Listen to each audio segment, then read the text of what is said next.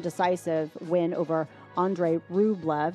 He's going to take on Felix De Minaur. And then later on this evening, second on Ash, Jannik Sinner, the world number one, taking on Lorenzo Musetti, who's playing some of his best tennis, but against the world number one. I mean, Sinner, he's tough. I mean, any thoughts on any one of those two matches? And is there a potential for upset on any one of those two?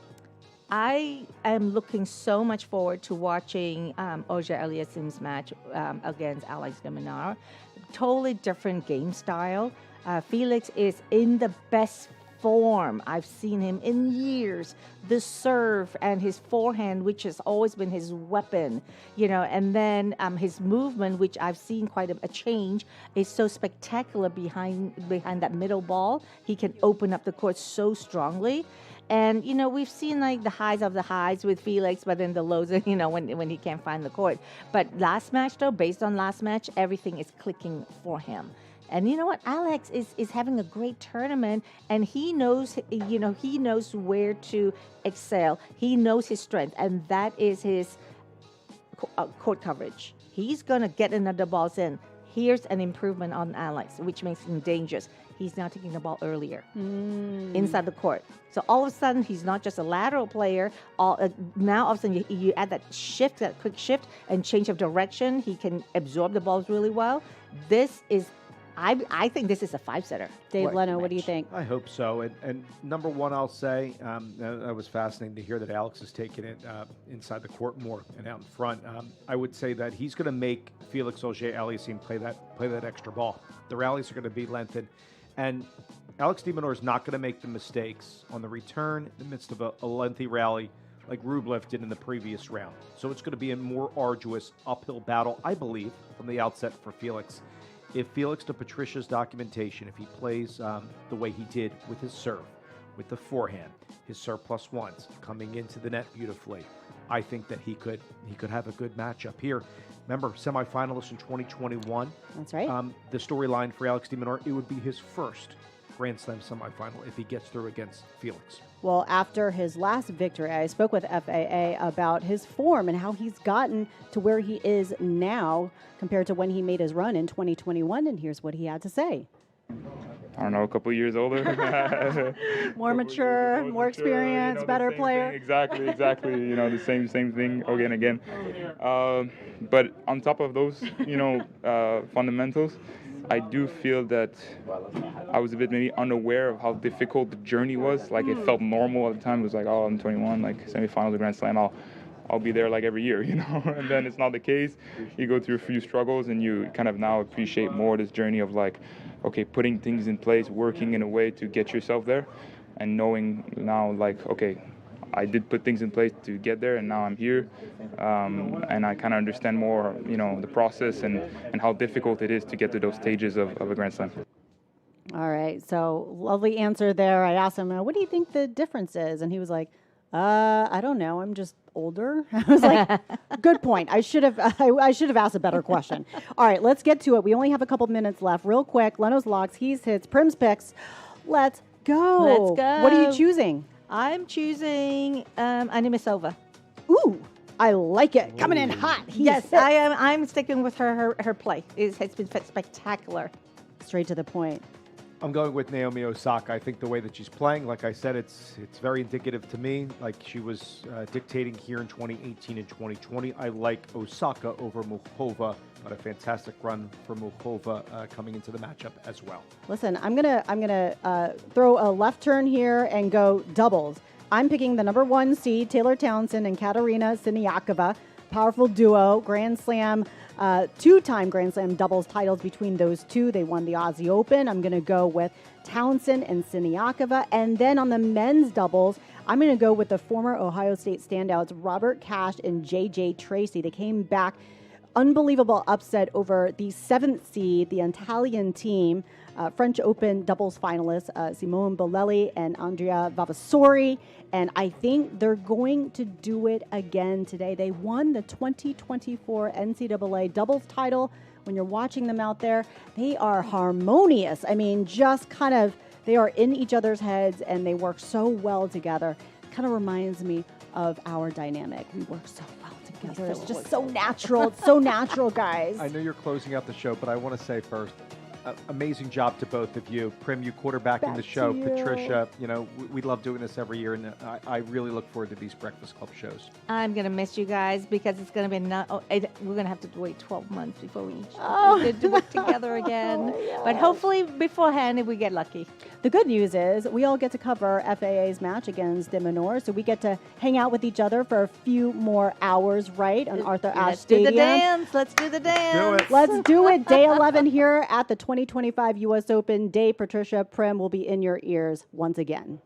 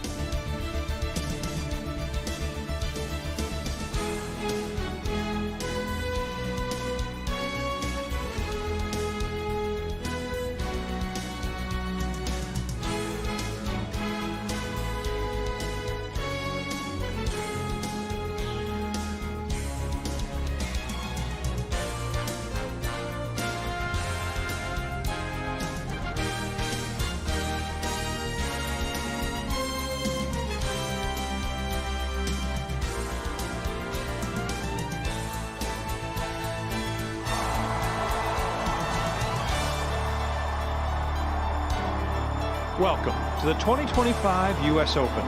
Spectacular awaits. Sensing the moment, approaches the baseline, answers with a backhand missing, cross court. We're going to a third set tiebreak, and the crowd is on their feet inside Ashe. Get ready for the next epic match, destined to leave you breathless. It's an ace, and the dream has become a reality. He winds up flat on his back. He's turned over. He's sobbing. And he is the U.S. Open champion. Are you ready for the next chapter of Spectacular? Oh, no, he didn't. What did he just do? Live from the USTA Billie Jean King National Tennis Center in New York, this is U.S. Open Radio, presented by American Express.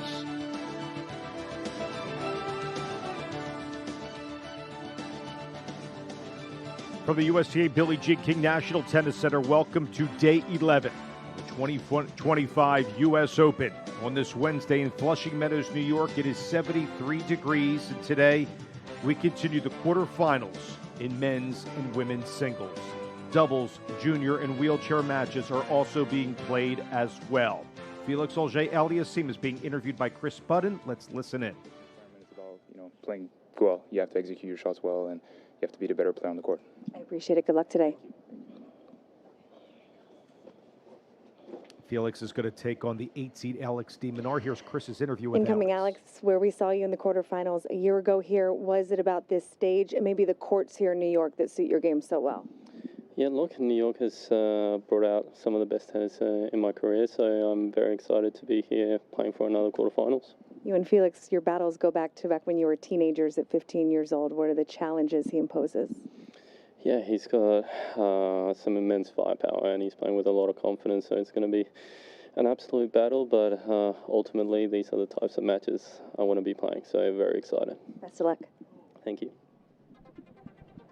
Alex De Minaur vying for his first Grand Slam semifinal appearance. Please welcome today's Here are the introductions from Andy Taylor, PA Voice, Inside From Ash. Canada, through to his fourth Grand Slam quarterfinal, Felix Auger-Aliassime. FAA is eyeing his first Grand Slam semifinal since the 2021 U.S. Open with his yellow and black Babolat bag wrapped around his right shoulder in a white and black kit, decked out in Adidas. Goes across the net to the right of the chair. Six-time major quarterfinalist and the world number 8, Alex De Minaur. The number 1 Aussie in a full white Asics kit, blue sneakers, blue racket bag over his right shoulder. Coming out here onto Ash on this 73-degree afternoon on this Wednesday, day 11 of the 2025 U.S. Open. And you're about to hear a quarterfinal matchup between the 25 seed Felix Auger-Aliassime against the 8 seed Alex De Minaur. Dave Leno alongside former touring professional, Olympian, and coach Patricia He. Prim Siripapat will be courtside in Ash momentarily.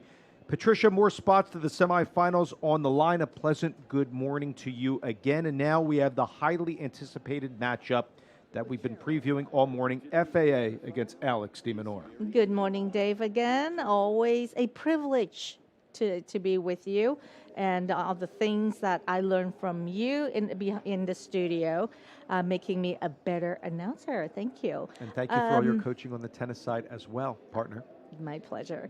Alex, there was a question. He seems to bring his best tennis in New York. And the question is like, why? And I didn't realize that, but he dates back as a junior. He playing the junior at the U.S. Open. He was a qualifier and got all the way to the semifinals, starting from a junior. And because of that experience, and it's kind of funny with players, when they have good results, and obviously they feel good, having their tennis come out, playing the best tennis, it stays with them. So every time he comes back to New York, he feels good. New York brings a lot of energy to him and has brought out the best tennis in him, and no difference that we've seen throughout these 10 days where he has played solid in every match. Very De Minaur-like, very consistent with his serve, his ground strokes, taking the ball a little earlier to dictate things when he has to. Just a solid all-around player. So speaking of that, a terrific counterpuncher, terrific mover. He makes you play that extra ball. If you're Felix Auger-Aliassime, when you face a guy that is going to lengthen the rallies, what De Minaur possesses, how do you counter that if you're Felix in the Canadian camp today? And Felix, he had to deal with a lot of injuries last year. And then when he came back, the confidence was a little shattered, not playing his best. So, what he has done is him and his team is to really go back to, as juniors, what was he like? What was his best shots? And it has always been his serve plus his forehand, plus the movement and the backhand, keeping the ball deep to set up for his forehand. So that's what they did, is to bring back that childhood experience where he felt so comfortable with it, just to a different level. But nevertheless, still focusing on the serve, the pop that we saw, the wide serve on the due side, just being more accurate and more consistent when he needs it. And of course, that forehand, and as we saw in that last match when he played Rublev, that flew away from him a little bit, didn't quite find the range, but he kept at it because he knew it was going to be a matter of time before he finds the diameter, find his range. And he did. So he's going to continue to do that, focusing on his strengths, his forehand his serve plus one, which is forehand, and then coming forward. Agreed, and we saw a lot of sliders out wide on the due side from Felix. Will we see that today against Alex De Minaur, who routed a qualifier, Leandro Rietti, in the fourth round to play today. We're going to take one final timeout, and when we return, we'll have the fourth meeting between Felix Auger-Aliassime and Alex De Minaur. It's a quarterfinal match for a spot to the U.S. Open semifinals. The first serve is next on U.S. Open Radio, proudly presented by American Express.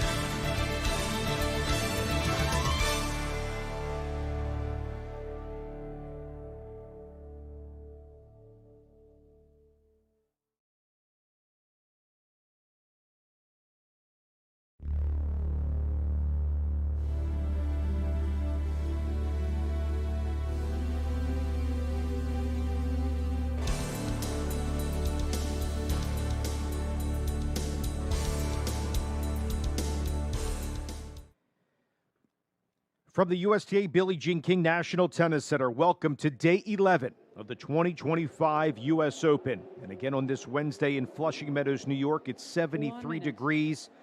We have a quarterfinal match to get our play underway inside Arthur Ashe Stadium with the roof open. Comfortable conditions. You're about to hear the 25-seed Felix Auger-Aliassime from Montreal, Canada, pitted up against the 8-seed Alex De Minaur of Sydney, Australia.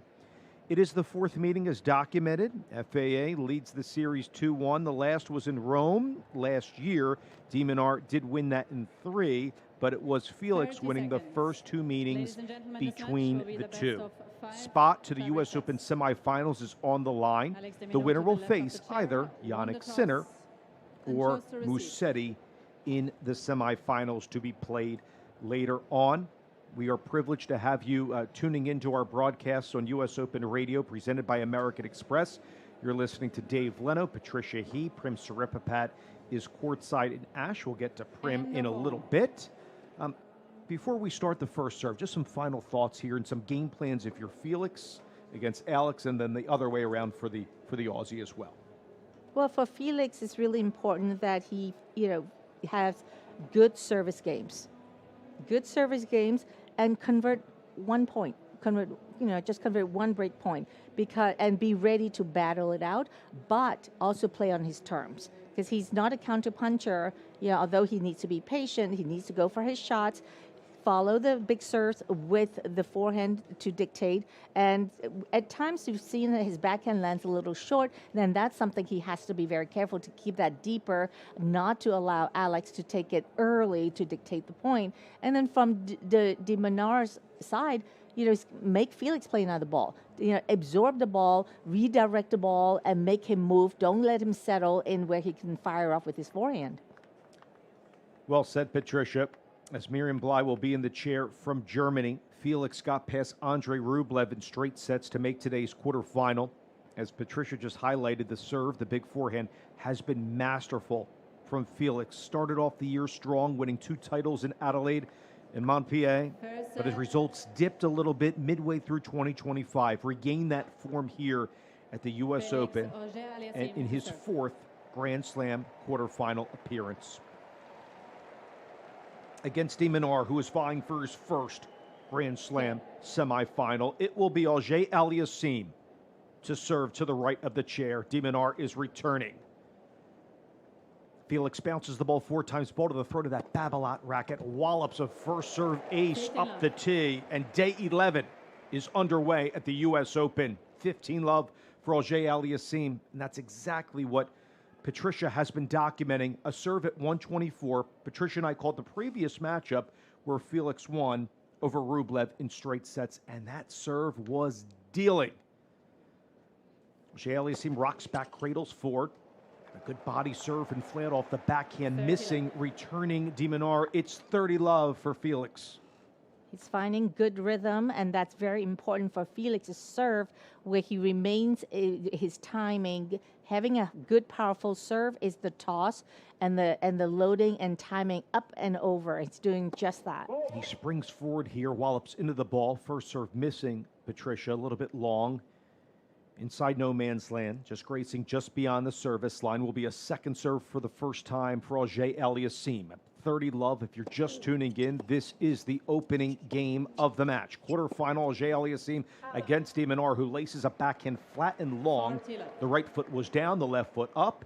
As a result, he's off balance, and now Auger Aliassime looking for the love hold. A much more solid start, at least of the first 3 points, than against Rublev that we saw. That's exactly right from Auger Aliassime. Has whipped the first serve at 124. Can he do that again? He blisters forward. Patricia misses another T serve. So just keep in mind the first service game from Felix was feeding a lot of T serves to the forehand, and I know it's just early, and we'll see if that is a pattern for Auger Aliassime. 40 love, another second serve. Ball to the edge of that Babolat racket, a kick serve into the forehand of De Minaur. Let, and a second serve upcoming. De Minaur is in his third U.S. Open Grand Slam quarterfinal. Got here last year and also in 2020. However, he's 0-5 in major quarterfinals. A double fault as it springs off the side of the net, goes out of play, ad side. The point to De Minaur for the first time because of the Felix double at 40-15. Yeah, the toss was just a little low for Felix and could not find a clearance for his second serve. Frederick Fontag, the coach of Felix Auger Aliassime, has been doing a great job with him. I mentioned the roller coaster of Felix from this year, winning the 2 titles. Mid part of the year, some of the results waned a little bit. You know, he lost early on at the French Open, in particular, first round to Arnoldi. Stuttgart, though, he made a semifinal where he fell to Fritz. Lost in the second round in Toronto as well prior to the U.S. Open. In the midst of a 40-15 point and a backhand missing ad side from De Minaur, it is a hold for Auger Aliassime to get this quarterfinal underway. Oh, that's uncharacteristic almost, Dave, from Alex De Minaur.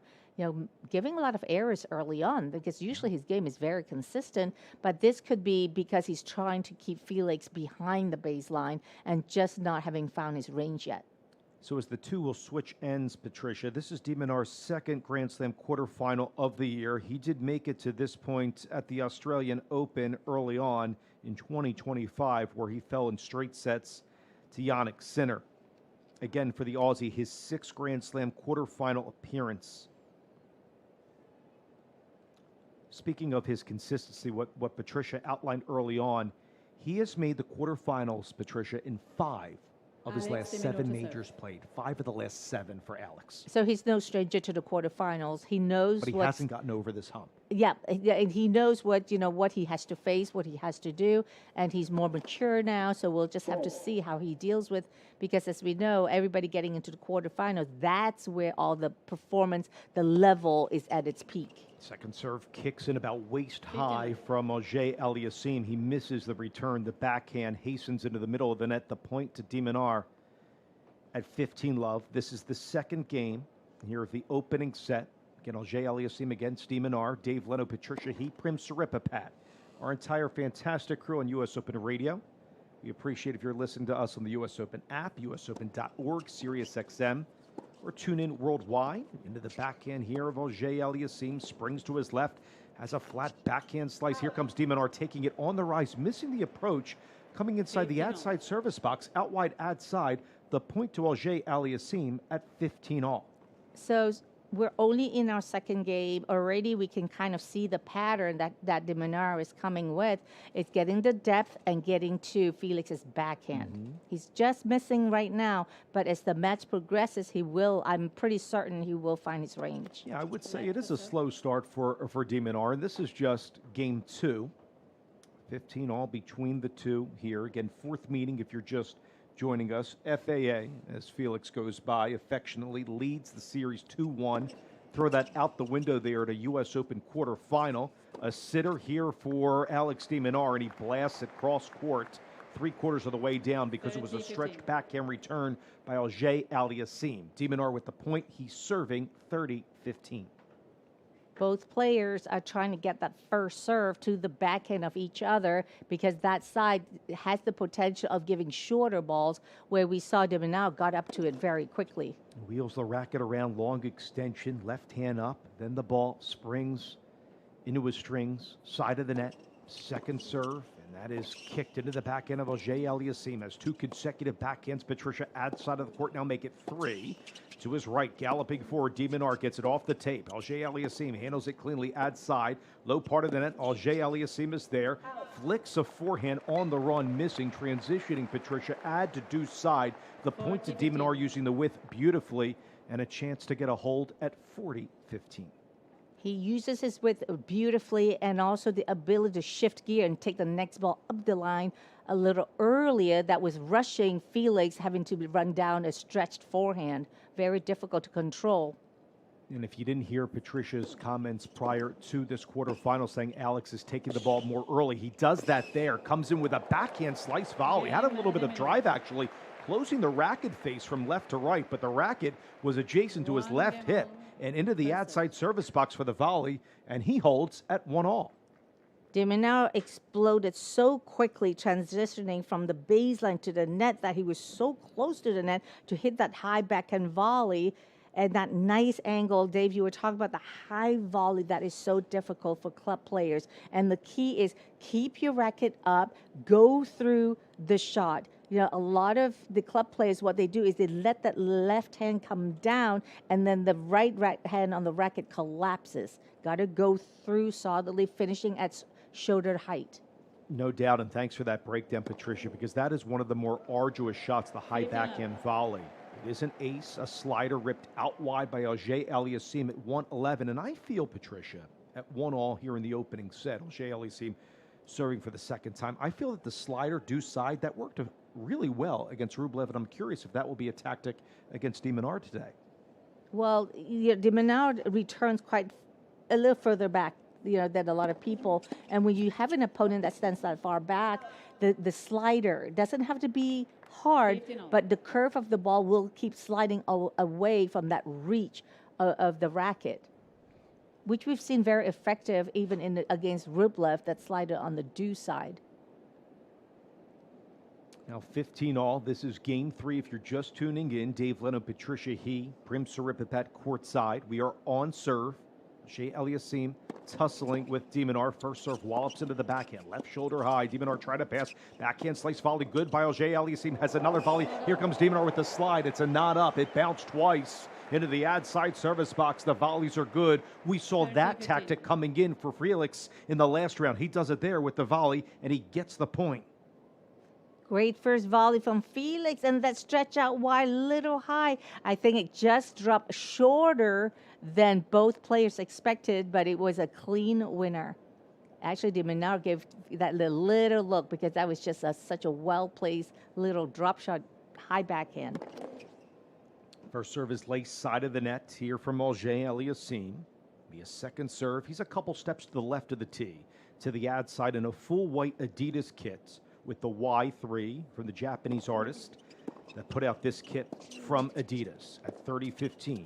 Taking it low to high. De Minaur has the flat backhand low part of that. Here comes Auger Aliassime trying to come in late on the approach and getting that racket head speed around from his right hip. It is a miss on the approach from Auger Aliassime. At 1-all in the match, it's 30-all in the game. Yeah, you're right, Dave. On that sitter, Auger Aliassime came behind it. Typically you could go through the transition forward, but at that one he actually jumped up and just lifted the ball long. Adolfo Gutierrez, the coach of Alex De Minaur, has been doing a wonderful job that Patricia and I have continued to document how consistent the Aussie has been, now catapulting to inside the top 10 at number 8 in the world. And now De Minaur will see a second serve, so a little pressure here, and I know it's early in the match here for Felix, but a second serve. He has dropped 2 second serve points as he laces one to the forehand of De Minaur and hits the pole opposite the chair. Missed return from De Minaur. Pretty good second serve from Felix, who went a little bit big there at 108, Patricia. Yeah, and I don't think De Minaur expected that big a second serve. It's almost like a 3/4 of the full serve pace coming at you. A very gutsy play for a 30-all point. Absolutely. 10 minutes in, Auger-Aliassime about to go up 2-1 on serve. As this one hastens into the side of the net. Ball crew in the Ralph Lauren gear will collect. De Minaur, by the way, to the right of the chair, is in the shaded side of Ash. That's on the press box side. Auger-Aliassime is going from the sun side to the shade. As this kicks out wide ad side, De Minaur there in a hurry. Serve +1 up the line by Felix. Sprunging there to his right with the lob in the no man's land. De Minaur overhead from the baseline into the side of the net from Auger-Aliassime. De Minaur does well on the lob to get it on the defensive play. Auger-Aliassime again with an overhead error to deuce. Great court coverage from De Minaur, throwing that lob up as the right decision, because Felix is actually at the side of the sun, staring at the sun, which is very difficult to see. And that's why we mentioned the conditions to you listening, because, again, Felix, as Patricia just highlighted, again, staring into the sun here from his side of the court to the left of the chair. Takes a swinging forehand volley of her. De Minaur ping-ponged right back at him centrally. De Minaur misses on the next attempt, flashing to his right towards the doubles alley on a lob attempt well wide. And another chance here for Felix Auger-Aliassime to get a hold. Again, it's 1-1 if you're just joining us for the quarterfinal match. A lot of the service pattern is to the backhand of De Minaur, because right after that, Felix is looking for his forehand to dictate, which he has been very successful so far. It's a clean toss here. He pendulums back. He rocks forward, places it to the left of De Minaur, comes in on the approach side of the net. Felix gets the hold. Auger-Aliassime up 2-1 over De Minaur on serve as we begin our quarterfinal coverage, day 11, here on U.S. Open Radio, presented by American Express.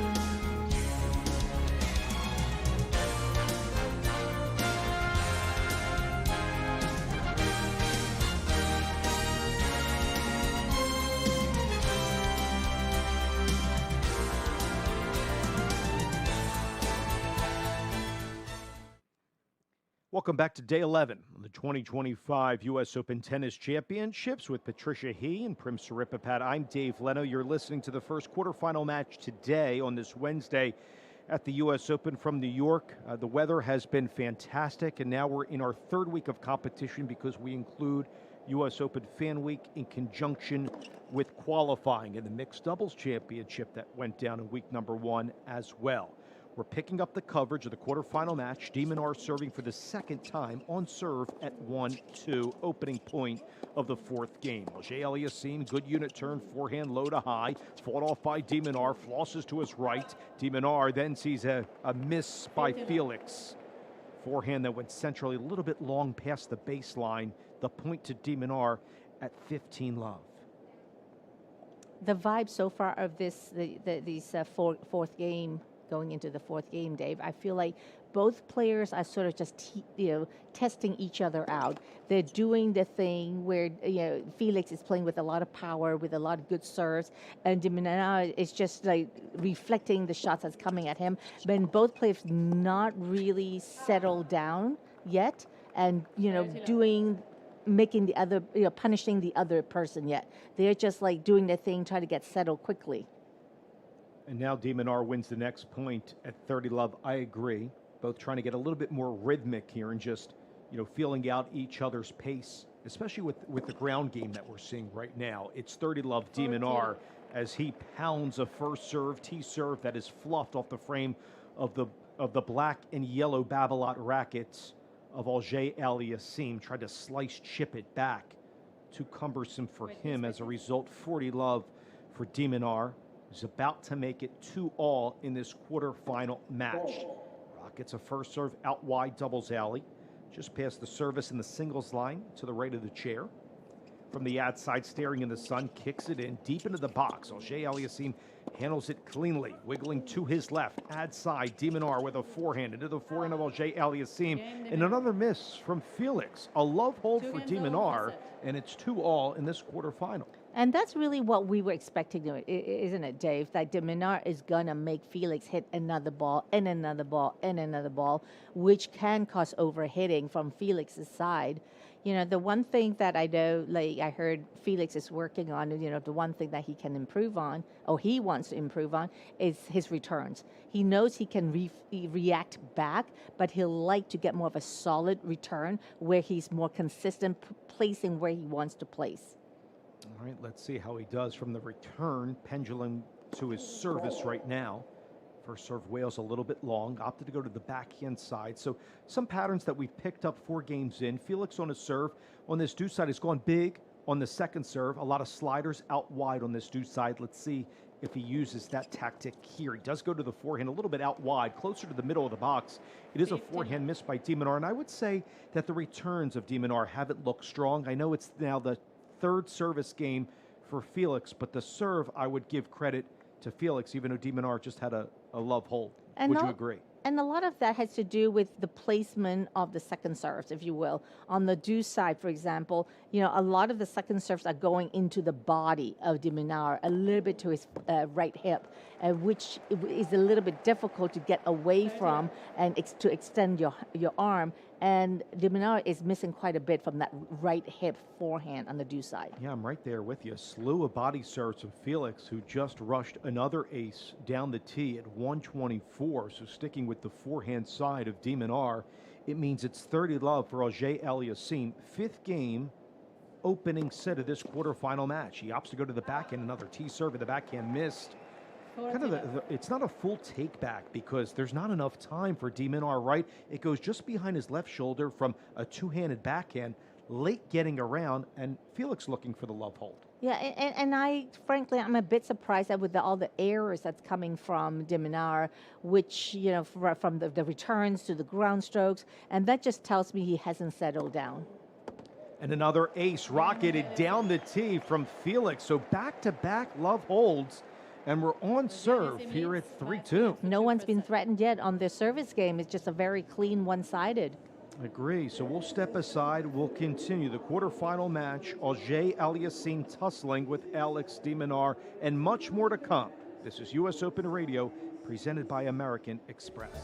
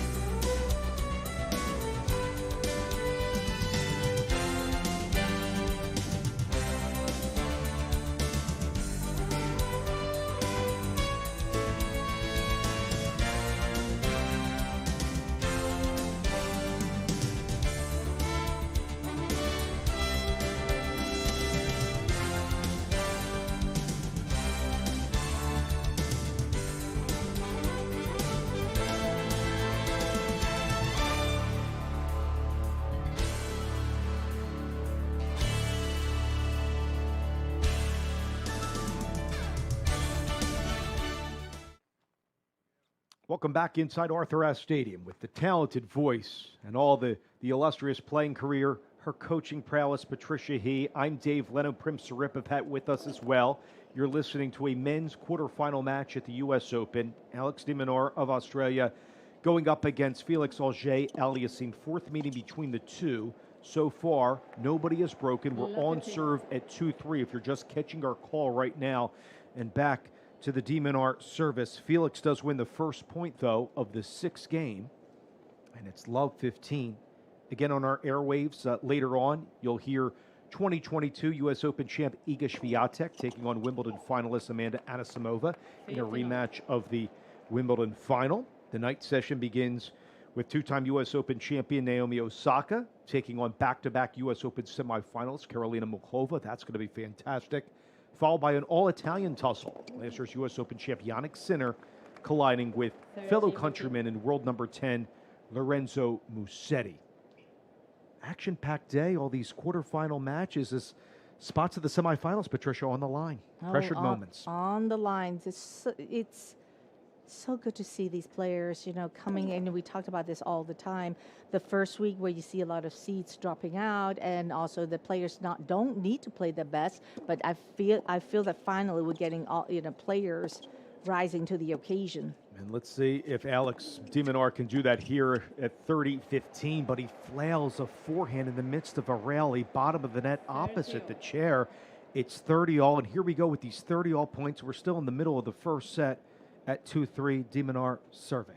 Yeah, I'm just wondering, how De Minaur is going to, sometimes you get stuck in your head, quarterfinals, this is his fifth quarterfinals in a slam, and how to break through that barrier of yourself, the belief that needs to go in.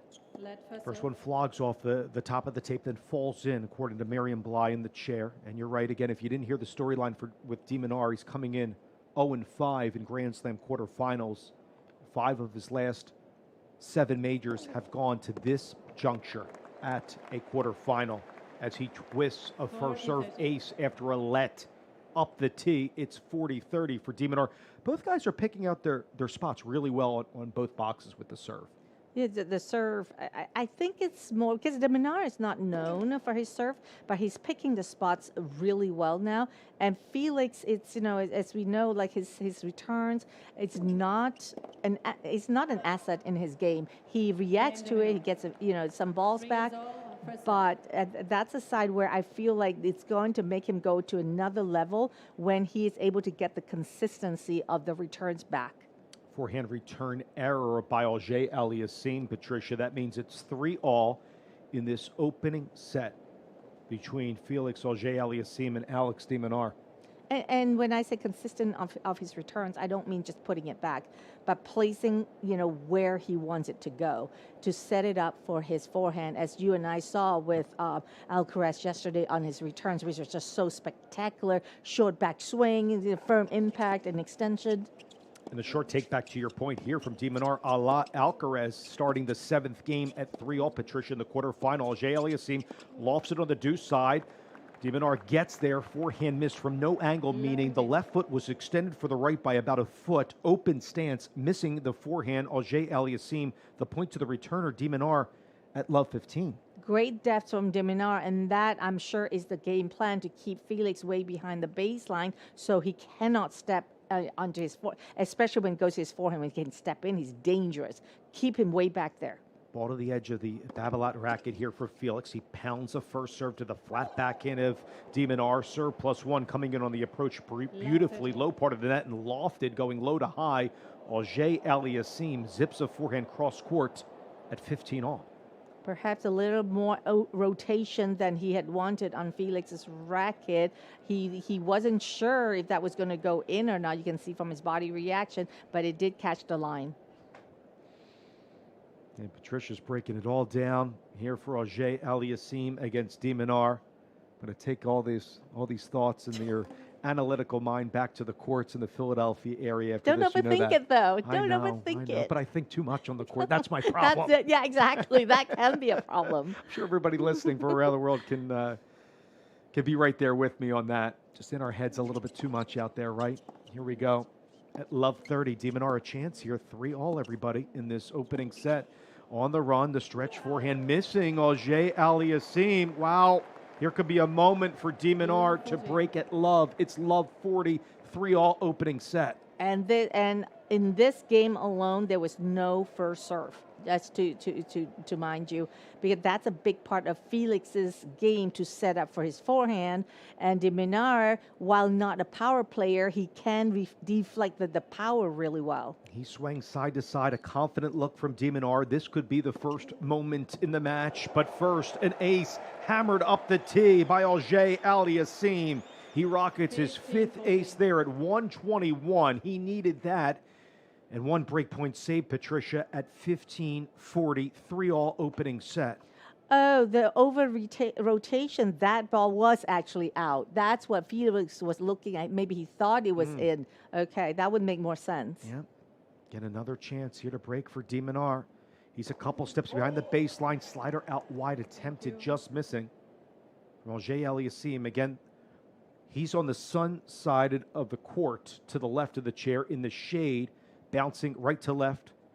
Left hand on the blue Wilson racket here of De Minaur. The chip and the charge. Now he pivots back. Break chances for De Minaur with a flat backhand. Low part of that. Felix right down the middle centrally. Lofted ball. Taking it low to high. Auger Aliassime misses cross courts.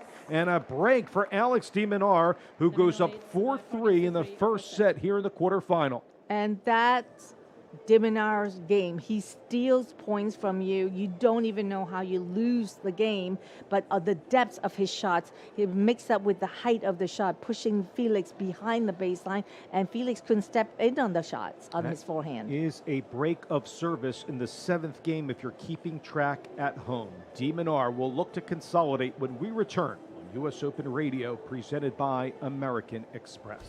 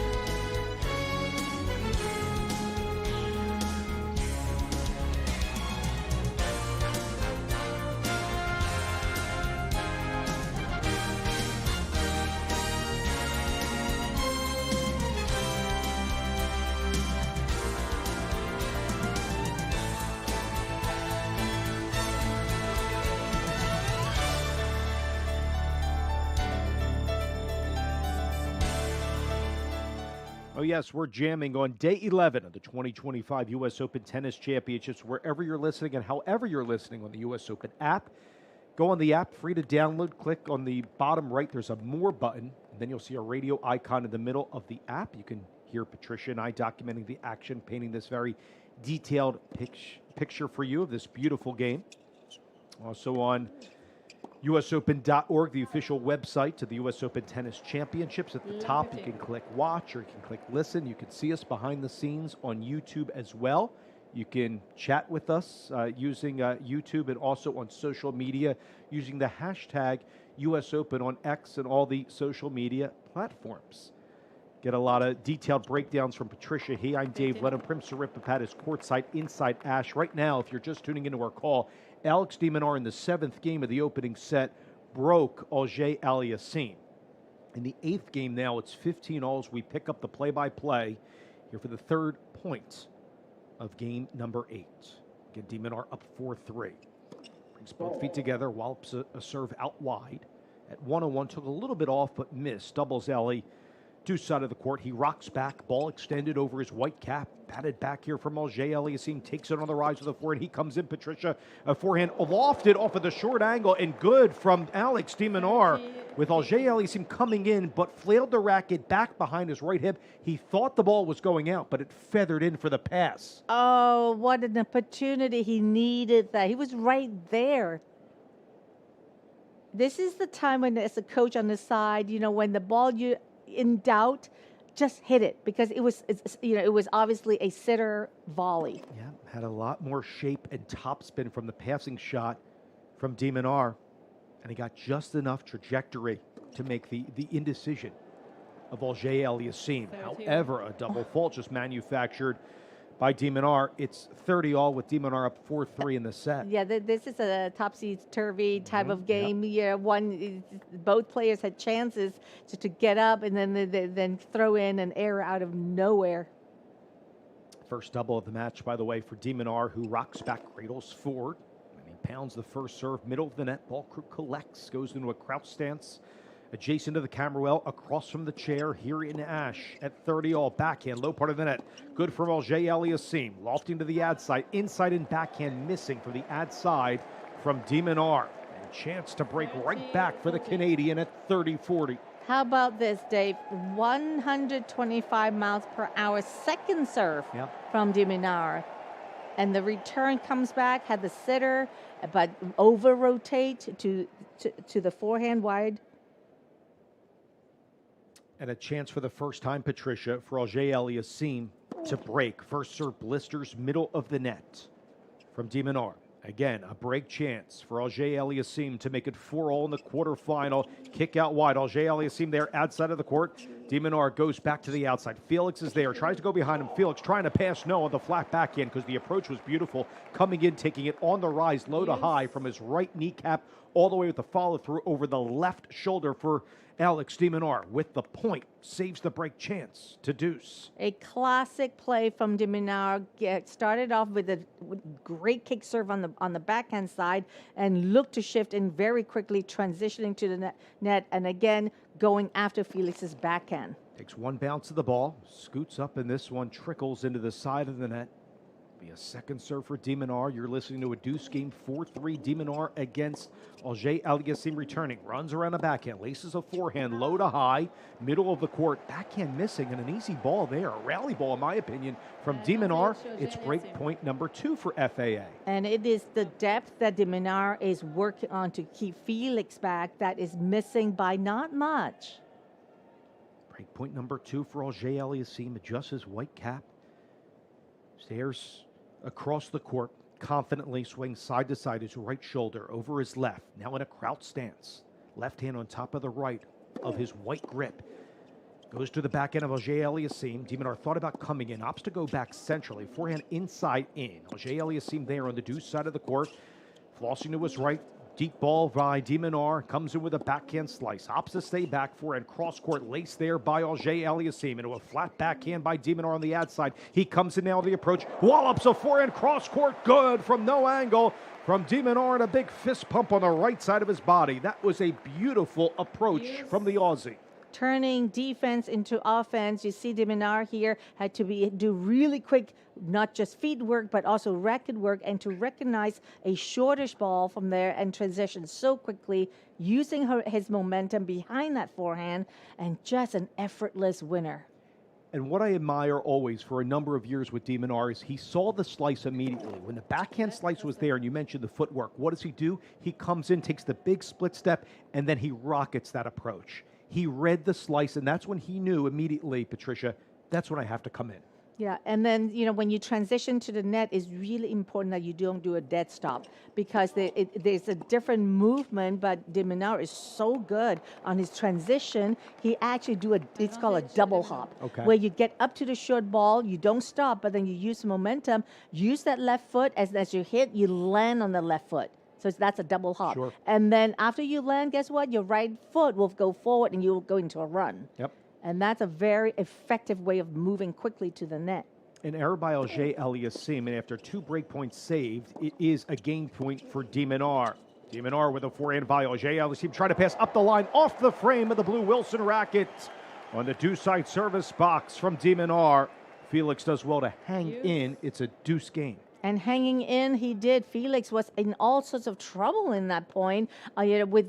With De Minaur coming to the net, Felix was actually in the far left corner on his backhand. He did well to dip it down to make a very difficult volley that De Minaur had to handle. And that volley, sure enough, came in the middle of the court, an easy pass for Felix. If you're just tuning in, Dave Leno, Patricia He, Prim Saripapat, De Minaur up the break 4-3. It's a deuce game. This is the 8th game of the first set. Our crews will take you from first to last of the quarterfinals on U.S. Open Radio presented by American Express. Auger Aliassime runs around the backhand, laces a forehand right down the middle. Read perfectly over to his left, wiggling there low to high. Flat backhand by De Minaur. Springs a forehand right down the middle. Auger Aliassime fights it off waist high with a forehand as well. De Minaur off of one hop, flat backhand. Backhand slice here by Felix. De Minaur springs it off the net. Felix comes in with the approach but laced long. Because it went off the net, it leads to the error because timing went to the waist side of Auger Aliassime, leads to a game point for De Minaur. Oh, Felix had all sorts of time to adjust to that leg cord that bounces high on his forehand and into the midcourt. You know, he double hopped it into it, but then lifted as he hit.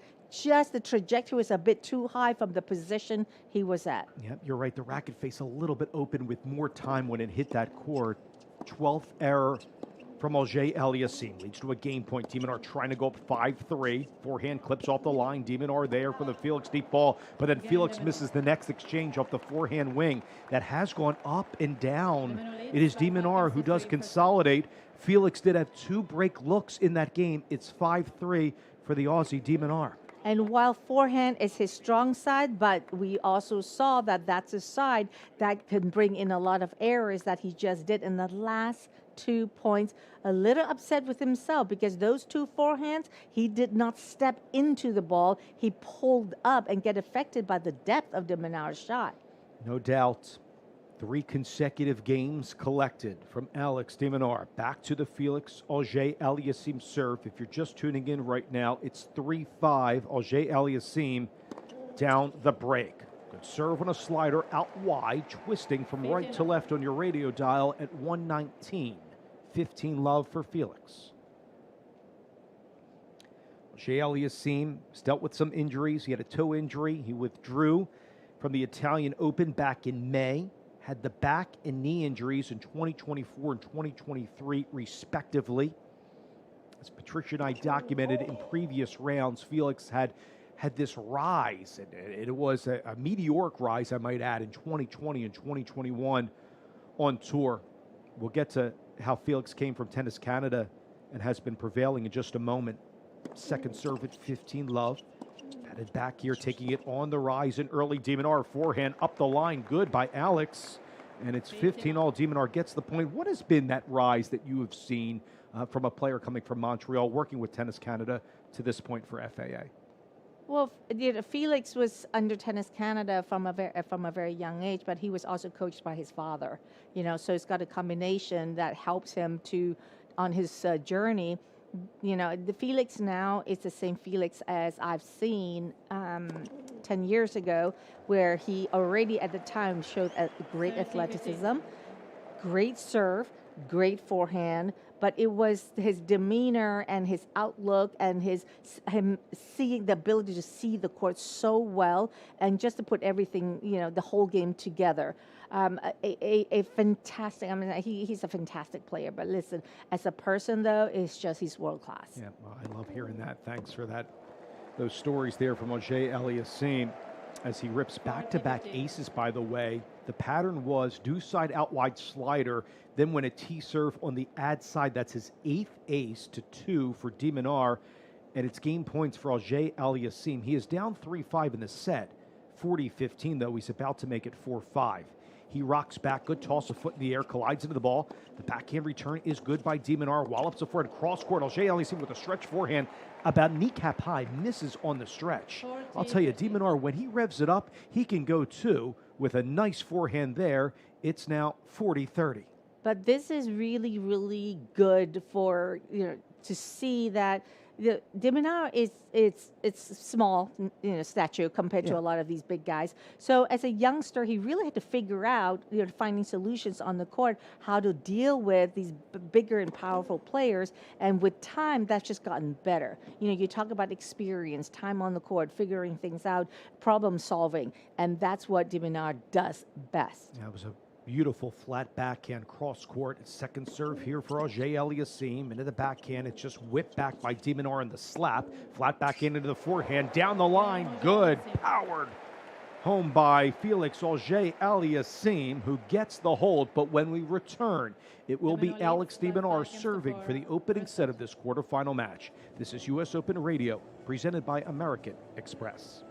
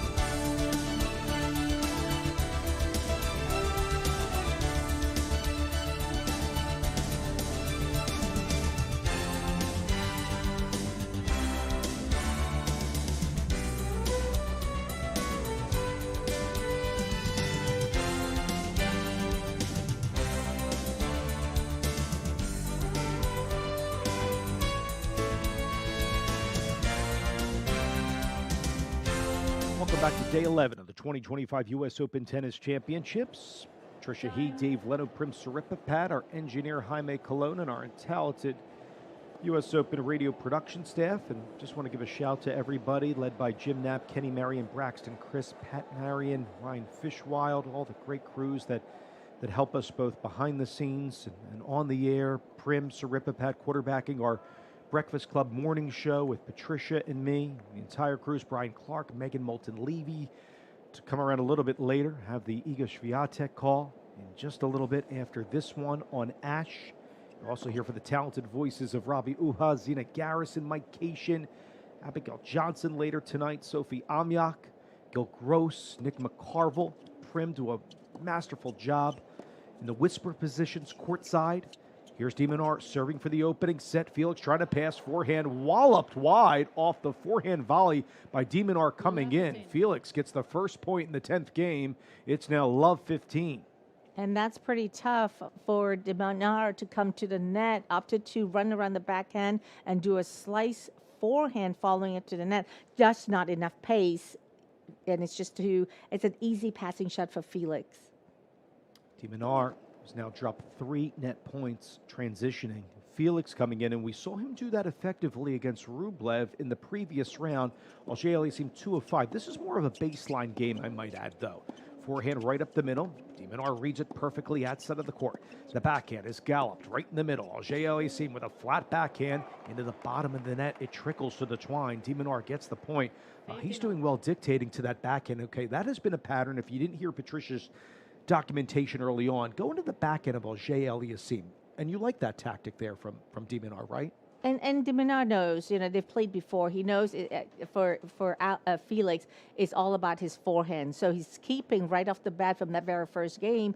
We saw everything, most of the shots, including his serves, are going to Felix's backhand with the occasional, going to his forehand. So far, what I've documented on my little chart here, De Minaur has only served 4 times to the forehand on the ad side. That time he goes to the backhand on the deuce side at 15 all, Patricia. He twists the hips inside in. De Minaur reads it perfectly. Here is Felix from a wide angle, gets it on the deuce side, gets the feet together, left foot in front of the right, lofted ball by De Minaur, clips off the line. Auger-Aliassime there, runs around the backhand, laces a forehand that shuffles side of the net. De Minaur does well in a lengthy rally. It's 30-15, and again, De Minaur is serving for the opening set at 5-4. An exhibition of court coverage from De Minaur, which we know he's very capable of, but to see it in live, it's just the way he covers, not only the way he covers the court coverage and control it back deep to prevent his opponent from attacking him. That point was just all about depth and court coverage. Led in the first service. Again, De Minaur, we mentioned on the lengthy rallies, who would that favor? Well, now that we've seen on rallies that have gone 9 shots or more, it's been all De Minaur. He hasn't lost any of them. He's 6-0 right now against Felix, and we thought that would be certainly a tactic that would favor the Aussie in the matchup. Oh, for sure. Each player has its own their own strengths, and De Minaur's strength is his court coverage, and he knows it, and he's exploiting it, and he's using it to its best maximum. Whereas Felix knows that too. So as a power player, it's a little worrisome because he is neutralizing a lot of those penetrating shots Felix is giving to him, and he's making Felix hitting 3-4 powerful shots to win the point. Yeah, and he's got to be on those shots with depth and pace against the counterpuncher and a guy that can turn defense into offense. And De Minaur, by the way, the points at 30 all right now. 5-4. De Minaur is serving for the opening set. This is a quarterfinal match on U.S. Open Radio presented by American Express. Again, De Minaur against Auger-Aliassime. If you're just catching our call right now, 30 all, second serve into the backhand, and that's a backhand return missed. And one that rushed about left shoulder high that Auger-Aliassime, I think, would want back. It leads to a set point for De Minaur. And this is, you're seeing a lot of the second serve placement, not so much on the side as the second serve where it stretches the opponent, but more into the left hip of the backhand. Right? So they're kind of jamming them, and it's really hard to get away from. Second serve, that will bolt the kick serve. to the right side of Auger Aliassime, who is there. Get a set point for De Minaur. Forehand down the middle of the court. De Minaur fights it off with a flat backhand. Flossing to his left, ad side is Auger Aliassime. As this scoots a little bit long from De Minaur's backhand cross court.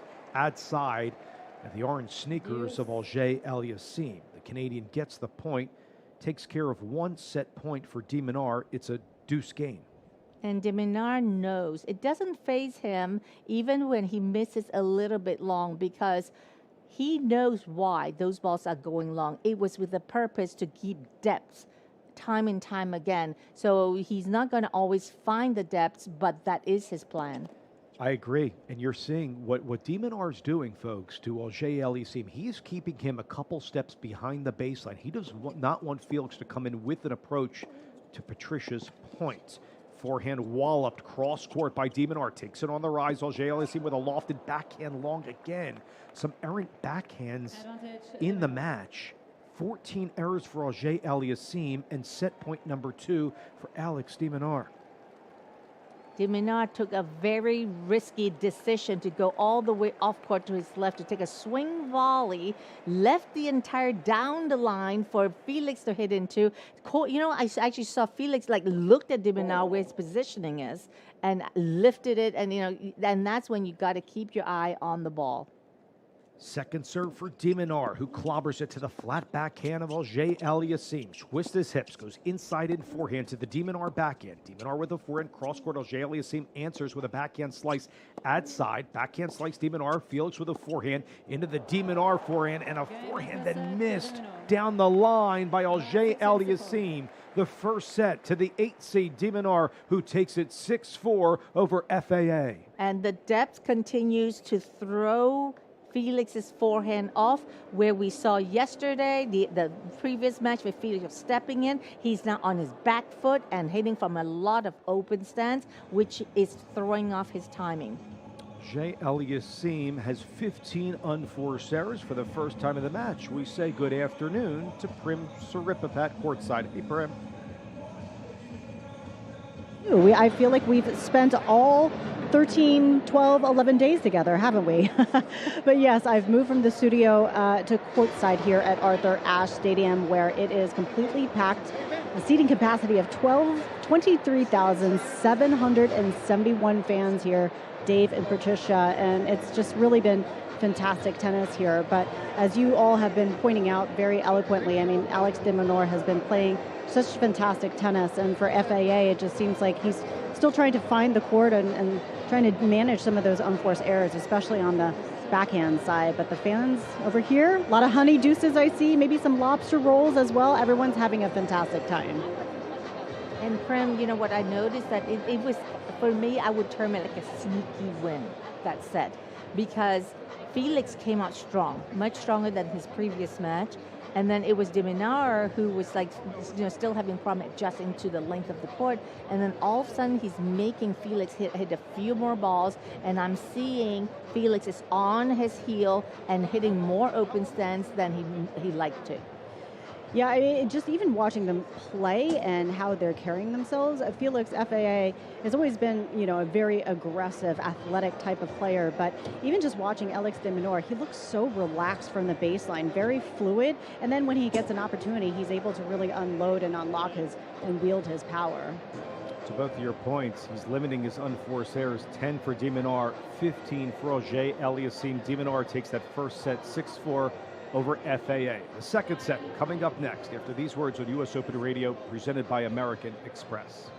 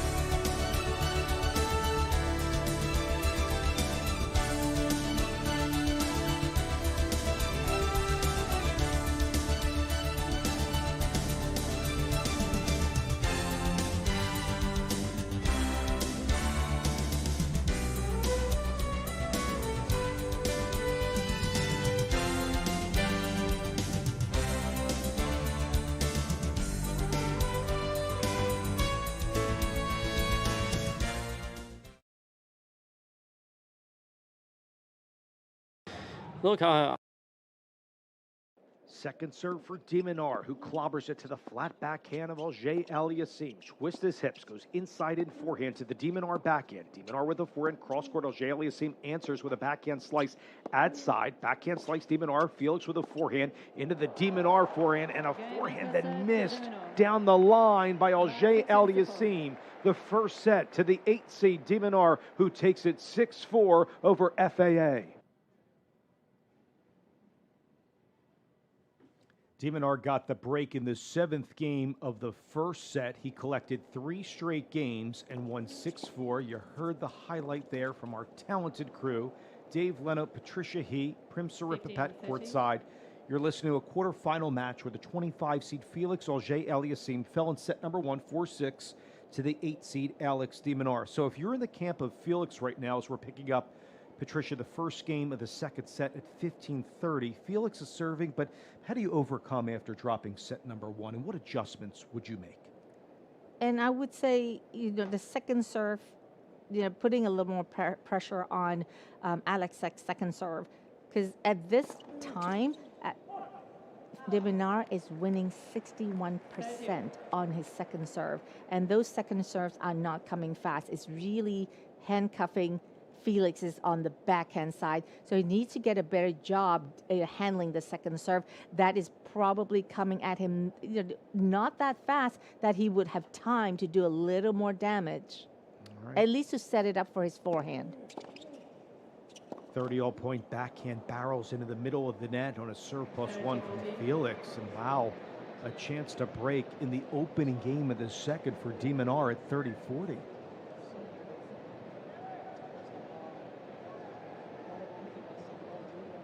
Big moment here. Felix is trying to evade. It's the third break chance for De Minaur. He's 1 of 2 in break conversion so far. So we're beginning game 1 of the second. Felix powers back with both feet together, wallops a first serve and a flat backhand missing return from De Minaur. Prim, your courtside, what do you notice the body language of Auger Aliassime in a deuce game here and a pressure-filled moment here in game 1 of the second set? Sure, he's walking a little bit more slowly. His cadence is just obviously a bit different compared to the last 2 matches where we saw him pull off some great upsets versus Alex Zverev and also then against a feisty Andrei Rublev as FAA goes to serve, didn't like that ball, so he tossed that other one and decided to nab another one, and perhaps that's an indication of where he's at mentally, just trying to find anything to get him going into this match. But yeah, in terms of verbal or nonverbal expressions, he just looks a bit flat. And Prem, is it fair to say Felix looks a little bit like overthinking, just because De Minaur is not giving him a lot of energy to work with, not with the emotions that Rublev is giving him. So it's almost like he's overthinking. He's not hitting his ground strokes, especially his forehand, as convincingly.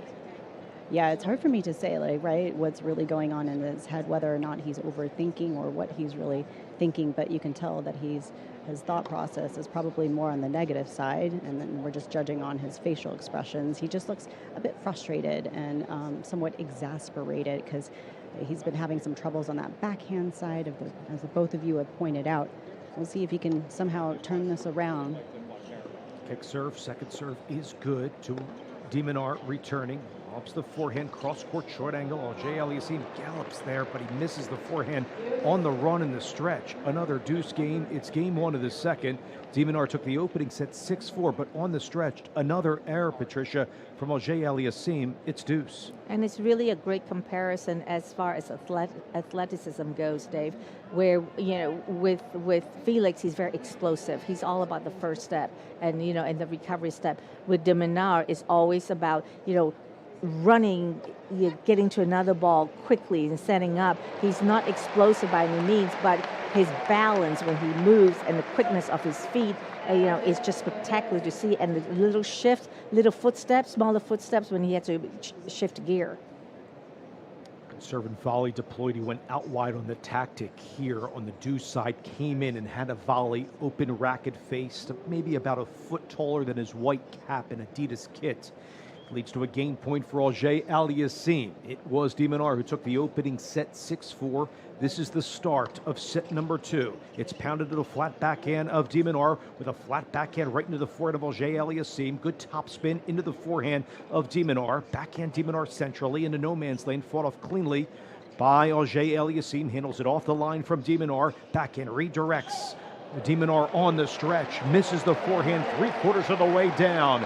It is Auger Aliassime who fights off a break chance from Alex De Minaur to get the hold at 1-love to start the second. A much better patience from Felix for sure in that game, where De Minaur continues to have depth on his shots, and it's really preventing Auger Aliassime to fire off those forehand. But instead of going for an outright winner, Felix in that game was hitting a little more trajectory over the net, getting the ball, being a little more patient, but still picking on his spots. And that's a bit different than what we've seen on that first set, where he just wanted to play on his terms. Sometimes you just can't. You just have to wait it out, maybe 2 or 3 shots more. And he's playing more of a consistent player than what we saw by Rublev, who had a lot of hair-pulling moments, losing in straights to Auger Aliassime in the 4th round. This is a quarterfinal match on US Open Radio presented by American Express. Dave Flynn and Patricia Heat, Prim Siripipat courtside in Ash. It's the first of 4 quarterfinal matches you're hearing today in singles, but also doubles, juniors, wheelchair tennis, taking place on this day 11 as well. Second game, second set. Auger Aliassime guides it up the line with a forehand slice, short angle. De Minaur can't get there, sprinting in the service box for the deuce side. The drop shot successful for the Canadian at love 15. And Superman De Minaur still could not get up there. That's how well disguised that drop shot was. That was a beautiful shot, guys. FAA looked like he was going to unload on that forehand, but moved inside the baseline and quickly picked up his racket and went for the drop shot, and it was beautiful. Yeah, that was vintage Prim Siripipat from her Duke days as well with that drop shot there, Prim. Here comes De Minaur coming in with the backhand barreled side of the net from Auger Aliassime. And I'll say this, Prim and Patricia, with time, I think there's been some indecisiveness from Felix today. With time to pass, we've seen some errors. Patricia, fair to say so far from Felix? And that's really because due to the fact that when De Minaur comes to the net, he picks his time to come to the net, right? He comes to the net when he has a transition ball, and he places himself really close to the net. So perhaps a lob might be a better answer than a pass. Prim, what have you been noticing there? Yeah, I think Alex, overall, from a bigger picture, bird's eye view, I think he's just proven to be more consistent. And we were earlier in the show, in our preview show, we were just talking about the development, right? FAA, as he returns with the forehand, and he gets a nice little shank for De Minaur here. 30 all. But we talked about FAA and what he's had to go through to get back to this stage after his 2021 semifinal run at the U.S. Open. But when you look at De Minaur, he's reached the second week here in 8 of the last 9 majors he's contested since that 2023 U.S. Open. And he's kind of mentioned, yeah, it's great, right? That's a sign of my consistency and being able to show up more on these bigger stages. I agree. That longevity has allowed him to crack inside the top 8. It is a forehand missed by Felix, and it's now 40-30, where De Minaur in the situation, if you're just tuning in right now, trying to come up with his first hole to start set number 2. He won 6-4 in the opening stanza. Backhand laced middle of the net from De Minaur. So both guys, I would say more backhand errors from both so far than the forehand wing. It's another deuce game here in game 2 of the second set. And technically speaking, you're right, Dave. They on the backhand side, they hit straighter. It's more of a flatter shot, not a lot of trajectory, and which takes tremendous of timing to hit that straight ball, flat ball. And both players, though, it looks like so far when they have the game point, they rush it a bit. Instead of taking the time like they would when it's a 30-all point. They just, De Minaur, the errors come in when he tries to end too early instead of constructing his points, making Felix move more around the court.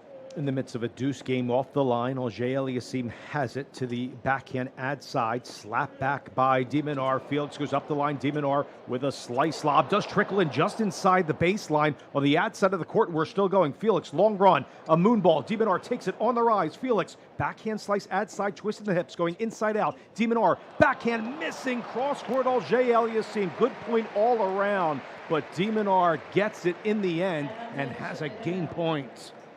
Wow. It's the scrambling on the court. It's the getting the making your opponent hit another shot. And that really got Felix flustered in that point, that in that last backhand. Felix just did not know what to do.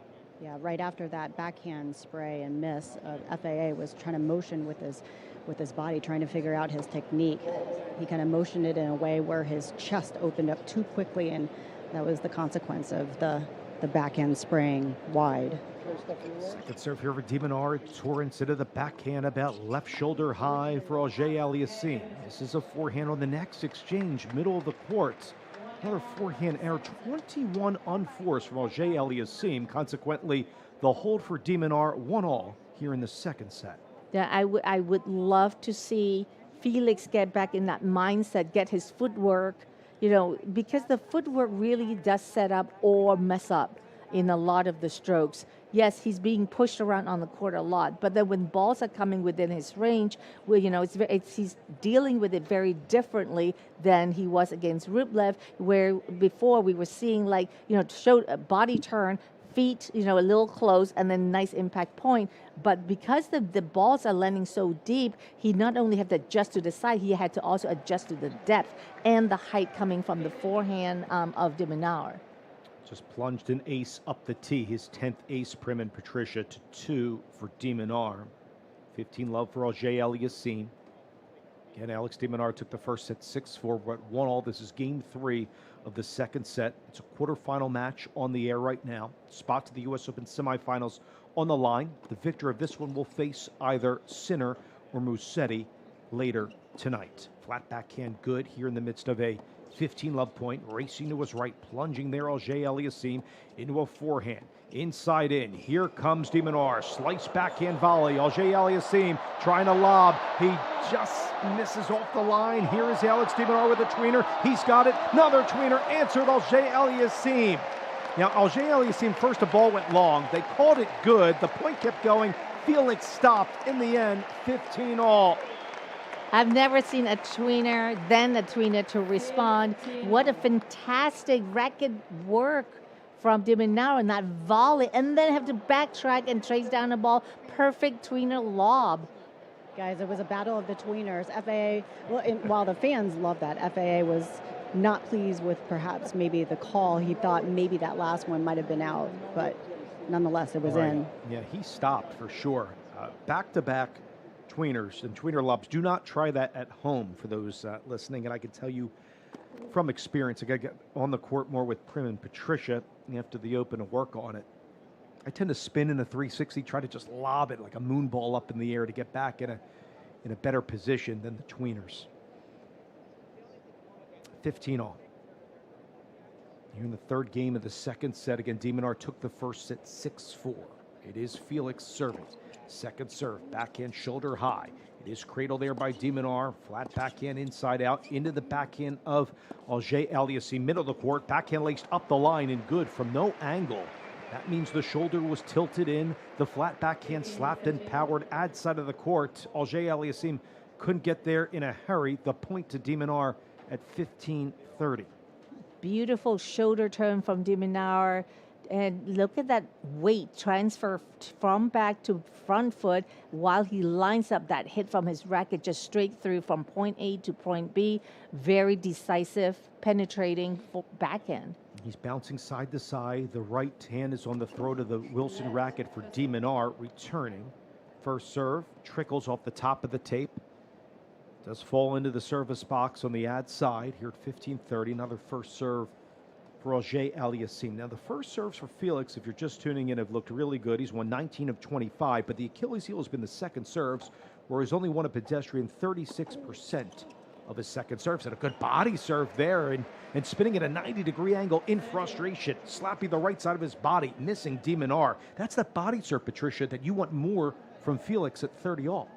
And second serve one is 20%. That is so low, and that's really because De Minaur is able to step inside the court, shorten his back swing, and make Felix hit every second serve that he has in his way. He cradles back, he adventures forward, a slider again, deuce side, out wide at 117. Prim, I've been noticing these.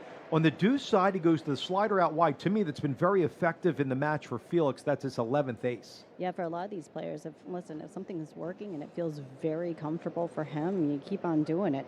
Right now, he's got 11 aces for FAA right now, and is winning 78% of his first serve points. We'll see if he can lean on his serve a little bit more as we move through this match. Quality toss. He bangs into the ball, goes out wide, comes in right at the feet of De Minaur, and well done on the serve +1 for Auger Aliassime. Gets the hold, up 2-1 in the second. And that's exactly what Felix needs to do, is take care of that serve so the rest of his game will come together.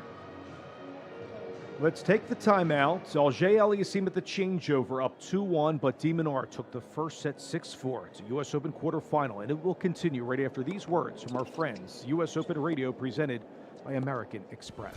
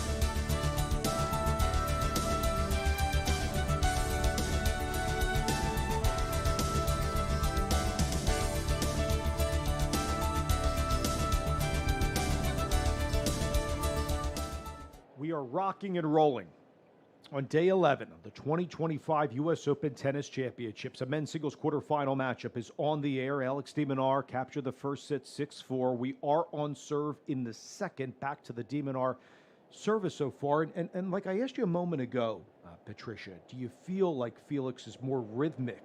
Second serves, more from the baseline. We've seen some backhands that have missed. But how do you like the start from Felix, even though he dropped set number 1 to the Aussie? And I'd like to see him just start with the first serve, percentage. It's high. It's at 69% right now. But the second serve, after he sets up his first serve, there's a lot of second serve that he is giving the look to De Minaur, and De Minaur is doing a really good job taking that return early and putting Felix in the defense back in the backhand corner. And Felix really needs to do a better job with that, second serve.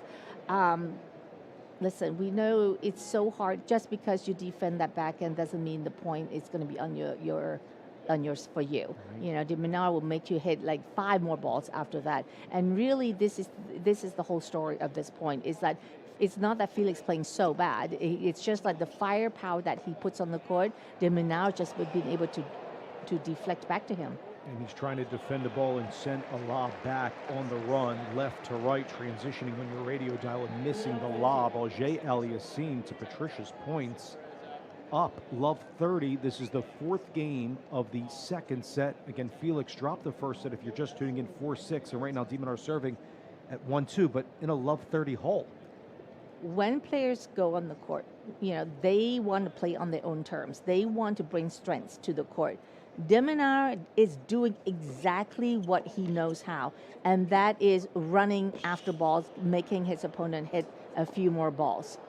Goes for an overhead ad side and does just enough, even though Felix was camped out deep beyond the baseline on that court opposite the chair.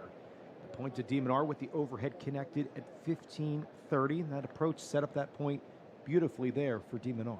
And Felix, though, whose strength is his serve and his forehand, has not really been consistent with it. And that is the up and down that we're seeing in Felix, just because he's not yet found a solution to deal with those deep balls. And there's a return that you want to see more productive in the second. That is errant well long, hits the digital backdrop on a fly. A 15-30 chance now goes to 30 all. Hey, Patricia, I wanted to ask you a question. In terms of consistency, when you're looking at first serve or second serve percentages, what do you think people like Alex, players like Alex and FAA should be shooting for? I know we have a lot of tennis fans out there that are listening, so curious to hear what you would say. Well, anywhere from 65 and up is good, but 70% and more obviously is fantastic, but not just. So depending on your level, sometimes if you just get a high percentage of serve, and that's good enough to win the match. But if your first serve percentage is high, but the effectiveness of it is low, then that means you have to up your serve a little more. It's not as effective.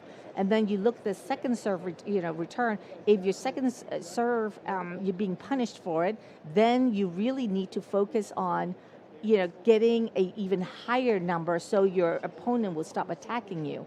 But in this scenario, though, De Minaur's second serve is really not that fast, but somehow it's throwing Felix's timing off. De Minaur just wallops a backhand up the line to fend off a break chance for Auger Aliassime. It's a deuce game right now.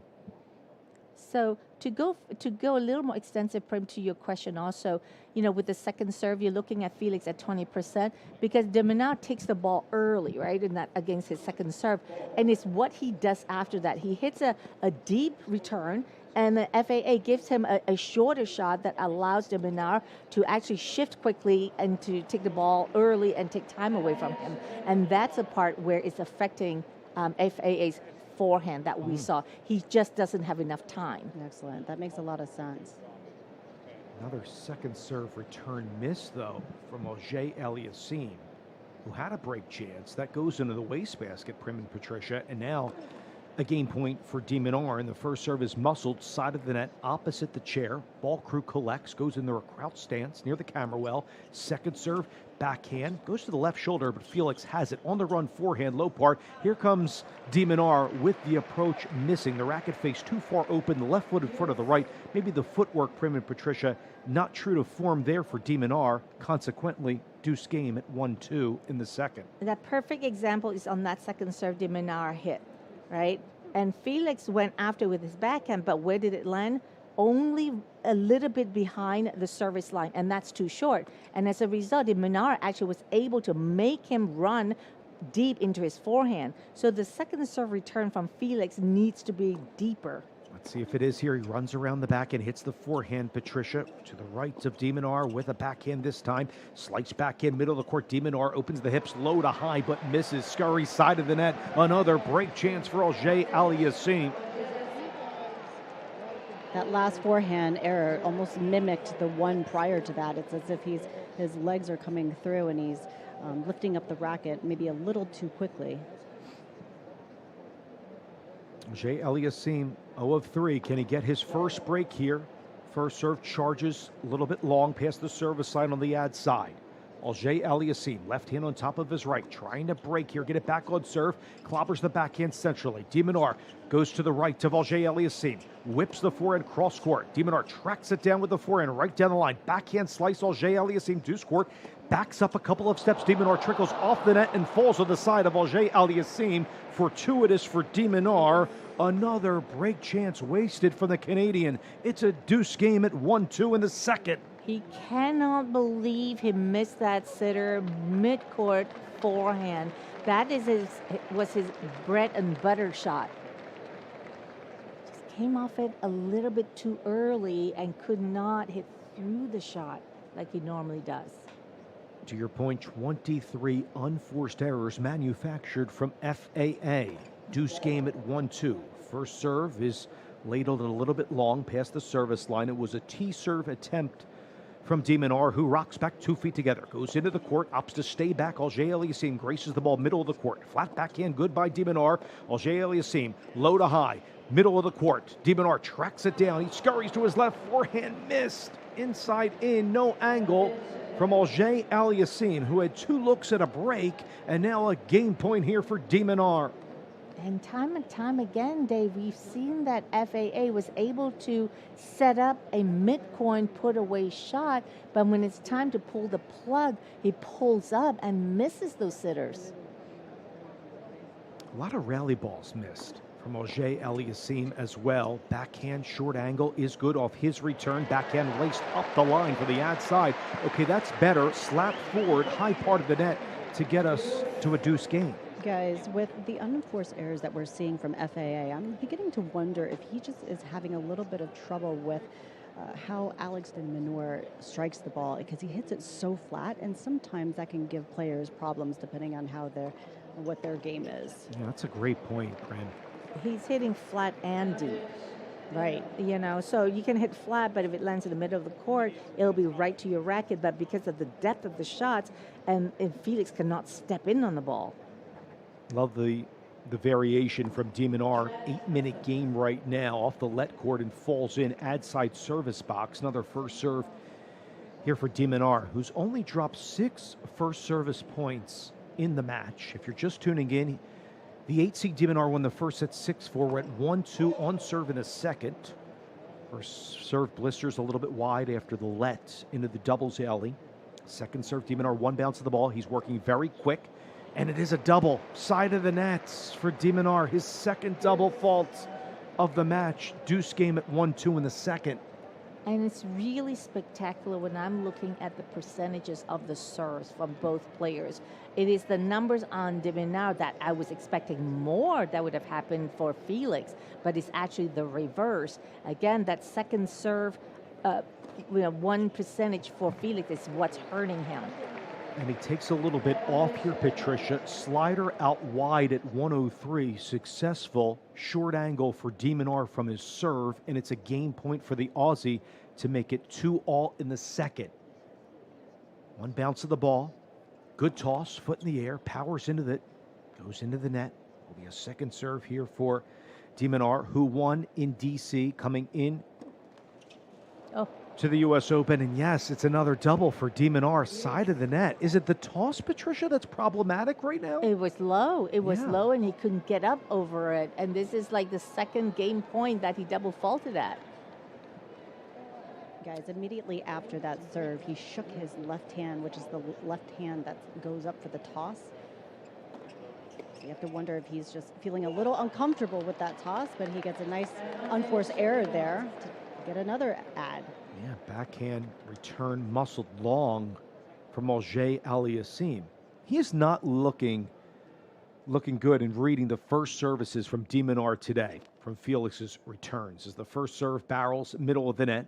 It is a game point now after the error from Auger Aliassime. We played 1 hour and 20 minutes in this quarterfinal match on Ash. Forehand, low to high, plenty of topspin, hitting with shape. De Minaur this time with a backhand to the right of Auger Aliassime. Clobbers a forehand, gets De Minaur on the stretch. Across the chair and misses centrally. Well done by Felix to get De Minaur moving. It's deuce again. And I actually like that little tactical move Felix just did. He stood a little further back than he normally would, and with the return, instead of going straight, hitting a straighter backhand, he actually gave it some height, trying to just put himself back in play so he's not so rushed. Another first serve return missed on a slider out wide at 106 by Felix. Just trying to slap the ball back, Patricia. Not a wide take back, but another error and a game point for De Minaur. The only thing I can think of, Dave, is because 106 is by no means a very strong serve, which means Felix has to generate his own pace. Yes. So that sometimes causes a problem because you don't have the luxury of using the pace from the opponent. You have to generate your own pace. And one of the hardest things to do in tennis, understood. Second serve for De Minaur into the backhand, low to high, plenty of shape here from Auger Aliassime. Game point for De Minaur, backhand slice. Good by Auger Aliassime, backhand slice missing De Minaur, ad side.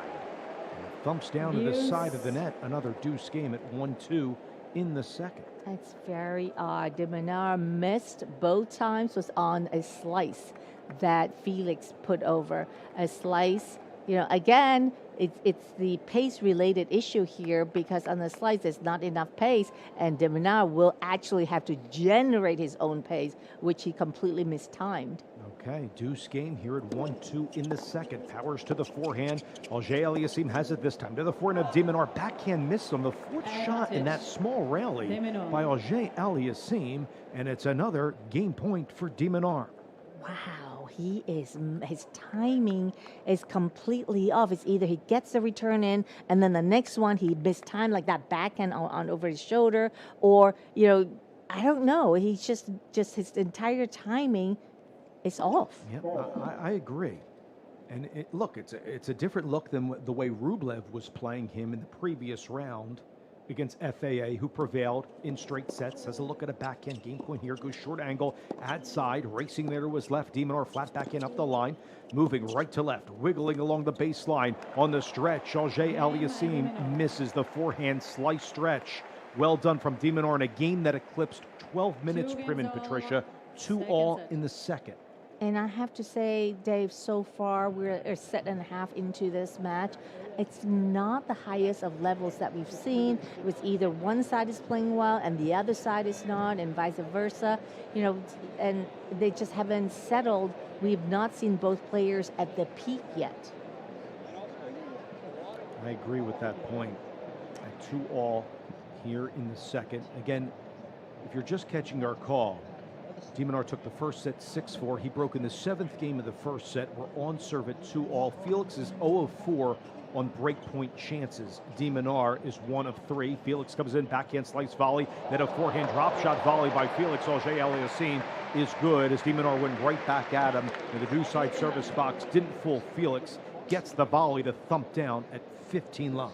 And did a little bit different. As soon as he saw the short return, Felix moved it very quickly, hit a safer volley back down deep in the middle, and then eventually found a drop shot volley to hit into. Yeah, good split step there. Left foot in front of the right with the forehand drive volley at 15 love. Auger-Aliassime barrels the first serve off the let cord and falls in. By the way, that's a theme that's being talked about at the Grand Slam level, to play lets like they do in college and for the juniors here on the Pro Tour. Yep, that is being talked about here at the ITF. A lot of meetings taking place at all these Grand Slams across the world. First serve wallop's a little bit long. Will be a second serve. Okay, and a lot of that has to do with the TV time too, isn't it? Look, because you hit the lets, and then then you don't have to. If you play lets, the point continues a lot quicker. Correct. Maybe shortens up the match, and it might only happen 1, 2, or 3 times in a match, Patricia, that you would know better than I would, especially at the pro level. By the way, Felix just doubled. It's 15-all. Would you be in favor of playing lets? No. On the ATP and WTA? No, I don't think so. Can you imagine match point and you hit a let? That's true. That's true. That would be a tough moment. We've seen a lot of roller coaster of emotions late in matches, also at the U.S. Open as well. I mean, hey, listen, I'm all for improvement and and trying out things, but because as you know, I have two kids who graduated from college, and they're having gone through 5 years of watching no lets, it's very painful. I get it. 15-all, second serve, kicks into the forehand of De Minaur. Reads it perfectly. He flosses to his left, forehand missed, middle of the court. 15. And that's what I'm noticing from Auger-Aliassime. Different in the previous rounds that we call. On surplus ones, like the third shot, right, or the fifth shot, when he's serving, I'm not seeing lengthy rallies. I'm seeing rally balls missed. And I'm saying that kind of quite simply from Auger-Aliassime. Do you see it that way as well? Oh yeah, absolutely, and really all these areas from the middle shots, middle of the court.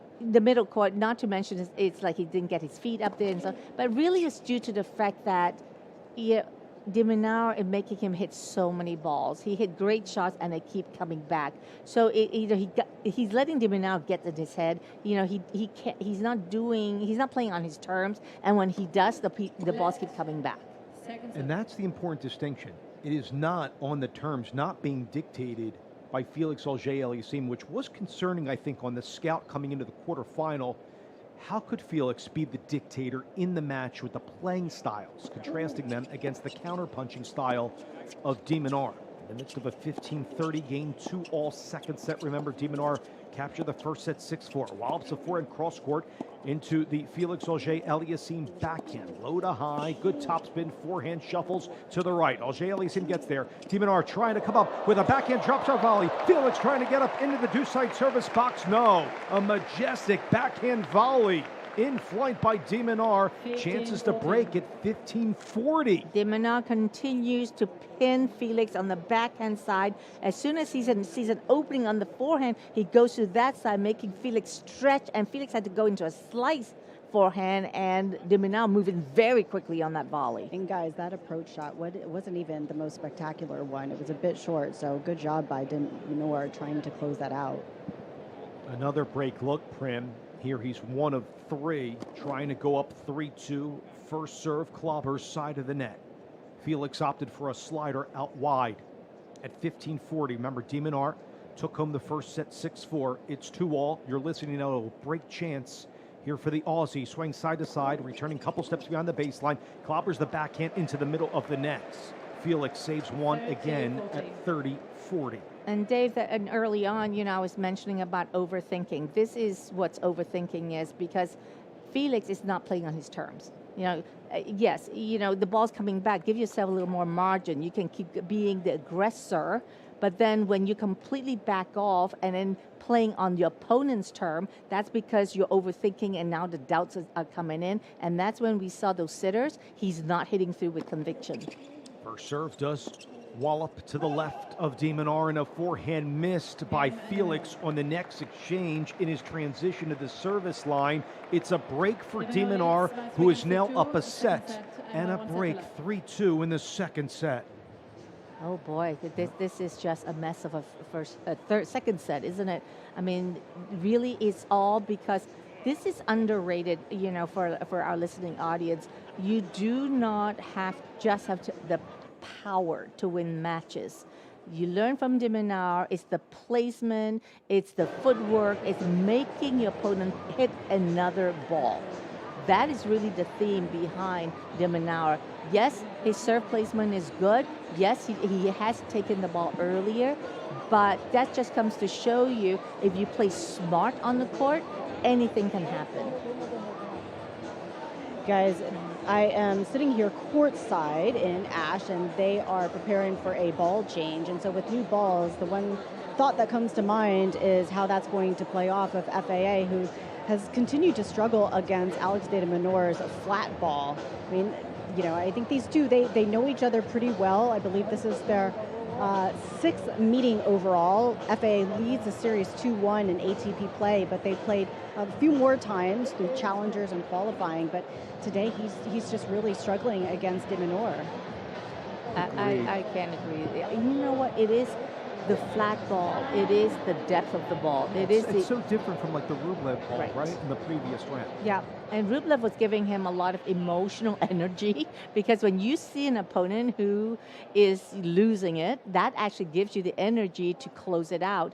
But De Minaur is so consistent with his game and his emotional control and management. That's a good point. And also he was playing against Alex Zverev, who was also showing some emotion. And so going up against a very, very calm and collected Alex de Minaur is very different.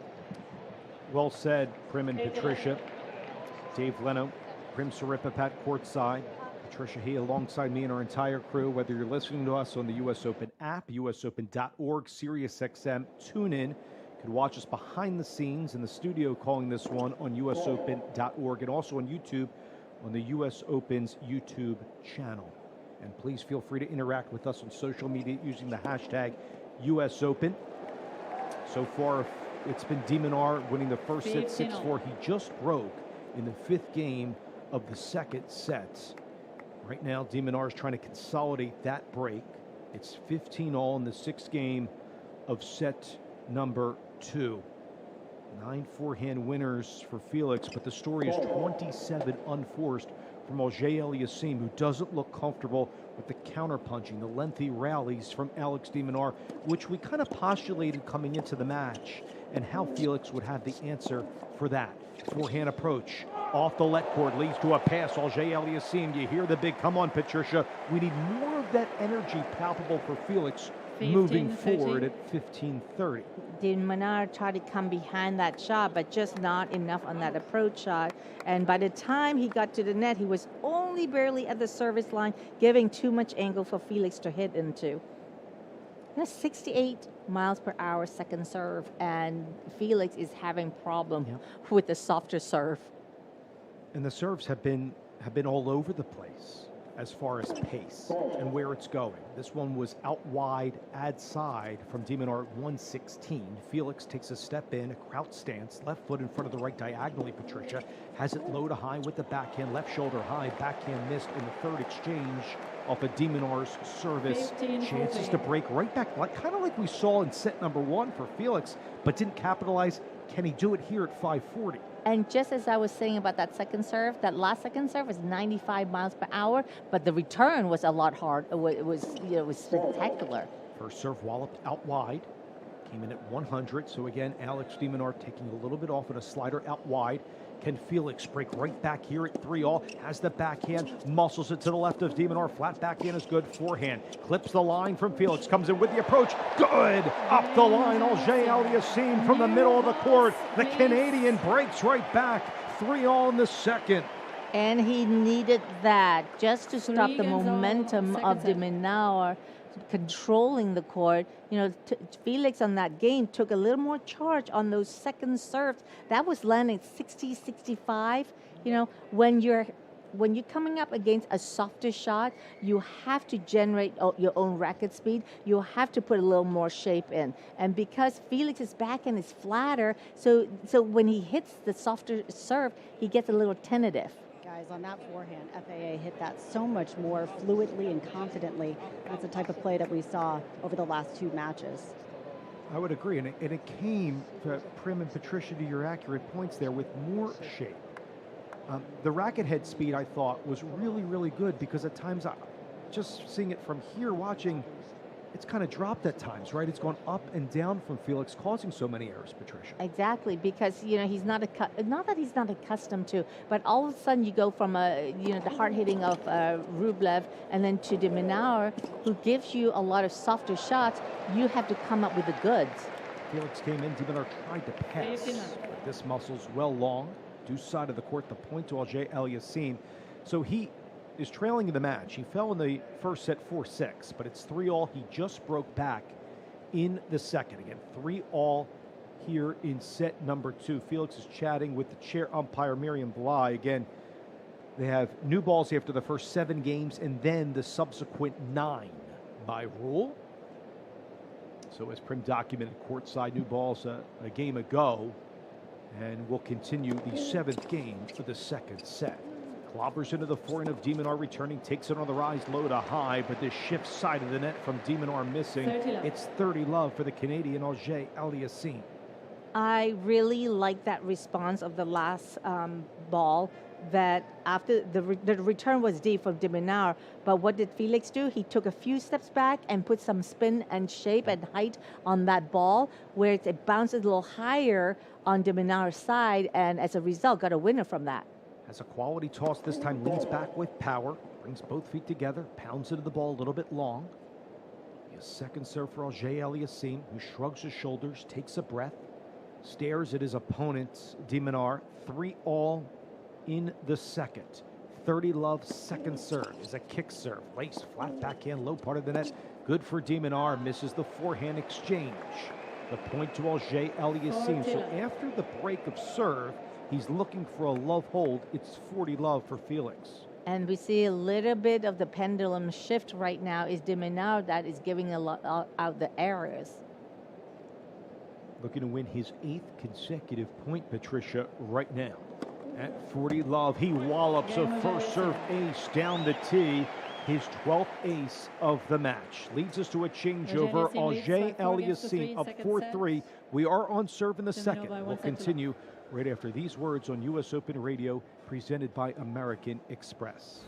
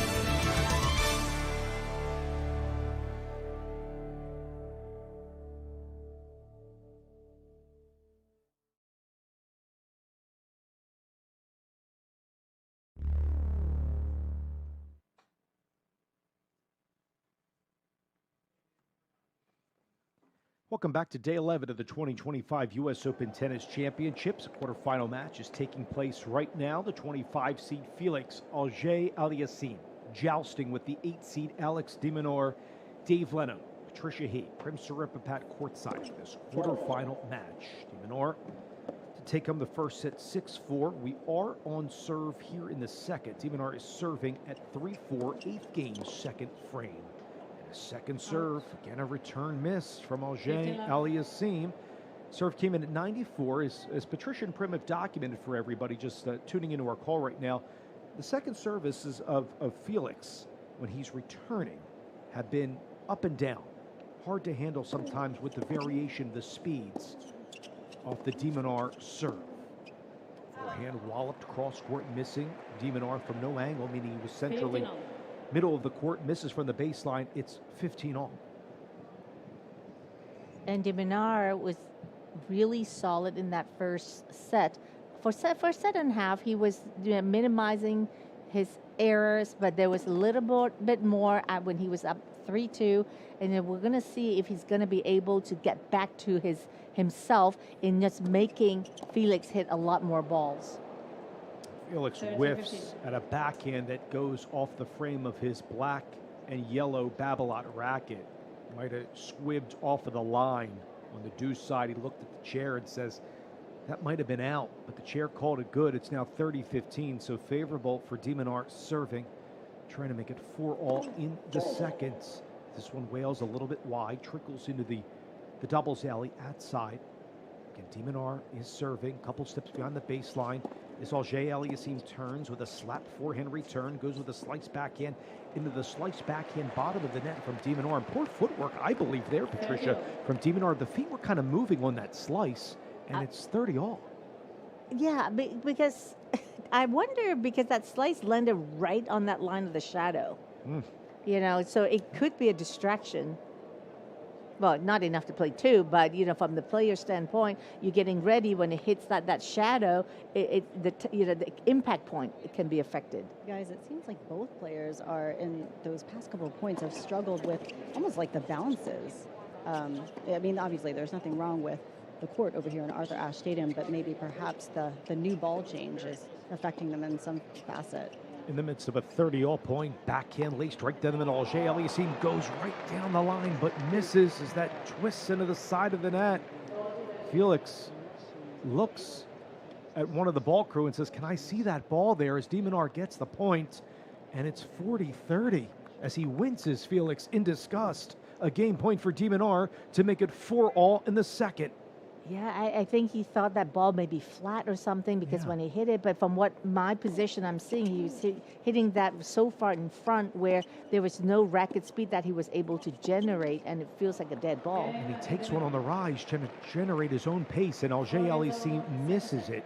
Inside out forehand towards the chair, tried to go outside of the court. De Minaur gets the game. It's a hold for the Aussie, 4 all, second set. And as we've documented earlier, Dave, that forehand side, while it is one of his weapons, Felix's weapons, but also it's the side that makes a lot of errors when he's not timing well. 28 unforced errors for Auger-Aliassime, to Patricia's point, 21 for De Minaur. Both players traded breaks a few games ago. We're at 4 all this second.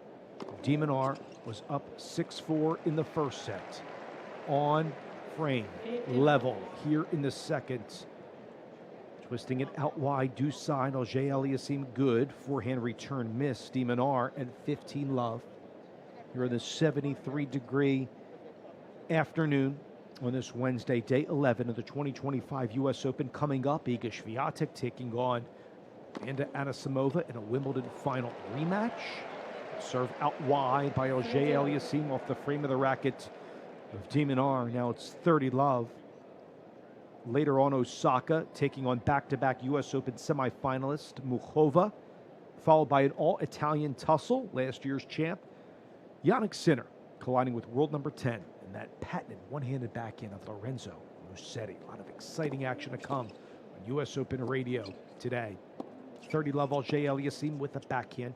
twist to the left, flat backhand answered by De Minaur, scurries to his right, flossing it for an inside out. Auger-Aliassime slice backhand missing up the line on the run by De Minaur.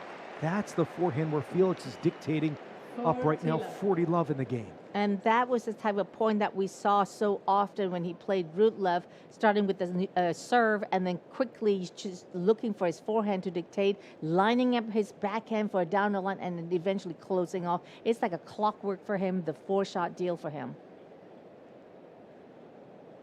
Swing side to side, a couple steps behind the baseline on the shaded side of the court, kind of from no man's land, a couple steps in the baseline into the digital backdrop on the press box side of Ash is De Minaur, who adjusts his white cap and his Asics gear. He's holding a blue Wilson racket. He's returning, but it's Auger-Aliassime with a chance at a love hold to go up 5-4 despite dropping the first set.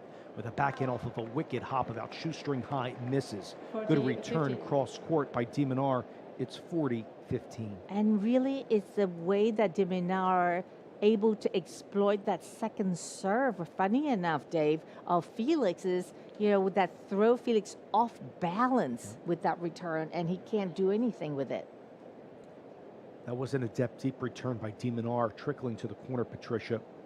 40-15 here for Auger-Aliassime, on the cusp of going up 5-4. Tries to go out wide, but this side swipes into the edge of the net, adjacent to the Cadillac sign. It's right in between the singles and doubles alley near the net post, to be exact.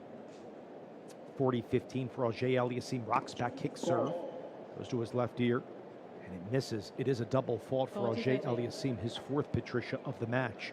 It's 40-30. Really need to get his game going. He feels so much pressure when he throws in that second serve, isn't it? And now it's affecting his first serve. He's only won 3 of 12 second serve points at an anemic 25% here in the second frame. He gets the first serve in, and the backhand is barraging in the middle of the net from De Minaur, and a big roar inside Ash. Auger-Aliassime at the changeover. 5-4 on serve. We'll take the timeout, and we'll continue our proud coverage of the U.S. Open right after these words on U.S. Open Radio, presented by American Express.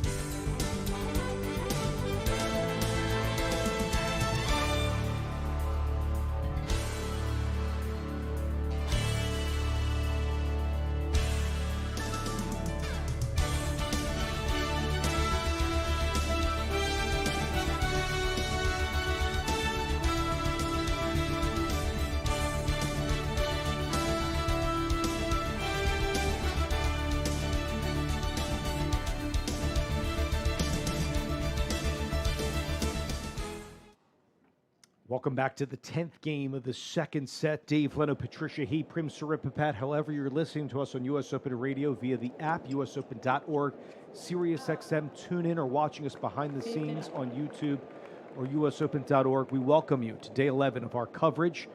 Auger-Aliassime, the 25 seed, is tussling with the 8 seed De Minaur, who won the first set 6-4. And again, we're at 4-5 on serve here in the second. De Minaur right down the middle at 15-love. Forehand laced, middle of the net from Auger-Aliassime with the error, 30-love for De Minaur. And right now we're seeing again and again the error is coming from that forehand. when his impact point, when Felix is that forehand, he extends his arm beautifully, but then the impact point, when it's a little too far front, that's when he cannot generate any pace, and a lot of time he misses it in the net. Doesn't take much to throw that timing off. Right. Next exchange missed by Auger-Aliassime at 40 love. De Minaur looking for the love hold to make it 5-all here in the second. Goes to the backhand. Graces the line there from Felix. Dug up off the flat backhand stretch by De Minaur, middle of the net. Auger-Aliassime at last gets a point in the game at 40-15. De Minaur is so quick with his feet, with his hand. That return that Felix had was right in the backhand corner, and he does this little flick, and that goes deep back to Felix's side again.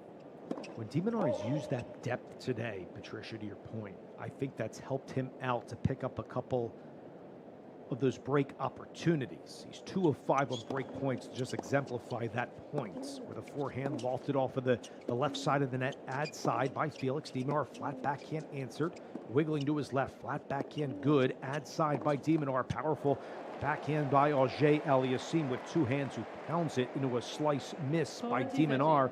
So 2 consecutive points collected by FAA at 40-30. And they are having many backhand exchanges because it is both sides of the guys that is a little bit weaker than the forehand. The serves have been all over the place from De Minaur. Some have gone as soft as maybe 90, and I'm saying that with respect. 90, 95, as big as close to 110 from him. First serve goes with a body serve, a little bit long. That one was at 116, for example. So you can see the variety from De Minaur. This one is gleaned to the backhand of Felix, who has it, goes up the line good with the backhand winner. 3 consecutive points by Felix Auger-Aliassime to deuce. Well played.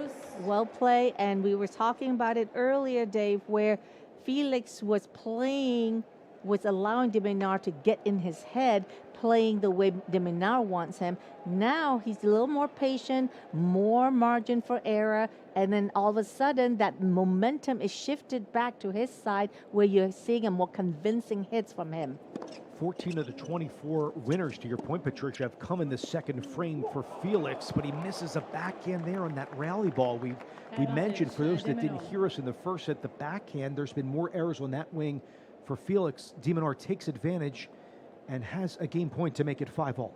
Yeah, that backhand is just right in the middle. There really no reason to miss other than a misjudge of the depth. First serve is laced into the middle of the net. Ball crew collects. Second serve for De Minaur, takes 1 bounce of the ball, goes to the throat of the blue Wilson racket, and clobbers it to the backhand. It's a short backhand, but successful for Auger-Aliassime, who misses the forehand up the line. The game to De Minaur, and well, Felix roared back. It could have been a love hold for De Minaur. He got it to deuce, but it's De Minaur who takes it at 5-all in the second set. Felix was about 5 feet behind the baseline, had that forehand, but his timing is off, as we repeatedly mentioned, but then it just veers off and he just can't find his range. I mean, for both of these players today, I mean, they're not playing their best tennis, right? We've got 52 unforced errors between the 2 of them. And so from a mental perspective, Patricia, I'd be curious to hear what your thoughts are. My initial reaction is to say, like, hey, don't get down on yourself, which either one of these players are not. Keep your head up and focus on the positives, right? Because you don't want to get too negative about that, because that can spiral up into a whole different other situation. Absolutely. Good point, Prem. When your serve's not going well, when you cannot dictate points when the way you like to, it's easy to get down on yourself. And of course, it's easier said than done, because both players know that they're very capable of winning this match, to get into the semifinals. But you got to put all that aside and get back on the drawing board. What do I take care of and prioritize? For Felix, is his serve. That's where it starts. A lot of first serves in, maybe more into the body that he was so successful at. Let's going to take a look at a second serve here where he's only won 25%, Patricia. Backhand is banged back by De Minaur from the ad side of the court in the midst of a 15-love point. Felix comes in with the approach and misses the approach. And that's what I was talking about early on. The approach coming in off the forehand wing, the approaches were much more clinical against Rublev. Today, and I think it's the variety, the change of speeds from De Minaur causes the 22nd unforced error from Felix there. Yeah, that midcourt, Felix just let the ball drop. You can actually visually see where he had to bring it back up, try to get over the net. But then by the time, when you have to hit from that low, it's very hard to gauge the trajectory. And as a result, he floated long. That's the perfect description because that ball did drop. Has a serve and volley out wide, due side, came inside, splitting both service boxes with a forehand drive volley, open court, ad side. Okay, that's maybe the second or third serve and volley. I like that play from Felix at 30-15. And that's a very good play to put in once a game, serve and volley, especially De Minaur has been returning mostly to the middle of the court. Yeah, I would go more. I would go more with the serve and volley because his slices out wide, due side, I feel have been successful. First serve, Burns into the middle of the net. Will be a second serve for Auger Aliassime. He lost the first set 4-6 if you're just tuning in. We're at the summit of the second set, 5-all in the second at 30-15. Kicks into the forehand. De Minaur reads it inside it with a forehand. Flat backhand, good Auger Aliassime. Backhand up the line, De Minaur. Flat backhand, good by Felix, but lofted long with the next exchange. Missing Auger Aliassime, 30-all in the game, 5-all in the set. Guys, are you noticing, I feel like the two shots that FAA is a bit struggling with today is the short ball on the forehand side, especially when he's trying to hit an approach shot. And also that backhand, especially when he's on the move, even though that backhand was kind of in the middle of the court, when he's on the run, he seems to be struggling with it on the backhand side. Yeah, and typically, Felix backhand is the lesser of the two. Not that it's so weak, but that he does have problem hitting through the shot. As we've seen that last one, he actually pulled up. And then on those short balls on his forehand, he's not reading it quick enough. And by the time he gets up there, the ball drops on him. Then he had to scoop back up. That's a forehand on the run, missing another break chance for De Minaur to go up 6-5. What a moment this would be. De Minaur took the first set, 6-4. We're at 5-all in the second at 30-40 in the 11th game of the second set. Break point again for De Minaur on your airwaves. He's returning, swing side to side from the ad side. First serve is flared long. Ad side of the court. Can Felix negate another break chance for De Minaur, who's 2 of 5 on break points won? He's a step or two behind the baseline, split step, crouches down, flat backhand, middle of the net. Felix saves one to deuce. Wow, Prim, did you see the second serve? Yes, I did. Was it so much kick on it? Because De Minaur does this really weird scissor jump on that. Yeah. Oh, is it just him? I think it was a little bit of both. It seems like it was a bit of he wasn't predicting the ball to bounce that way, and his footwork just kind of was misplaced a little bit, and that's why you saw that odd kind of hop at the end and his return going straight into the net. Another deuce game. First serve blazes down the tee. De Minaur has the slice return. Felix goes right back at De Minaur, but does just enough. Powerful forehand to the right of De Minaur. Deuce side, a game point for Auger Aliassime. Guys, sorry, Patricia, I was just about to say, FAA went up for that short ball, and he's right in front of me. For a minute there, I thought he was going to whale that and miss it because he just kind of mispositioned himself, and even the look on his face wasn't, a positive come on. It was like, whew, that was close. You know what? We're on the same wavelength. That was exactly what I was going to say. The preparation was so late, and I didn't know if he was going to make it. And an ace ripped up the tee from Auger Aliassime. So he fends off a break chance. He gets the hold at 6-5 in the second. Let's step aside. We will continue the end of the second set right after these words on U.S. Open Radio, presented by our friends at American Express.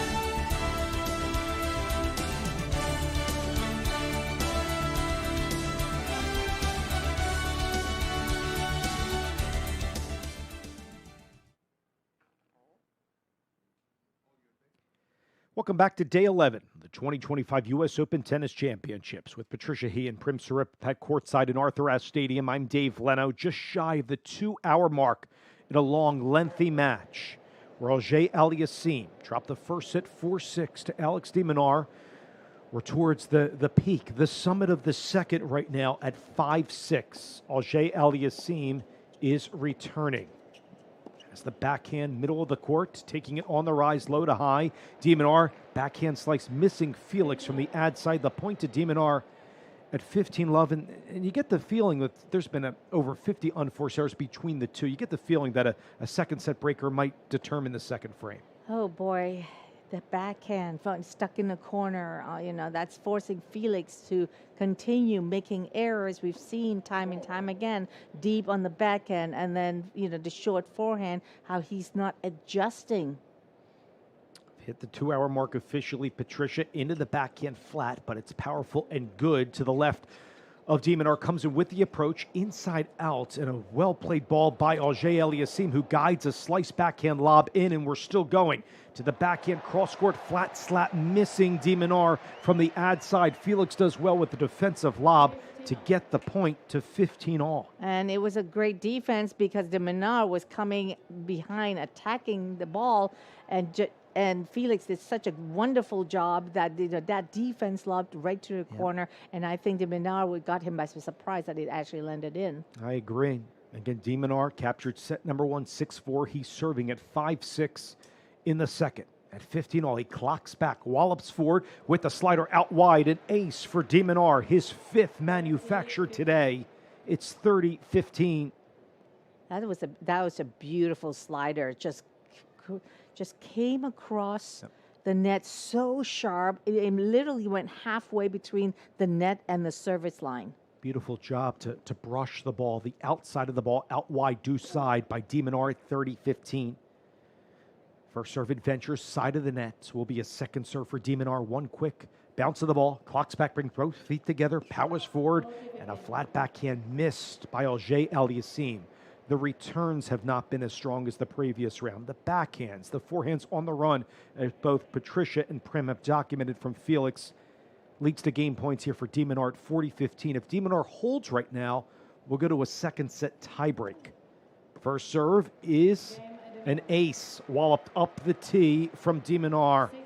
We're going to the tiebreak here in the second. And really, De Minaur, even though he's not known for the pace on his serve, but he's picked his spots really well so far. We've seen a few aces on the due side where when an off-serve ace, and then on the backhand going to the center line. And most of the serves was going to Felix's backhand. So Felix has been cheating a little bit to his left, and when that happens, it opens up the forehand for aces. Here we go in a breaker to determine the second. Remember, De Minaur, if you're just tuning in, won 6-4 to take home the first set. Here we go in the tiebreak. Slider out wide. De Minaur there. Flat backhand. Side of the court. Good for Auger Aliassime on a serve +1. He's up 1-0 in the tiebreak. Of course, race to 7 in the tiebreak. If you're not familiar, win by 2. Auger Aliassime, Patricia, strikes first. And a well-constructed point from Felix with nice out wide serve. And he went in so quickly behind that shorter ball in his backhand, took it early, shorter backswing, and redirected for an outright winner. And that's what I was going to say, that phrase there that you just echoed, taking it early, Auger Aliassime, that was more effective on an approach backhand because as all three of us are saying, the approach forehands maybe not as strong today from Auger Aliassime. Yolette in a second serve for De Minaur. By the way, De Minaur 9-6 in tie breaks this year. Felix 18-11 with the backhand for Auger Aliassime. Backhand slight miss by De Minaur at side. Footwork wasn't balanced. Sorry to step in here. We've seen a few of those backhand misses, haven't we, Dave and Patricia, on that backhand side for De Minaur over the past couple of games. It's just his footwork. He seems with his right foot crossed over. It's hard for his buddy to get adjusted. There's a lot of mispositioning there. Yeah, and he gets stuck. When the ball comes fast to his back, he gets a little stuck and can't get out of his own way. Felix tries to go around the net pole here on a slider out wide by De Minaur and just misses a floater, a slice with the racket face open. De Minaur gets the point. Back to the Auger-Aliassime serve in the tiebreak at 2-1. And we're going to see if Felix can capitalize on that little mini break from that tiebreaker. Again, Auger-Aliassime serving here in the tiebreak. It's a second set tiebreak. De Minaur took home the first set 6-4 here on U.S. Open Radio, wherever you're listening from around the world. Approaching the top of the hour, it's Dave Leno, Patricia He, Prim Siripipat from New York. Both feet together. First serve clobbered side of the net from the ad side. Second serve, Auger-Aliassime collects his thoughts, winces at his opponents, bounces the ball a slew of times, goes back, both feet together, clobbers into the ball. Another double fault. Oh no, his fifth. You don't want to see that, Patricia. In a second set breaker, it's now 2-all in the tiebreak. And definitely you don't. He struggles just to string points together, just to come up with a double fault at this time. Wrong timing. He's got another serve here in the tiebreak at 2-all. His orange Adidas sneakers just striding behind the baseline. Left foot in front of the right, brings both feet together. Trophy pose, wallops into the ball. Flutters a little bit long off the first serve. Second serve here for Felix. Again, 2-all in the tiebreak. What a moment this is for both players here in a U.S. Open quarterfinal. Kicks into the backhand, shoulder high. De Minaur there. Felix trying to go to the right of De Minaur. Pokes it free with the lob in the no man's end. Felix takes it on the rise. Plenty of shape on that forehand. Takes the forehand down the line. De Minaur fights it off with a forehand. He wiggles to his right. Forehand on the run. Felix goes right down the middle. Misses generating his own pace off the forehand. Puts his hands at his nose in frustration. The point to De Minaur, now serving at 3-2 in the tiebreak. It is absolutely spectacular how De Minaur actually countered that first shot. Felix, it was so hard and wet behind him, and to be able to put up a lob that landed on the baseline, and then from there just kept his depth and got a point from that. On rallies of 9 shots or more, De Minaur has won 13 of 19. 13 of 19 on 9 shots of more. That's what we thought could be a difference maker in this. Here's an approach for De Minaur. Up the line, good. On a serve +1, he went out wide ad side, and at the mini change in the tiebreak, it's De Minaur up 4-2 over FAA. Very clear on what he wants to do in those short balls. I don't think he's missed that many when he got those sitters versus Felix, who continued to struggle with those mid-court balls. And that's only, again, due to the fact that De Minaur is so good with his court coverage. That itself is putting the pressure on Felix overhitting. After this change of ends here in the tiebreak, Felix taking more of his time, approaching the baseline here. We know it's an uncomfortable, pressured moment. He was the one that started off with the 2-1 lead in the tiebreak. Now it's 4-2 De Minaur as they switch ends. He's up the mini break here in the tiebreak. First serve laces side of the net for De Minaur. He's confident on the deuce side. His left foot is up, then down, powers into the ball. Forehand return, good for Auger-Aliassime at 4-2. Inside out forehand off the frame of the racket, off the stretch. Slice by De Minaur. Well done from Auger-Aliassime. 4-3, De Minaur in the breaker. Felix did much better job getting a middle ball, turning all the way around, and throw his body and racket in for an inside-out winner. On that forehand, guys, it reminded me of the very first point of the tiebreak. As you mentioned, Patricia, FAA just having some difficulties stringing some points together. If he can bring that same type of energy, this tiebreak could really look differently.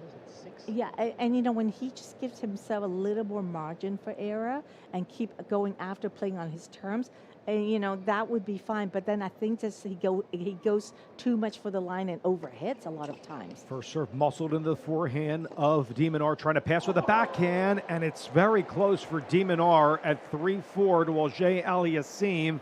And it's Auger-Aliassime getting the point, just whisked a little bit wide by De Minaur. That was so close. Felix will take it at 4-all. Not by much. Too close for comfort. Wow.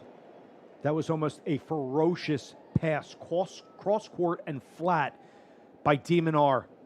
Pivotal point right now. 4-all in the tiebreak in the second set. First serve, powers long. Felix attempted the body serve at De Minaur. Fixes his white ASIP cap. He's rocking back side to side. Shuffles his feet together. 4-all second serve. Auger-Aliassime into the backhand. Handled by De Minaur. Forehand missing. And one that he would want back. A short one coming into the court by Felix. It's an error from the Canadian. 5-4, De Minaur in the breaker.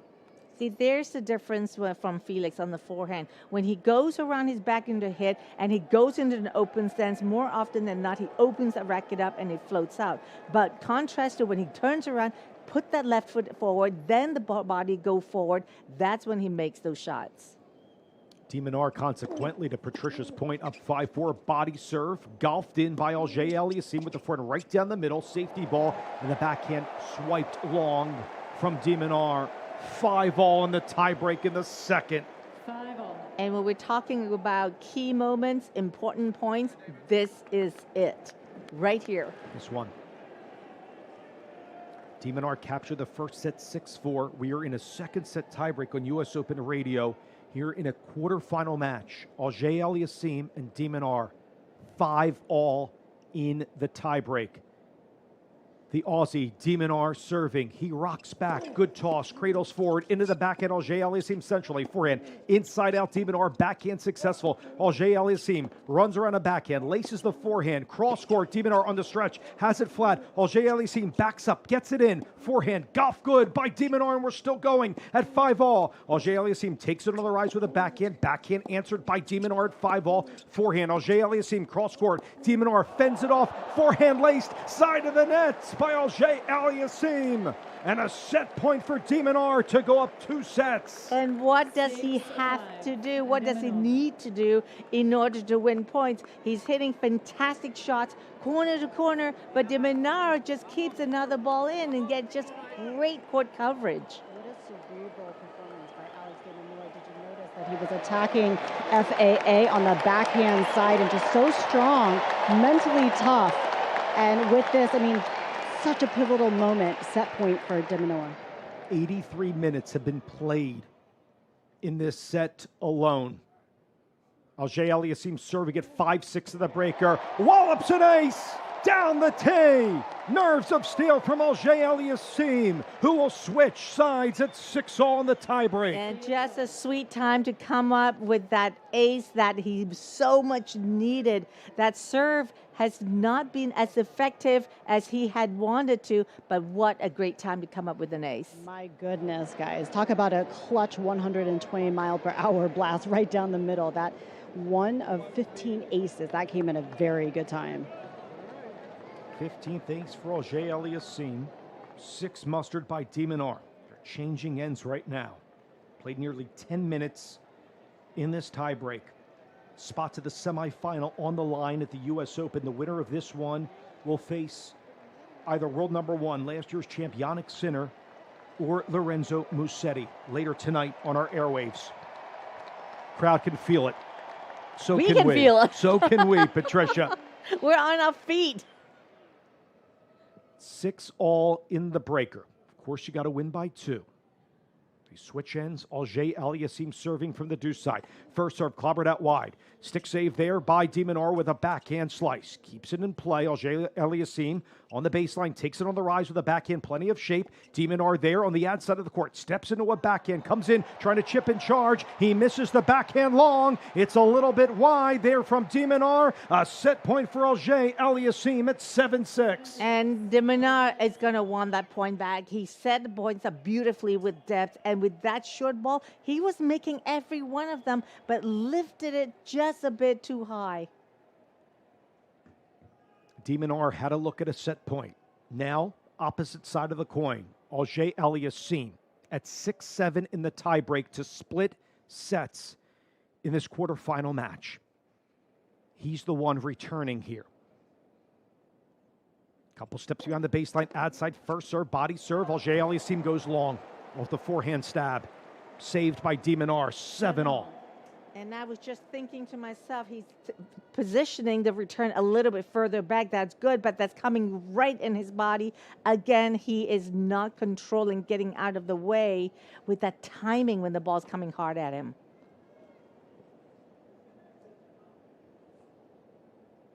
Seven all here in the second set tiebreak. De Minaur captured set number 1, 6-4. Again, we're at the distance here in the second.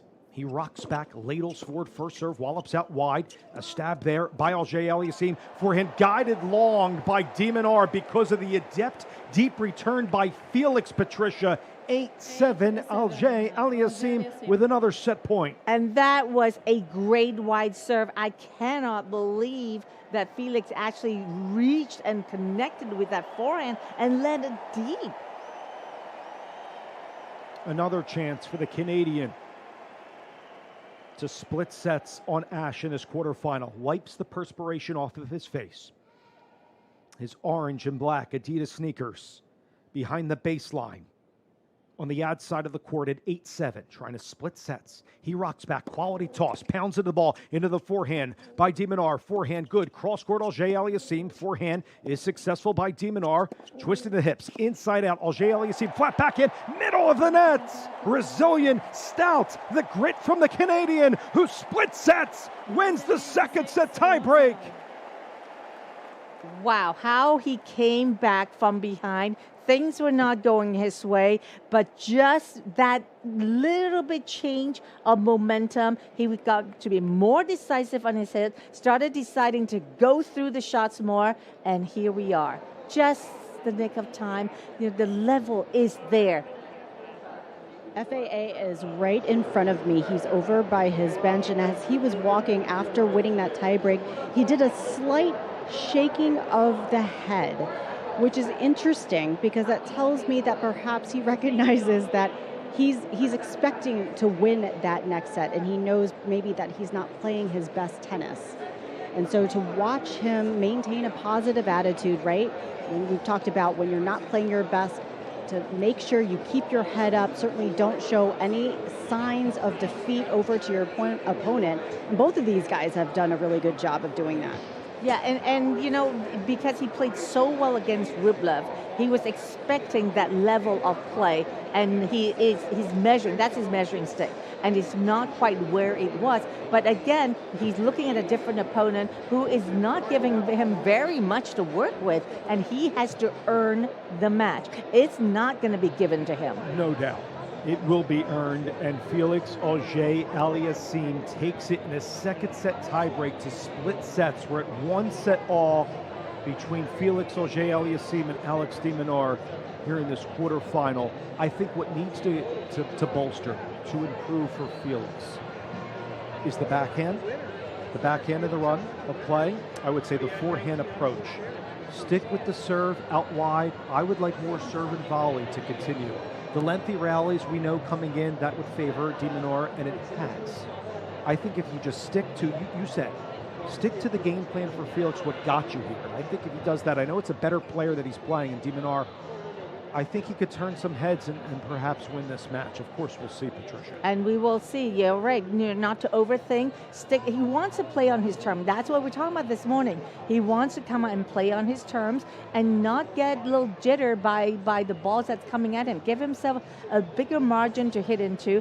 You know, the shot tolerance, you got to increase it a little bit. You're not going to get an outright winner after 2-3 hits. You may have to go to 5, 6, 7 hits. And that's what he did a little bit better towards the end part of this set.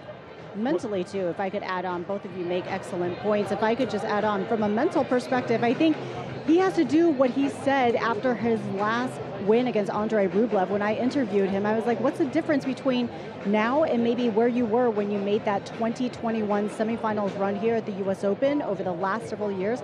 And he said, you know what, I expected to be at this stage all the time, but I recognize that this is really hard and I have to work at it. I can't expect that I'm just going to naturally, automatically be at this stage all the time. And so kind of going off of that, I think he has to recognize, like, listen, he's playing against a top 10 player. Alex De Minaur is somebody who's into the second week consistently over the past, I would say, 18 months or so. And so if you can come at it from that perspective, I think maybe there's you can just have a little bit more of a positive mindset here moving forward. Absolutely. You know, he has to be, the shot tolerance has to be there. It's got to be more positive. Got to stick with his game plan. Give himself a little bit of slack.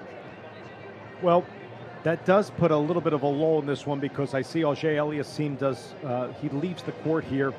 Alex De Minaur is left, but that will unfortunately do it for us working together in 2025, Patricia. First, I want to say what a fabulous job on commentary you do, breaking it down, especially for our radio audience. We learn a lot. You know, I learn a lot personally about the game of tennis and life, and thank you for all you've done on U.S. Open Radio, all you do in your career, your coaching career, and just the amazing person that you are. We had a lot of fun working together again. Well, thank you so much for having me, Dave. As I said, I learned a lot from you, and thank you, Prim, for being there, and giving me things to learn from as well. And to the entire team, I'm going to miss you guys. And thank you to our audience for tuning in, to being patient with me. And I will see everyone again, hopefully in 2026. Dave and Patricia, I'm going to miss you guys so much. I love you guys. And am I going to see you? Am I going to continue slaving away and I see you in the president's suite shortly, perhaps? Dave, did you bring your suit or no? My suit's still back at the hotel. He's waiting. I'm ready to get on the court with Patricia. You know that. Okay. Prim, continue to kill it out there courtside. We're going to take a timeout. When we return, Brian Clark and Megan Moulton-Levy will have the rest of the call of Felix Auger-Aliassime and Alex De Minaur. For one final time for Patricia He, I'm Dave Leno. Keep it right here on U.S. Open Radio, presented by American Express.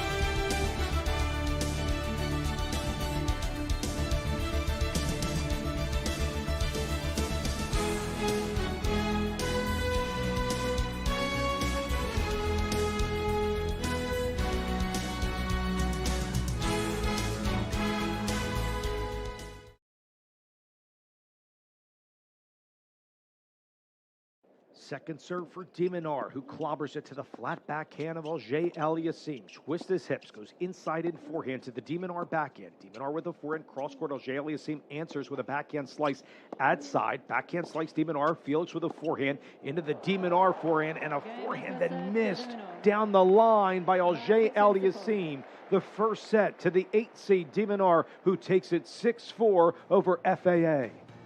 First serve is an ace walloped up the tee from De Minaur. We're going to the tiebreak here in the second. Another chance for the Canadian to split sets on Ashe in his quarterfinal. Wipes the perspiration off of his face. His orange and black Adidas sneakers behind the baseline. On the outside of the court at 8-7, trying to split sets. He rocks back, quality toss, pounds into the ball, into the forehand by De Minaur. Forehand good, cross-court Auger Aliassime. Forehand is successful by De Minaur. Twisting the hips, inside out, Auger Aliassime, flat backhand, middle of the net. Resilient, stout, the grit from the Canadian, who split sets, wins the second set tiebreak. And we welcome you back to a busy day 11 here at the 2025 U.S. Open Tennis Championships.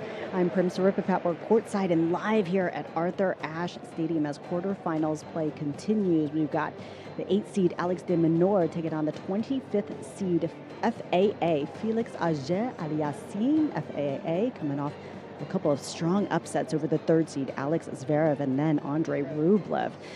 De Minaur took the opening set 6-4, and FAA put on a unbelievable performance in the second set, fending off some set points and taking it in a tiebreak. So we're off here in the 3rd set. And why, hello, Brian Clark and Megan Moulton-Levy in the studio. How are you two today? Good afternoon, Prim. We are doing very well. I'm very excited to get a piece of this action because this has been a very entertaining first 2 sets, as you just very capably explained. And Brian Clark back for one more day with Megan Moulton-Levy. And I think we're going out on a high here, hopefully, as Felix goes body serve, De Minaur into net. And a easy hold for Felix. 1 game all here in this 3rd set. And Megan, I think it's about time we've got a real barn burner at this U.S. Open, because we had essentially chalk for about the last 3 days, with the exception of last night's Djokovic-Fritz clash.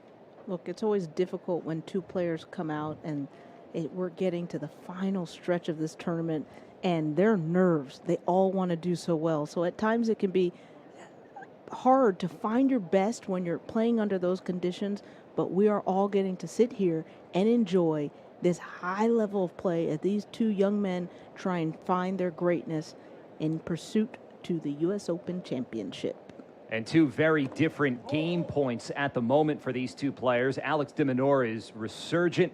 Or not resurgent, he is sensational this year. He leads the tour in hard court wins, 28 of them. He's got almost as many match wins as anybody this year, 41. He won that dramatic title in Washington back about a month ago. Felix Auger Aliassime is in the wilderness. This is a guy who was inside the top 10 just a couple of years ago, a semifinalist here 4 years ago.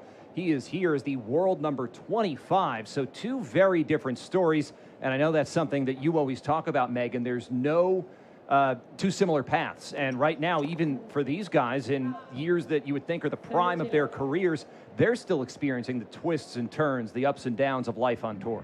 But not only their paths to get to where they've gotten, but also their game styles. De Minaur is an excellent, I call him a counterattacker. He goes the distance, he can play long points, do an excellent job of defending and turning defense into neutral and some offense, whereas Auger Aliassime, he wants to strike. He has that great serve, and he wants to end the point a little bit faster, but he has to find that perfect balance playing against such an excellent defensive player today. 40 love for De Minaur in his second service game of this 3rd set. 2 hours, 28 minutes on court, and he unloads another ace. That's 2 aces so far in this set. 8 aces for the match for Alex De Minaur.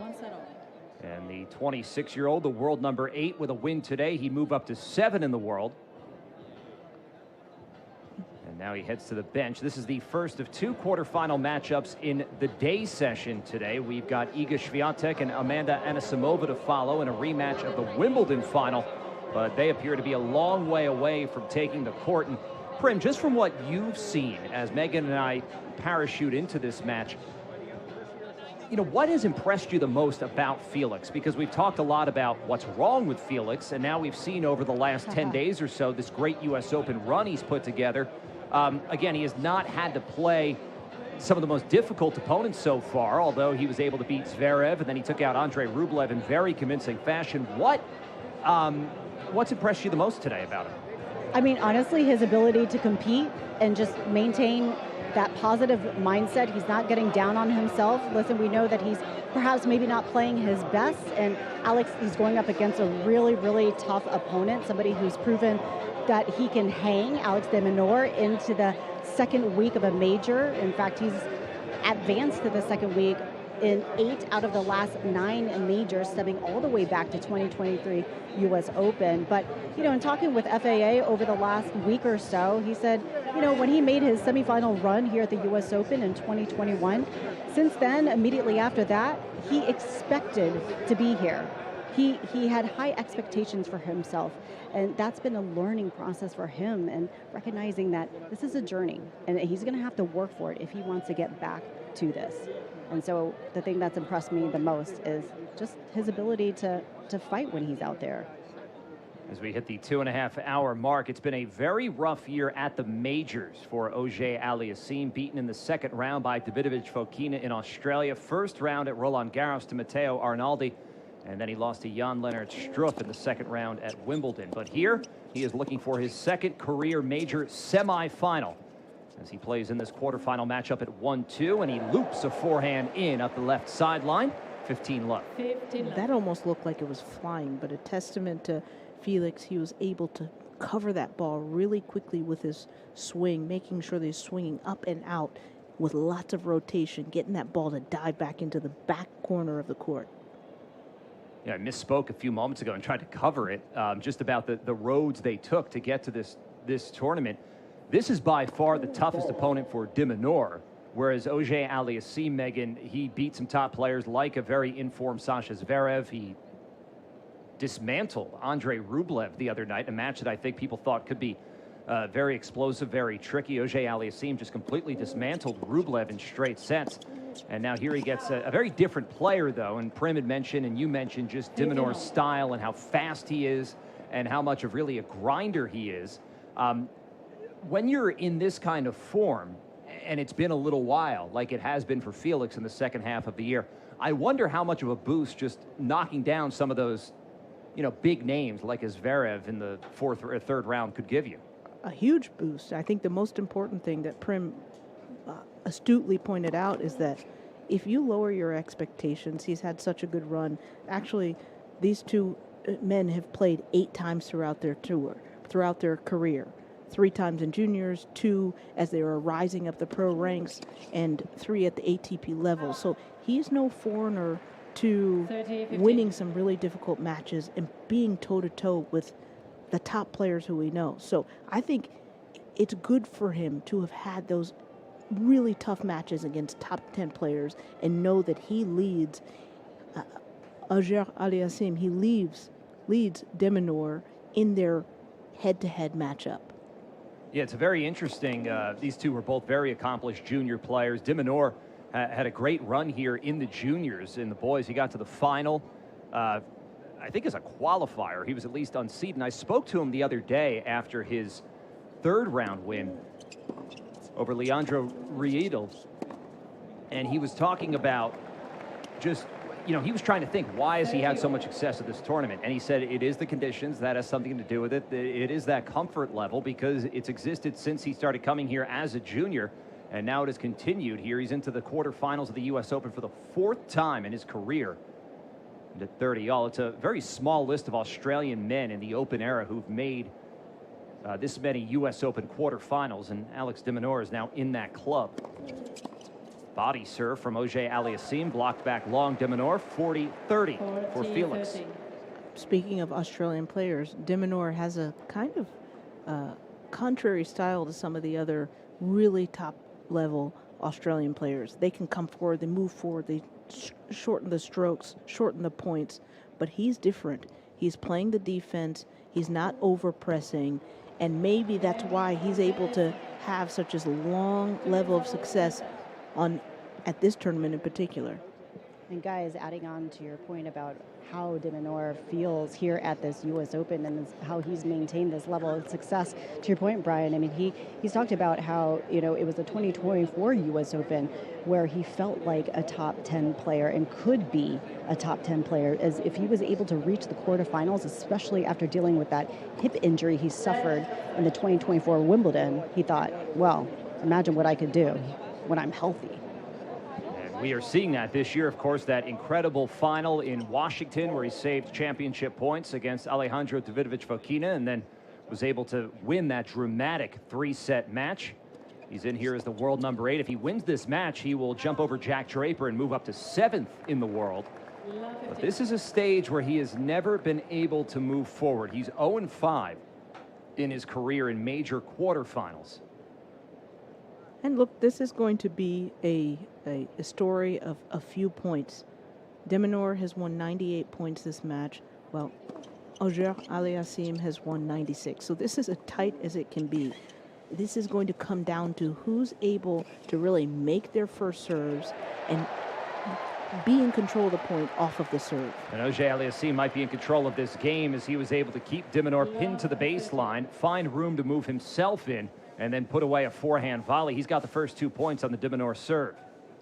Felix is in complete control. He seems just more calm. Our colleague Patricia He was talking about just his ability. He wasn't playing that well in the first 2 sets, although he was finding a way to compete. But honestly, he looks really sharp right now. Body serve from De Minaur, a clutch one, 15-30. And important that De Minaur continues to maintain that high first serve percentage. Just 3 serves ago, he was at 100% points won when he makes his first serve. However, this set, he's only put 50% of his first serves in. So De Minaur has to lock in and really make sure he starts the point off with a strong first serve. Bit of an adjustment right now for De Minaur, who stands in the shadow in the near ad court. De Minaur stands in the sunlight. Felix Auger-Aliassime in the shadow. Now they trade cross court. A backhand from Auger-Aliassime. A forehand from De Minaur is long. And it's 2 break points here for Felix Auger-Aliassime. Auger-Aliassime, he had some opportunities in the first set where second set, where he's leading in games and he gave away some of those leads. But here it is 2 chances at a break point to try and create some distance between him and De Minaur. De Minaur's serve out wide. And another first serve coming. Auger-Aliassime 1 for 5 on break points in this match. He won that second set in a tiebreak. De Minaur has broken Auger-Aliassime twice. De Minaur won the first set 6-4. De Minaur nets that second first serve. Tossing that serve. Oh, he double faulted. Missed it wide, and Auger-Aliassime gets the break and gets some distance, as we talked about. He's up 3-2 on Alex De Minaur in the 3rd set in this men's quarterfinal on U.S. Open Radio, presented by American Express.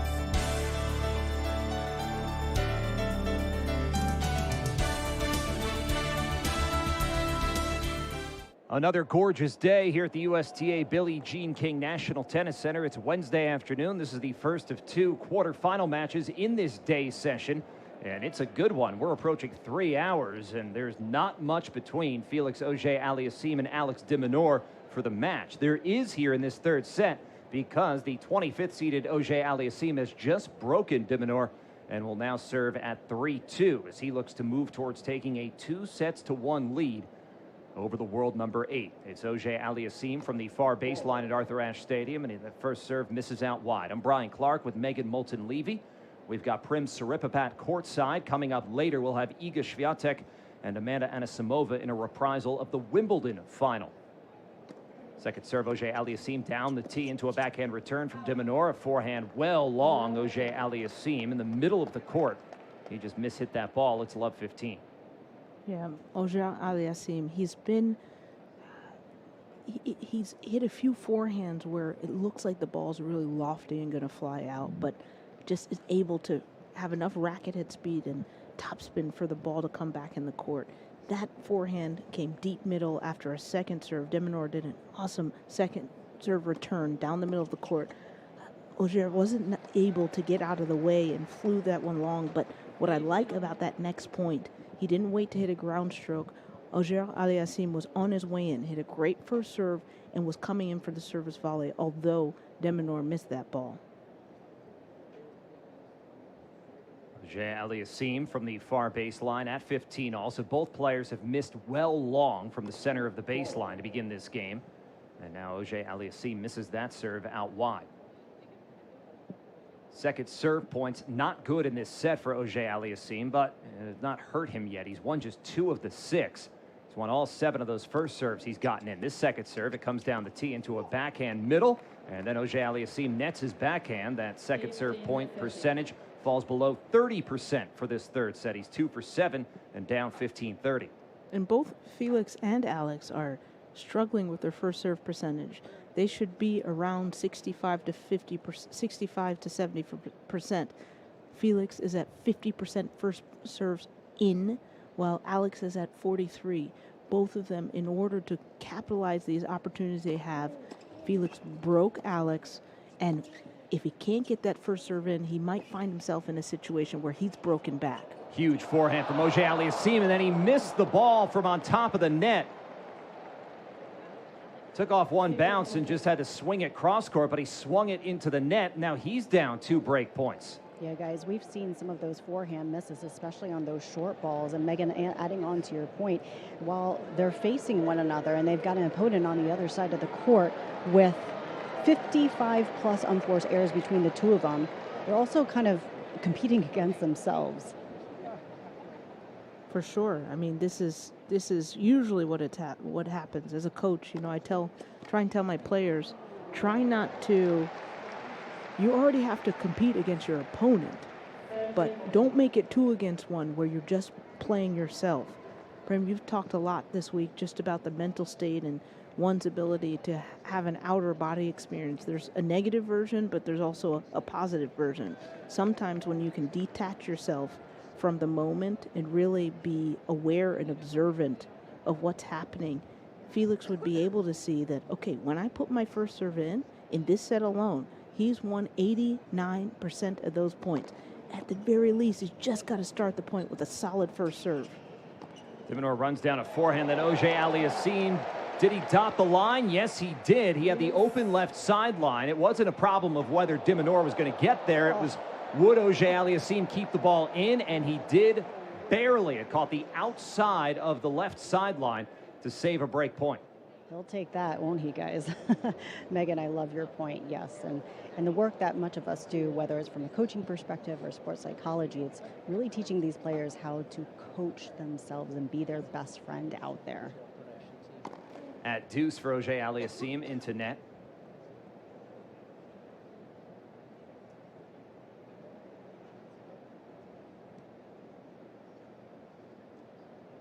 Five bounces for the Canadian. Now the toss and that serve right into the center of the box. Forehand, De Minaur. A deep return from the Australian player. Cross-court backhands long, De Minaur. And now he kicks the ball away in frustration as it flew back to his side of the net. Ball wound up in the crowd. There certainly is a happy spectator. Yeah, it's a happy spectator, and that was a frustrated De Minaur, but he got a good toe on that. It is all the trend now to have Australians come in and kick and punt for college football teams here in the U.S. I think Alex De Minaur's got a pretty good thing going on the tennis court to worry about football. But I'm curious, I don't think he got a warning for ball abuse. I didn't hear one at least.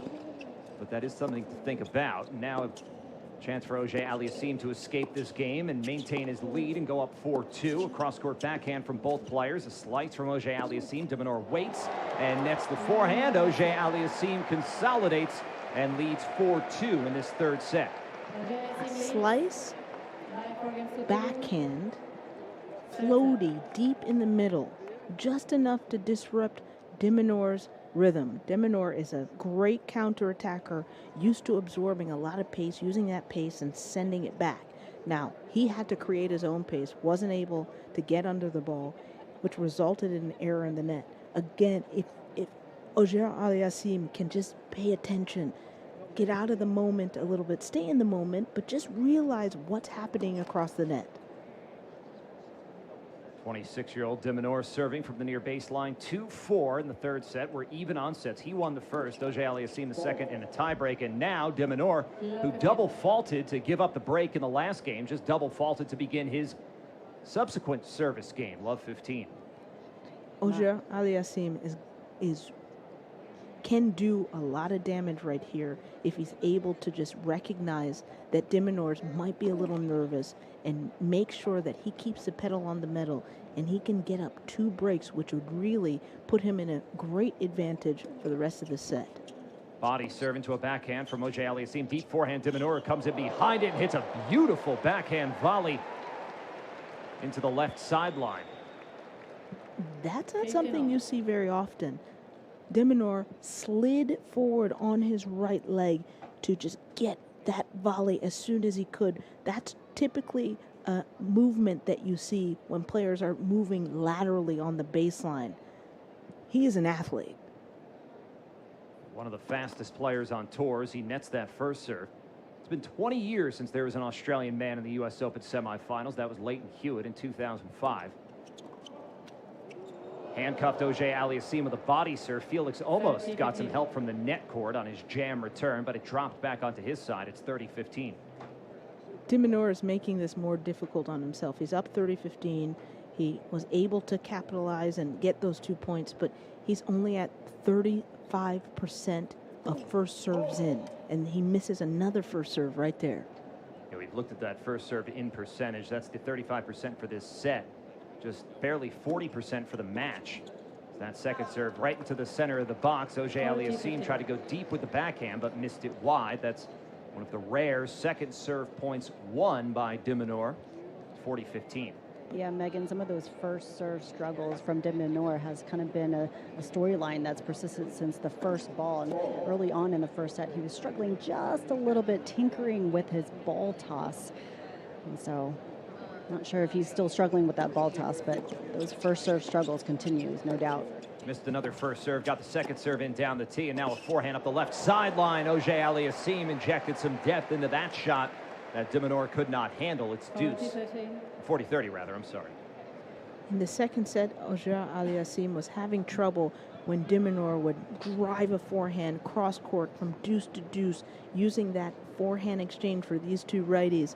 And when Auger Aliassime would try and change direction off that big ball, he missed some of those. But Felix has made some adjustments, taking some pace off, hitting higher over the net, away from the line, and making sure that he can make that ball in play when he changes directions. Good adjustment from Felix. Backhand cross court now, forehand from Auger Aliassime. Backhand reflected up the line by De Minaur. A nice 1-2 punch from Alex De Minaur to stay one break down, but it's Auger Aliassime looking to move up 2-1. He'll serve at 4-3 on U.S. Open Radio, presented by American Express.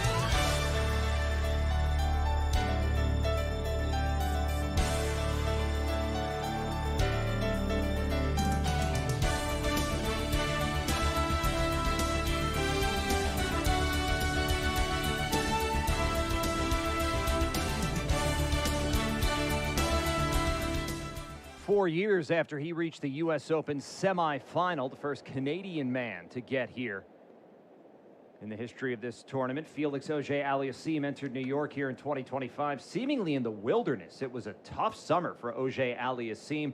Lost in the first round of his hometown tournament in Montreal. Well, they were in Toronto this year, still his home country, to Marashan of Hungary. But then he got to the quarterfinals in Cincinnati, where he was beaten by Jannik Sinner. Certainly no shame in that in 2025. And maybe that was just the springboard coming into this U.S. Open, where Auger-Aliassime has played like the top 10 player he's been before.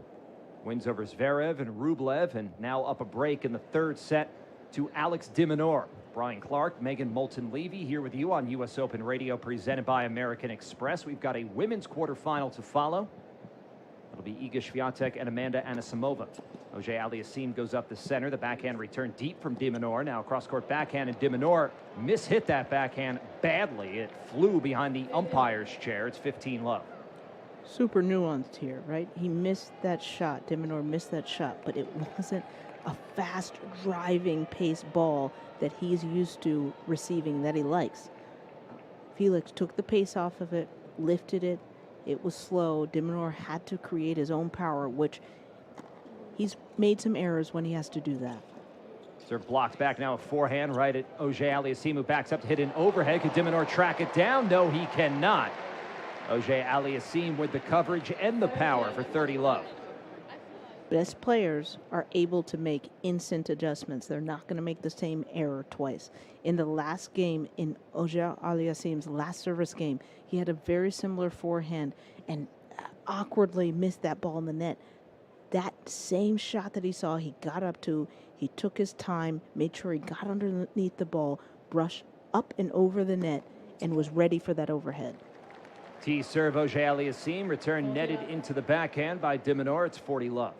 This game, he's 3 for 3 first serves. His first serve percentage, points won when he gets that first service, 93%. Felix has done an awesome job at making sure he starts the point off with a strong first serve in this game. He's lost just 1 point this set when he's gotten the first serve in. The toss, he gets that first serve in, he gets nothing back. It's an ace tee for 5-3 here in the third set. 17 aces for Auger-Aliassime.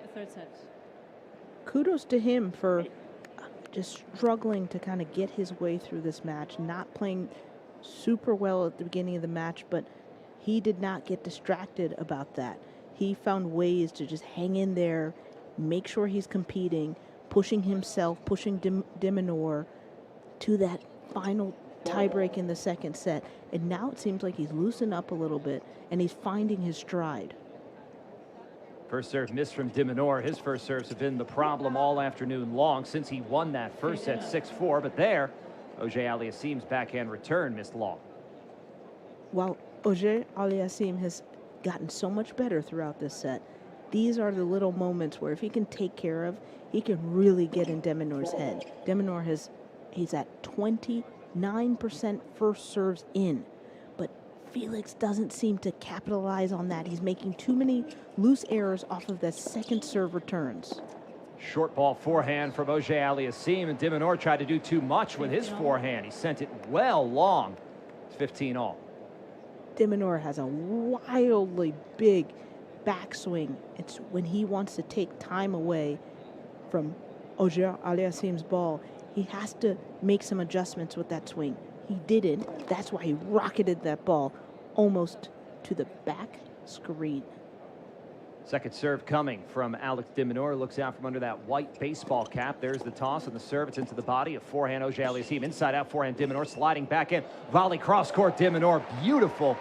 As he saw how far he took Auger-Aliassime off the court, so he came in behind that ball and was perfectly positioned to hit that volley.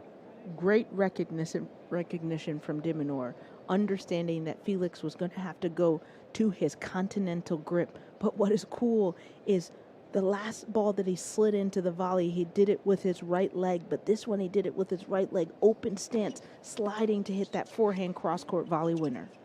Baseline trade from both. A cross-court forehand flattened out into net. De Minaur, 30 all. Interesting shot selection from De Minaur. On the dead run to his forehand, he flattened it out. trajectory super low over the net, not able to cross that threshold. I would have liked to see him. De Minaur's been using his deep middle ball to reset, neutralize the point. That would have been a great option for him on that point. Serve down the tee, then a backhand cross. De Minaur. Felix tries to pass, but De Minaur had the line covered and cuts cross court with a volley winner for 40-30. Now that's some Aussie tennis. Taking that ball, great first serve, looking to come in on the second one, sharp volley for a winner. We talked about that a few games ago, how at times De Minaur's game does not fit some of the classic Australian stereotypes. And then you remember he spent a large part of his childhood in Spain, and he said that well-roundedness, he thinks that's, helped his tennis. And you could certainly see the DNA of the Spanish game, just with the defense and the speed with which he's got on the court, and he holds. But when we come back, Felix Auger-Aliassime will serve for a 2-1 lead at 5-4 on U.S. Open Radio, presented by American Express.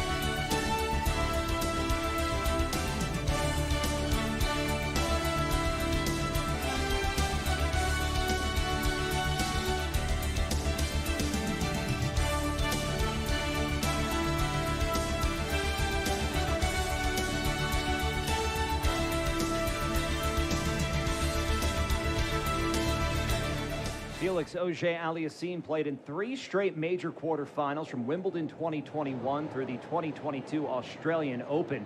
He had not been back to one since until today, and now the 25-year-old from Canada heads to the line serving for a 2-1 lead over Alex De Minaur in this U.S. Open quarterfinal.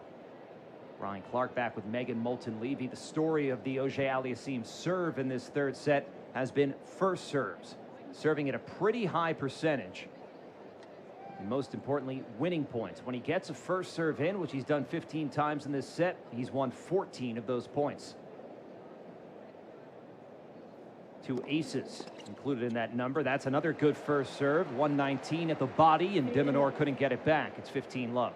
And at the body is right. It's so great to see him win a free point off of just a well-placed, solid serve. Sometimes players feel like they have to hit an ace in order to win the point, and that's not true. You got to be thoughtful, disciplined, have an awareness of where you've been serving, and change it up if you need to, so you can keep your opponent off of balance.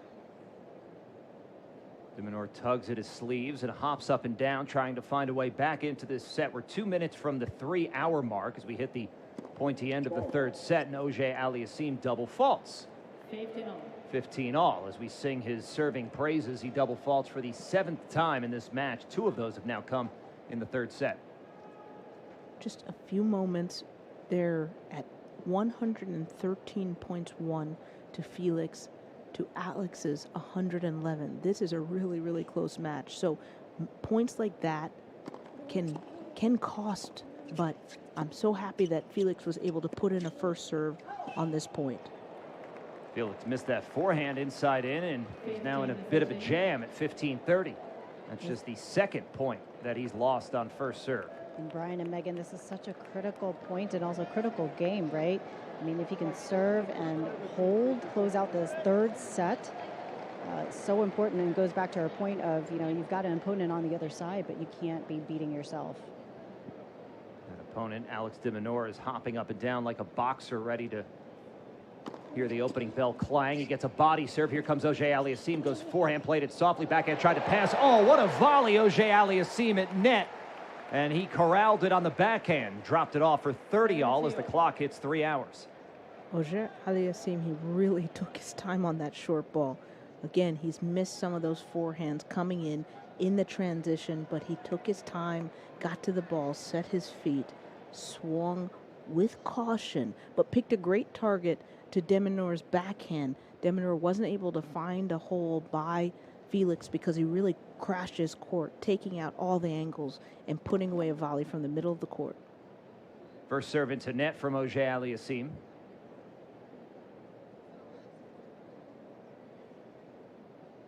Here comes the second for the 25-year-old from Montreal. Toss and double faults. That's 2 double faults in this game, and he is down a break point. And that's nothing but nerves. He's been serving great. Felix has been serving great the whole set. But at these tight moments, you have to be able to call upon your best tennis, and at times it's really challenging to do so. I hope that that double fault doesn't impact how Felix plays at this point. We've seen 2 so far in this game. He's down a break point, and he missed that out wide. De Minaur's had 2 break points in this third set. He couldn't convert either. Got to look at a second serve here. And Auger Aliassime serves deep into the backhand. Short return from De Minaur. Now they trade backhands. De Minaur loops one into a backing up forehand from Auger Aliassime. Center of the baseline, inside out forehand. Oh, he missed it long, and he is broken.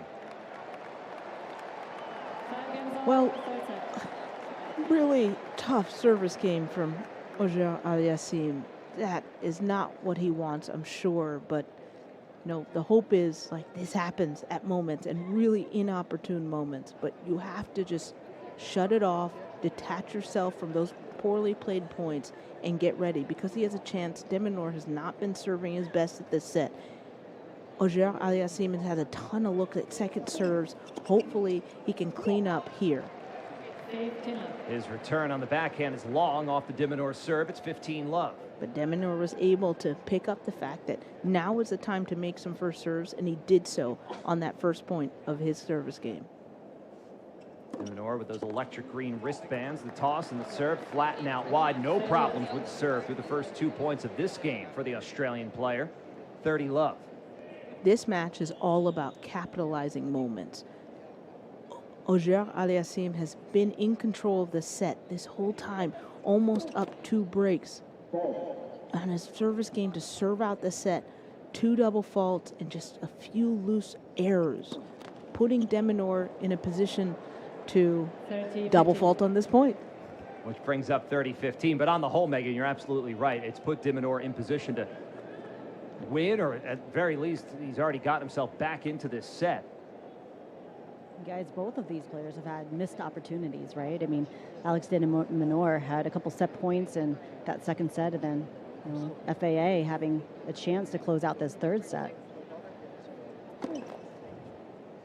That first serve plows into the net from Alex De Minaur.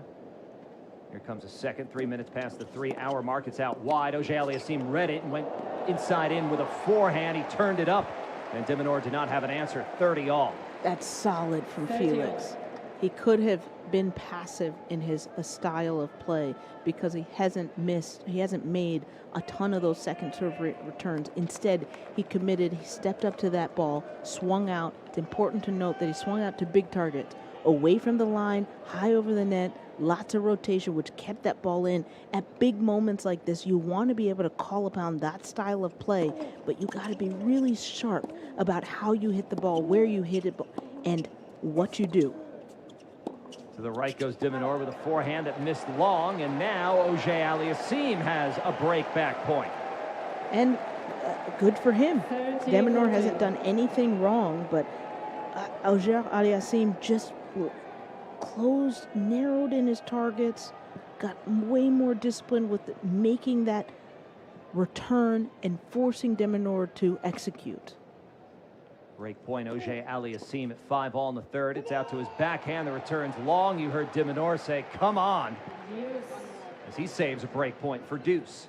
And wow to De Minaur. He has really upped his first serve percentage in this game, putting in 3 first serves and keeping himself in this set. There's De Minaur at deuce into net on his first serve.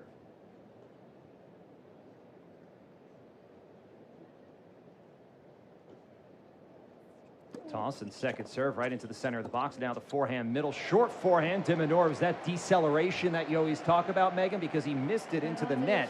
And it's another break point for Auger Aliassime. It was deceleration. It was an inability to get around the ball because Auger Aliassime was able to just pound that ball deep middle. Kudos to him for picking the right spot, swinging out. De Minaur just didn't have the time to get around that ball and put it back in play. Down a break point.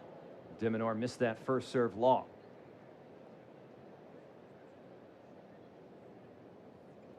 Toss, second serve. He goes out wide. Backhand cross. Auger Aliassime on break point. Now Felix inside in with the forehand. De Minaur on the run with a deep forehand. That missed long. Auger Aliassime breaks back and will have a second crack at serving for the third set at 6-5 on US Open Radio, presented by American Express.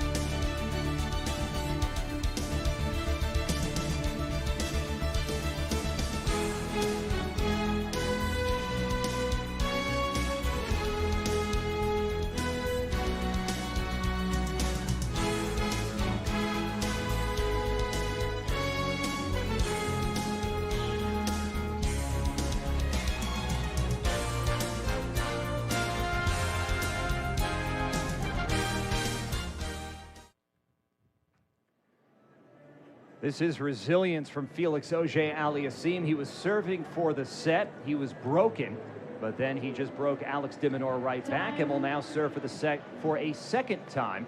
We're in the third set, and he wants to go up 2-1 in this quarterfinal. 6-5. He will work. I'm Brian Clark with Megan Moulton-Levy. We've got Prim Siripapat courtside.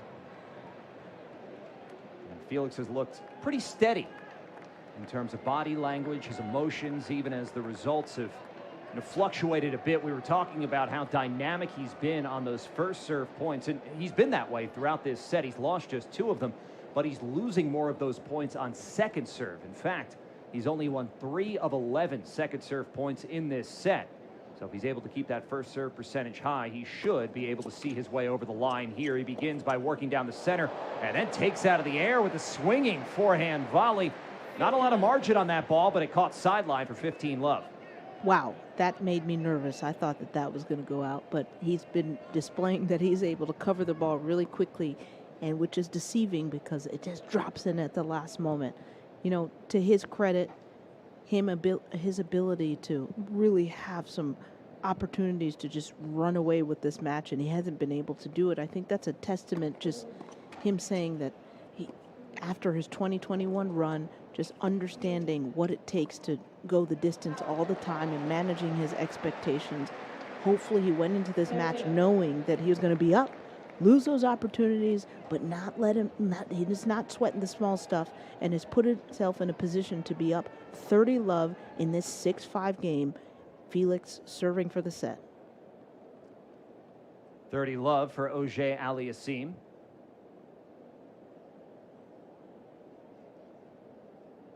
Couple of bounces, and now from the near baseline, Arthur Ashe Stadium in shadows. He said, now this is, it's been a while since he had played on Arthur Ashe Stadium. That he said that after the Rublev win, so he was able to maybe appreciate it more after some time away. 30 love second serve, a double fault, and this has been the problem. He had 2 double faults in that last game where he was broken. 4 double faults now in this third set. 9 for the match for Auger Aliassime. Sometimes you might question, is something wrong with the serve? And then if I have a player who's experiencing something like this, I'll ask, okay, well, at what points in the match were you double faulting? Was it at the beginning? Is it at big moments? And really, he's only popped in these double faults in wow and a little bit of an ace. He's able to do them both, but it's at stressful moments where he should be just pulling away. He gets a little tight and he's not swinging out enough on his serve. Ace 18 for Auger Aliassime up the tee, and he's got set point to go up 2-1 after 3 hours and 10 minutes.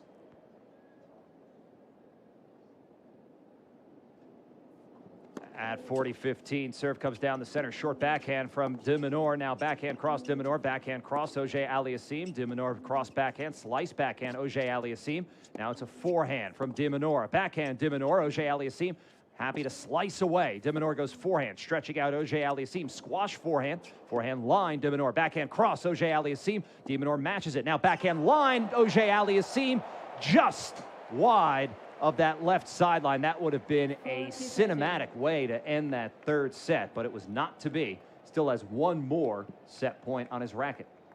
Felix has done an awesome job at just playing within himself, not going for the lines. You can see the stress of the moment, the nerves coming in. He's wanting to finish that point. What a long point both of them were able to play. He wasn't able to be as disciplined with his shot selection and target ball placement on that last backhand down the line. Set point 2, Auger Aliassime. He goes wide, he goes ace, he goes up 2-1 in this U.S. Open quarterfinals. 19 aces for Auger Aliassime, that one at 121 miles an hour, and he is one set away from his second trip to the U.S. Open Final Four. We'll be back on U.S. Open Radio, presented by American Express.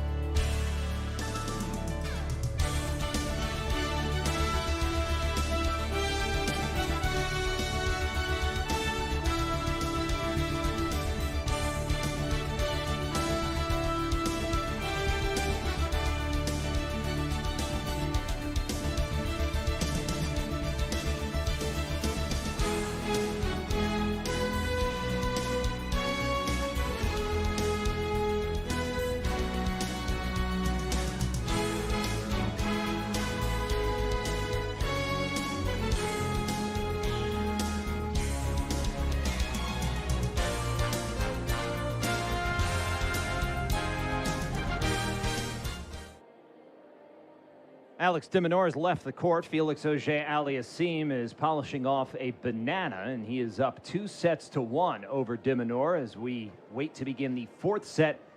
No shortage of time in this match. 3 hours, 11 minutes so far on court for these two men. Brian Clark back with Megan Moulton-Levy. And Megan, Felix, let's say that he looked a little bit nervous with some of those double faults, but the way he was able to close out that third set, especially with that ace out wide, that was impressive. It just helps so much when he can depend on his first serve. I mean, and he's putting in a ton. He's at 63% first serves in through this match, too. De Minaur's only 40. So this is certainly where he's pulling away and staying consistent. Although, you know, at tough times he wasn't able to make those first serves and had a couple double faults. But honestly, this is something that's kind of kept him ahead and in the lead in this match. We've got an upset in the girls' singles. The number 1 seed, Julieta Pareja of the United States. She was a wild card in the women's main draw as well. Beaten in 3 sets by a qualifier from Sweden, Leah Nielsen, who wins that third set 6-3. So it's Leah Nielsen who moves on to the fourth round in the junior girls' singles. Felix Auger-Aliassime is up out of his seat. He's waiting for Alex De Minaur to return. We're also waiting for the women's quarterfinal that's going to follow this one. This is the first match today. It is a long day here of quarterfinal action. Iga Swiatek and Amanda Anisimova, who did not play a long Wimbledon final in terms of time, as that was a 6-love romp for Swiatek. Well, they'll be on court shortly for their quarterfinal, or on court whenever this match ends. But that is the second match of the day session. And then 2 good ones tonight in Arthur Ashe Stadium for the singles quarterfinals. It's Carolina Mahova, Naomi Osaka, and then the all-Italian affair, Jannik Sinner and Lorenzo Musetti. At the end of the second set, our colleague Patricia He was talking about, you know, Auger-Aliassime's inability to kind of play his great tennis, but just hanging in there. I now wonder if the tides have turned, if De Minaur's in that spot where he's questioning, you know, can he do this, can he not? Can he really have some level of awareness of what he's doing on his first serve, make a few more, and stay in this match? Just saw Bowen Yang, the comedian from Saturday Night Live. He's in the crowd today here at quarterfinal Wednesday at the U.S. Open. Also saw Jeremy Allen White, the actor from Chef. No, he plays the chef.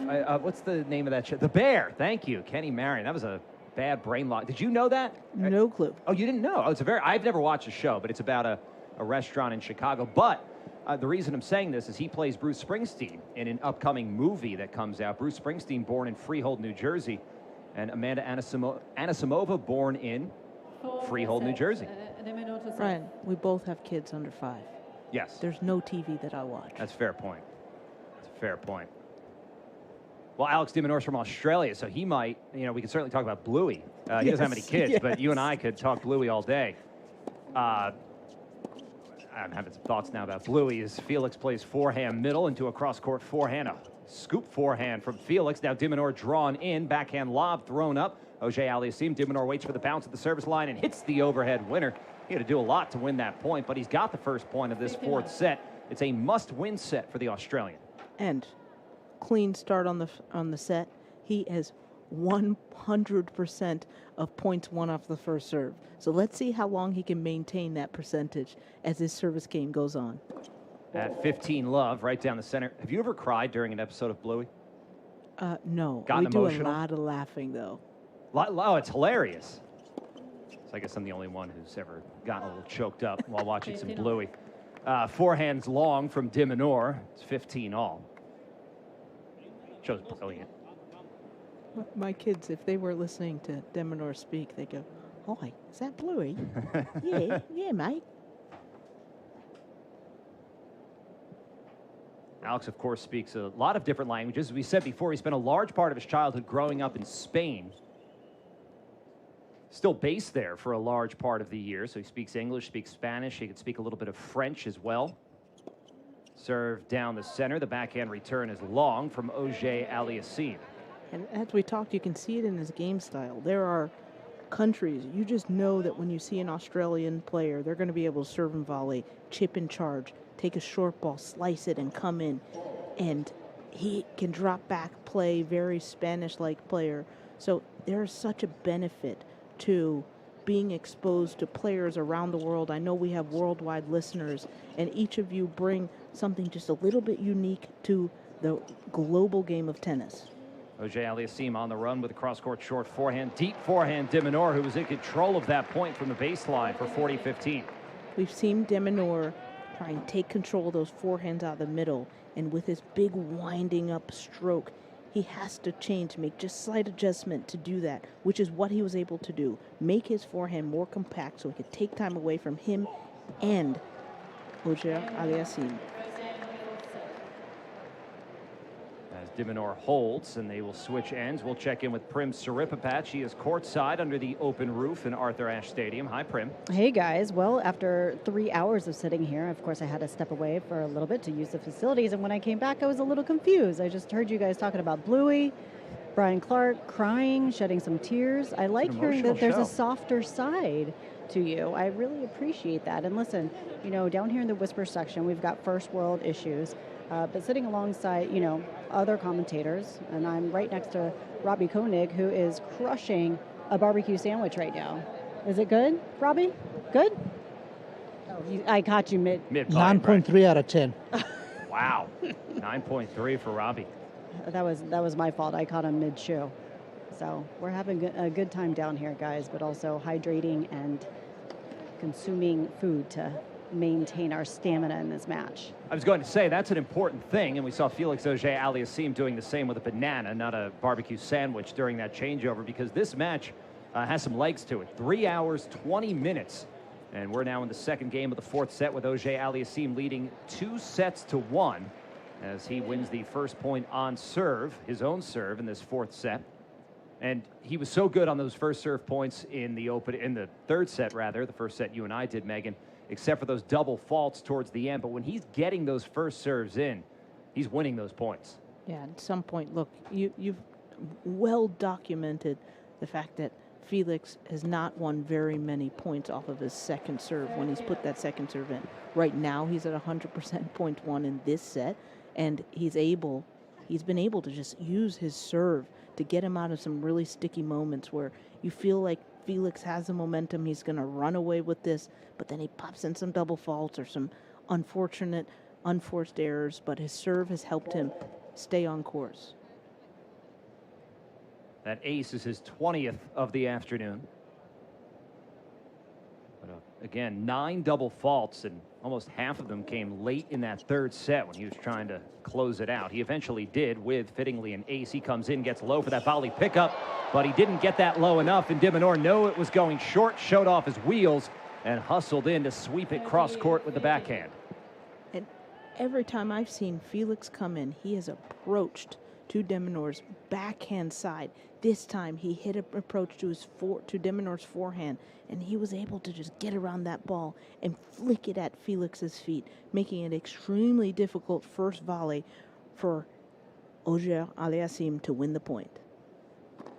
30-15 serve down the center, blocked back long. De Minaur, that was a clutch 121 serve right down the tee for Auger Aliassime for 40-15. And so here, to take the pressure off of Felix, I want him to start this point with the first set. Just make a statement. He can maintain his level of play and win games by winning 2 to 3 point increments. Good wide serve. That's returned long from De Minaur. Auger Aliassime holds as he tries to move in towards his first U.S. Open semifinal in 4 years. His first major semifinal. That was his lone appearance here in 2021 when he was beaten by the eventual champion, Daniil Medvedev. That was during a run of 3 consecutive major quarterfinals. Wimbledon 21, here in 21, Australia 22. This is his first time in the last 8 of a major since. It's almost 4 years as De Minaur nets that first serve. Alex De Minaur very familiar with the quarterfinal rounds at majors, but unfortunately for him, he's never won at this stage of a tournament. 0-5 in major quarterfinals. It's so important that if Felix wants to just really separate himself from De Minaur, then he is super sharp on these second serve points. De Minaur has not been able to put very many first serves in this match. He's at 40% for the whole match. I want to see Felix continue to just be aggressive, but lock in on those serves. That was a brutal double fault from De Minaur. He missed that ball into the lower third of the net. His 8th double fault. First we've seen from him in a while, but that one hurt. It's 15 all. Just not enough legs, power, playing with swinging out and authority. Missed that serve into net. Now another second serve on the way for De Minaur. Goes center of the box. Deep forehand return from Auger Aliassime. Now another punishing forehand from the Canadian player. Short backhand De Minaur to his right. He goes with the forehand. Auger Aliassime inside out backhand. Stretching out De Minaur. Flick the forehand. Now prances left with a cross-court backhand. Backhand from Auger Aliassime. They stay pinned to the baseline. It's De Minaur who approaches behind a ball. Drops off a short backhand volley. Oh, that was a dangerous play, but a gorgeous volley gets the job done for the Australian. You just do not understand how difficult of a volley that De Minaur just hit. He knew he was coming in, hit an approach shot. He made contact with that ball behind the baseline, but he is so lightning quick. He was able to steal as much court as possible and still caught himself picking up a low backhand volley, was able to carve the back of it for a drop shot winner. That was unreal. Guys, also, how about that roar from De Minaur? He's been pretty quiet, and there's another pump of the fist there with an unforced error on the backhand side for FAA. He's been pretty quiet so far, so you can tell he's trying to get the crowd fired up as he kind of yelled and roared out to the fans. 40-15 for Alex De Minaur. He's got that white baseball cap. He hops up and down a few times, looks across the net, tosses, and serves into net.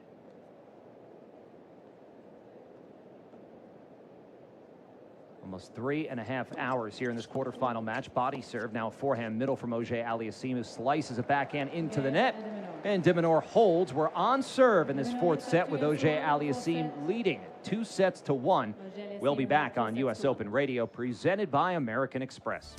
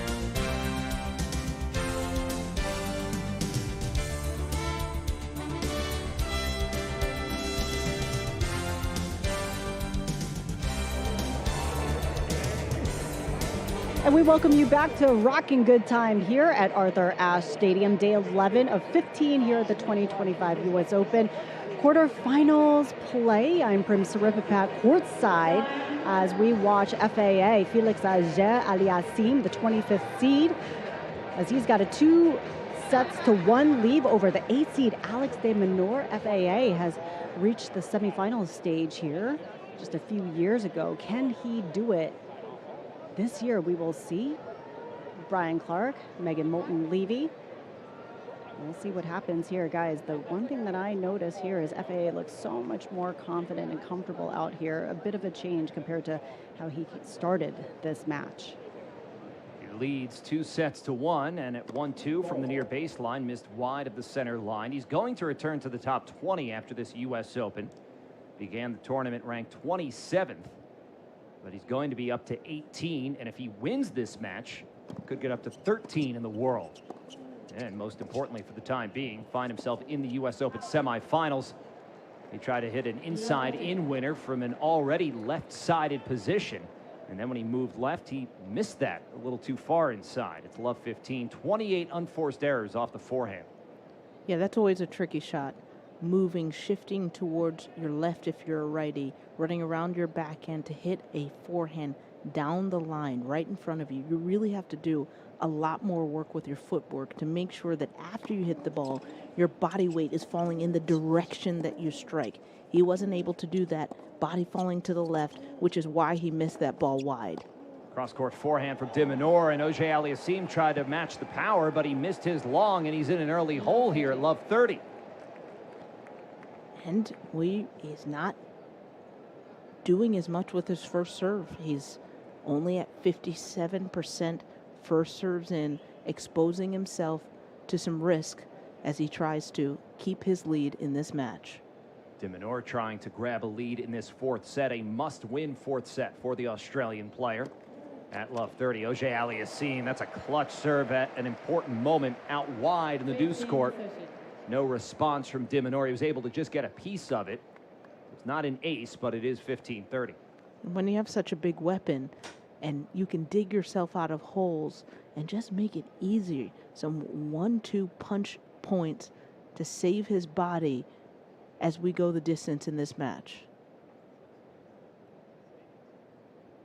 At 15-30, Auger Aliassime goes out wide again. The middle backhand from De Minaur, take it short off the baseline from Auger Aliassime, who moves into the backhand cross-court. Cross-court backhands from both players. Now backhand over the center of the net. De Minaur, forehand, Auger Aliassime running forehand. De Minaur, Auger Aliassime missed again on the forehand.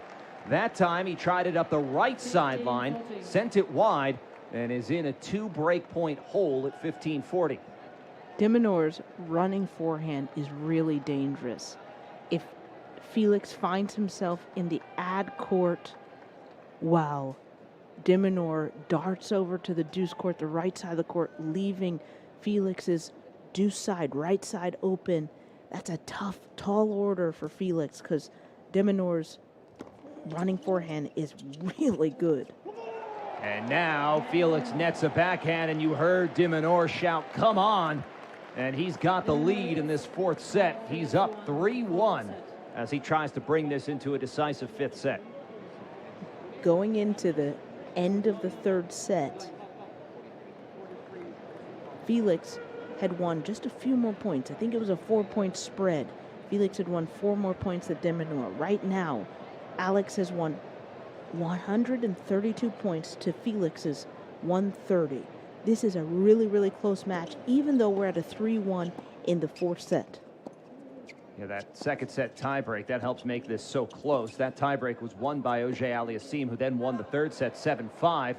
And right there sprays a backhand cross-court, 15-love for De Minaur. Something Auger Aliassime did extremely well in set 2 and 3 was he was able to play his big, quick strike tennis, but not going for the lines. Now he's not as sharp. De Minaur's playing his amazing defense. Some of these errors are just popping out of Felix right now. Frustrating times for Felix, 30-love for De Minaur.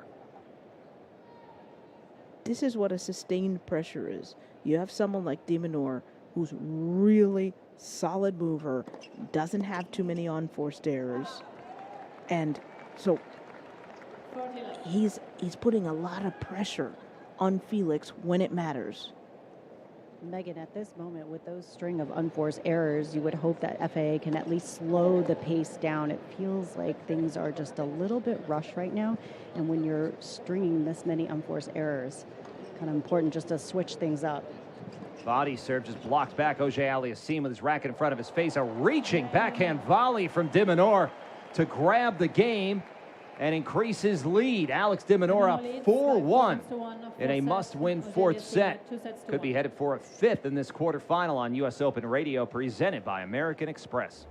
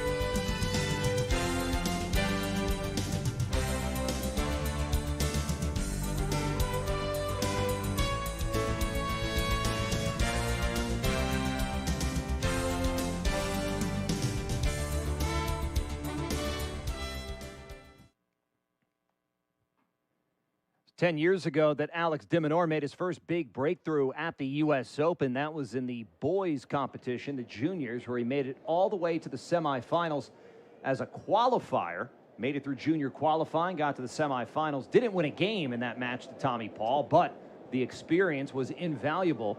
And now here he is in his third U.S. Open quarterfinal, looking for his first ever win in his sixth major quarterfinal, and he could be pushing Felix Auger-Aliassime towards a fifth set as he leads 4-1 here in the fourth. Auger-Aliassime up 2-1, and serving here from the far baseline, plays a serve and volley, and now he's right at the net and missed a backhand volley wide. And that tactic, Megan, looked like Auger-Aliassime trying something different, but just unable to come through on the execution. Yes, I mean, that was actually a great play, him coming forward, doing serve and volley. His first serve deep up, first volley deep up the middle, perfect play, but it just looked like he lost his focus at the last minute and isn't just locking in through the rest of the point. Auger-Aliassime nets that first serve. 3 hours, 36 minutes on court for these two. They've spent a lot of time on court over the years, both in juniors and at the professional level. Megan mentioned that earlier. Forehand down the line from Auger-Aliassime. They trade forehands, a backhand Auger-Aliassime into a backhand that De Minaur flies wide. First meeting was all the way back in 2015, College Park, and also Eddie Herr in 2015, College Park, obviously in your neck of the woods. Auger-Aliassime won both of their junior meetings there. 2016, Wimbledon Juniors, that was a De Minaur win, and that was the year Auger-Aliassime went on to win the U.S. Open boys singles title. 3 matches at tour level. Twice in 2022, once in 2024, and 22 Cincinnati, their first meeting. That was Auger-Aliassime in straight sets. And then that year at the Davis Cup Finals, where Canada beat Australia in Spain in the final, Auger-Aliassime won in straight sets. And then on clay in 2024, De Minaur won in 3 in Rome.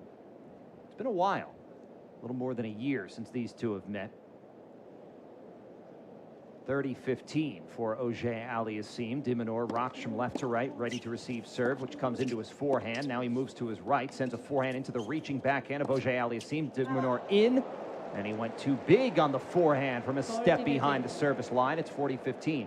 Yeah, if De Minaur doesn't time that forehand, that loop, and shorten it, make it more compact as he moves forward, he can miss that ball long. He doesn't quite get, because of that swing, doesn't get under it and cover it fast enough, so it can sail long. Huge serve down the center, blocked back De Minaur. Felix comes in, cross court with the volley from the ad service box for a winner. He holds, but De Minaur is just 2 games away from forcing a fifth set. It's 4-2. And again, Felix took his time on that first serve, on that approach shot, that high forehand shot, because he can make some errors there. Took his time. De Minaur committed to going right, covering his forehand, but that opened up a really nice inside-out winner for Auger-Aliassime. De Minaur serving from the near baseline at 4-2 up the center, and Auger-Aliassime can't get it back. De Minaur serving in this fourth set. That's been the difference. He's getting the first serve in less than half the time, but he's winning second serve points. He's won all 7 first serves he's gotten in, 6 of 8 on the second serve. At 15 love, he hammers one out wide that Auger-Aliassime can only knock down. 30 love. And that's such a great point, Brian, because when Alex is making second serves, or when he misses a first serve and puts a second serve in, he's winning 75%. That's a great statistic. So at some point when he wasn't putting his first serve in, he's doing a great job of it right now in this fourth set. But second and third, he did not do so well. So he could have just known, hey, let me just roll a first serve in here and start the point and see what happens. But he's done a great job of just flipping the switch and making some more first serves in the fourth set. At 40 love, the serve out wide, the backhand return into net. De Minaur 1 game away from forcing a fifth. Auger-Aliassime will try to rally when he'll serve at 2-5 on U.S. Open Radio, presented by American Express.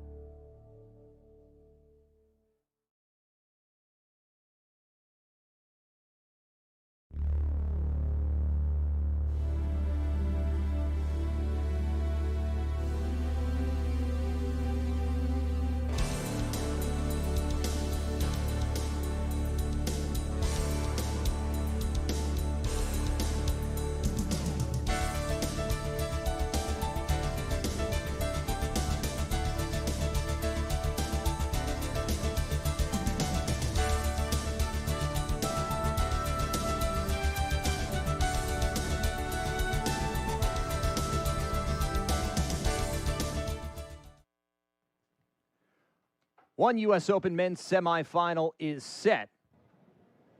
That'll be Carlos Alcaraz against Novak Djokovic. Who will make up the other? Felix Auger-Aliassime and Alex de Minaur in action right now. Tonight, the all-Italian affair. Jannik Sinner, Lorenzo Musetti. And we could be deciding this quarterfinal in a 5th set. Felix Auger-Aliassime leads 2-1, but is down 2-5 here in this 4th set to a resurgent Alex de Minaur. And it's Auger-Aliassime serving 3 hours, 40 minutes on court. And from the near baseline, he missed that first serve long. Brian Clark here with Megan Moulton-Levy. Prim Siripapat is courtside in Arthur Ashe Stadium. Another beautiful day. It is supposed to warm up over the next few days. Men's final day on Sunday is supposed to be cool like it's been for most of this tournament. It's supposed to be pretty warm, though, Saturday for the women's final. Cross-court forehand from both players until Auger-Aliassime nets his forehand, and it's love 15. And Felix has just had some more errors this set. Just hasn't been able to swing out as freely. Shot selection hasn't been bad. It's just the way he's striking the ball, the height over the net, the targets that he's aiming for, that has just not been as sharp in the last two sets. At love 15, Auger-Aliassime out wide, a backhand short, de Minaur, backhand drop shot, Auger-Aliassime. Here comes Alex cross court, touch volley Felix, and de Minaur can't get there. Auger-Aliassime knew he had to stay close to the net, and it was a good thing he did because de Minaur was able to get that cross court. De Minaur almost had that volley. He was so close to the net. Felix pounded that volley down the line. And de Minaur was so close to being able to just run over it and hit a tweener. He didn't do it, but man, is he quick. Look toward Adolfo Gutierrez and the rest of his team courtside. De Minaur is on that side of the court where his camp is located as the higher-seeded player, and a cross-court forehand from Auger-Aliassime from inside the baseline. Too hot for de Minaur to handle, 30-15. I'm so curious, Prim. I love being in stadium, feeling the buzz, the energy of the crowd. What are they feeling like right now? I mean, just judging from the crowd's reaction, they seem to be a little bit more pro-FAA, maybe, rooting a little bit more for Auger-Aliassime.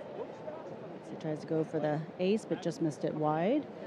But what I am noticing in terms of just like general energy, I mean, you can tell Alex de Minaur is really fired up. He's on his toes as he goes for the return, the backhand cross court. FAA with the inside in. Move it, and was that in? That was good. That was good. Just caught the line.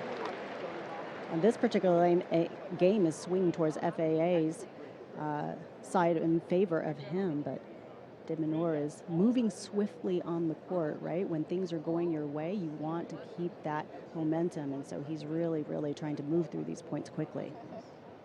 40-15 for Auger-Aliassime. Up the center he goes, an ace. His second of this 4th set, and Alex de Minaur will try to bring this 4th set to an end. He'll serve with new balls at 5-3.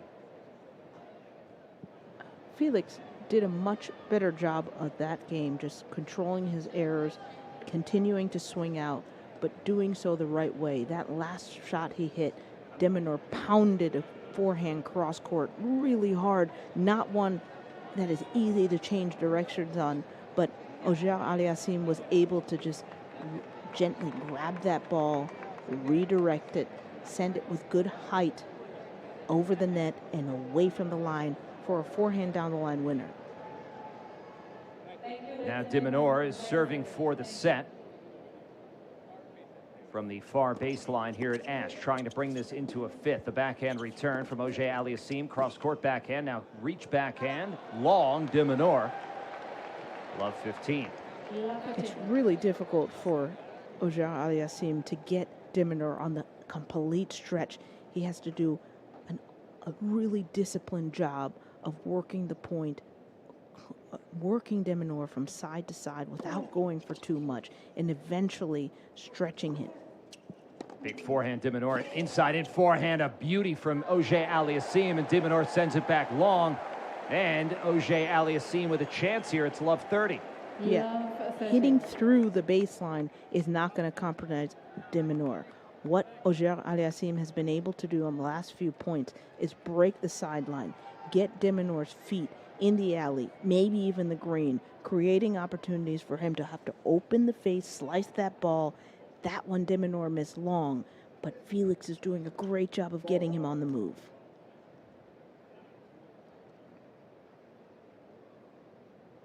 Second serve here from De Minaur.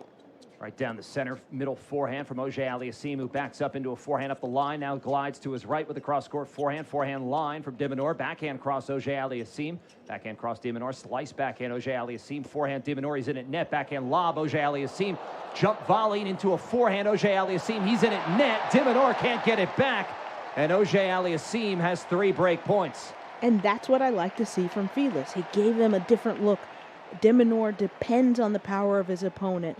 Instead of continuing to exchange body blows back and forth, Felix dumps in a slice, forcing De Minaur to create his own power and winning the point by coming forward, being ready for that short ball, getting him in trouble, and pouncing on it. Megan, do you think he should try maybe some more drop shots and more slices to pull De Minaur in? Yeah, I think that he just wants to change pace. De Minaur wants to be in a slugfest. So as much as Auger-Aliassime can slow the ball down, change the tempo kind of like that, he's going to keep himself in this match.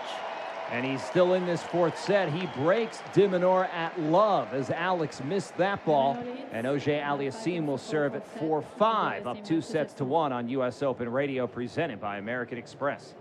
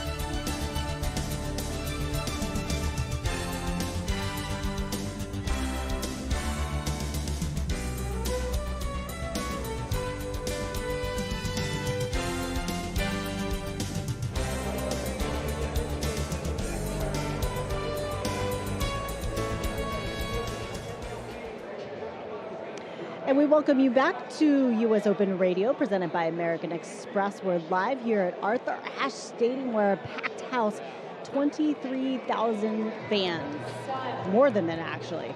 We're packed in here to watch this quarterfinals men's matchup between Alex De Minaur, a top 10 seed, versus FAA Felix Auger-Aliassime, aka FAA. Can De Minaur push this to a 5th and final set between the two heading into this match? FAA led the series 2-1, at least in ATP Tour. Brian Clark, Megan Moulton-Levy, here we go. It felt like De Minaur had this ticketed, signed, sealed, and delivered to get to a 5th set, but Auger-Aliassime has won 8 consecutive points, including breaking De Minaur at love as he served for the 4th set. So now it's Auger-Aliassime serving at 4-5. To try to extend this 4th set. He leads 2-1, missed that first serve long. Serving has not been as crisp in this 4th set for Auger-Aliassime as it was certainly in the 3rd set, when he was almost unbeatable on first serve. And right there, he just overcooked a forehand from the right sideline. Love 15. Prim, earlier when you were discussing Felix, and you were saying that, you know, you really want to try and slow down, and when you feel like the sweat set is getting away from you, just take a deep breath. I feel like the tides have turned, right? De Minaur, as Brian just said, lost 8 points in a row. You want to take your time to slow everything down and find some way to disrupt your opponent's rhythm. Yeah, serve down, serve T for 120 from Felix that De Minaur could not pick up. Sorry, Prim, go ahead. No, I was just going to say it's been quite the seesaw match between these two, and you know, you just really never know which way it's going. The pendulum is going to swing. kudos to Felix and both of them. Actually, they've just bounced out. You know, as I think about going into a match like this, you really have to visualize yourself being up and then losing some really egregious points, so that you don't. You've already almost experienced that before you go into the match, so it's not a shock to you when it actually happens, because invariably in every match it is going to occur. So the more you get comfortable and accept that it's part of the game, it allows you to be free and bounce out of some of these really difficult moments in a match. Serve right down the center from Auger Aliassime, an ace for 40-15. And he's on the cusp of 5-all here in the fourth set. Yeah, wow, 22 aces and counting for FAA. Megan, when you're describing that, the analogy of riding the wave, kind of being in a boat in the middle of a thunderstorm, if you can just be the calm within the chaos and just ride it out, trust the process. Serve out wide, now a deep forehand return, backhand. Oh, what a return from De Minaur that Auger Aliassime could not handle, 40-30. Yeah, that's not uncharacteristic of De Minaur. His forehand is really good. Sometimes he catches that ball late, which, you know, I'm not sure whether De Minaur on that deuce side, that right side of the court, was aiming cross-court middle, but, you know, giving himself a big target because of him catching that ball late was a smart shot selection. That first serve missed from Auger Aliassime. He's got a second coming here at 40-30. He's looking for 5-all in the fourth set. Serve into the backhand, short De Minaur. Now forehand, Auger Aliassime off the tape, but it goes. De Minaur soft forehand. Now a backhand up the line. Well, long from De Minaur. Auger Aliassime holds for 5-all, and now it is De Minaur is looking a bit unsettled on the court. But he's got to get it together quickly, serving at 5-all in this fourth set. It's not like De Minaur has done anything wrong.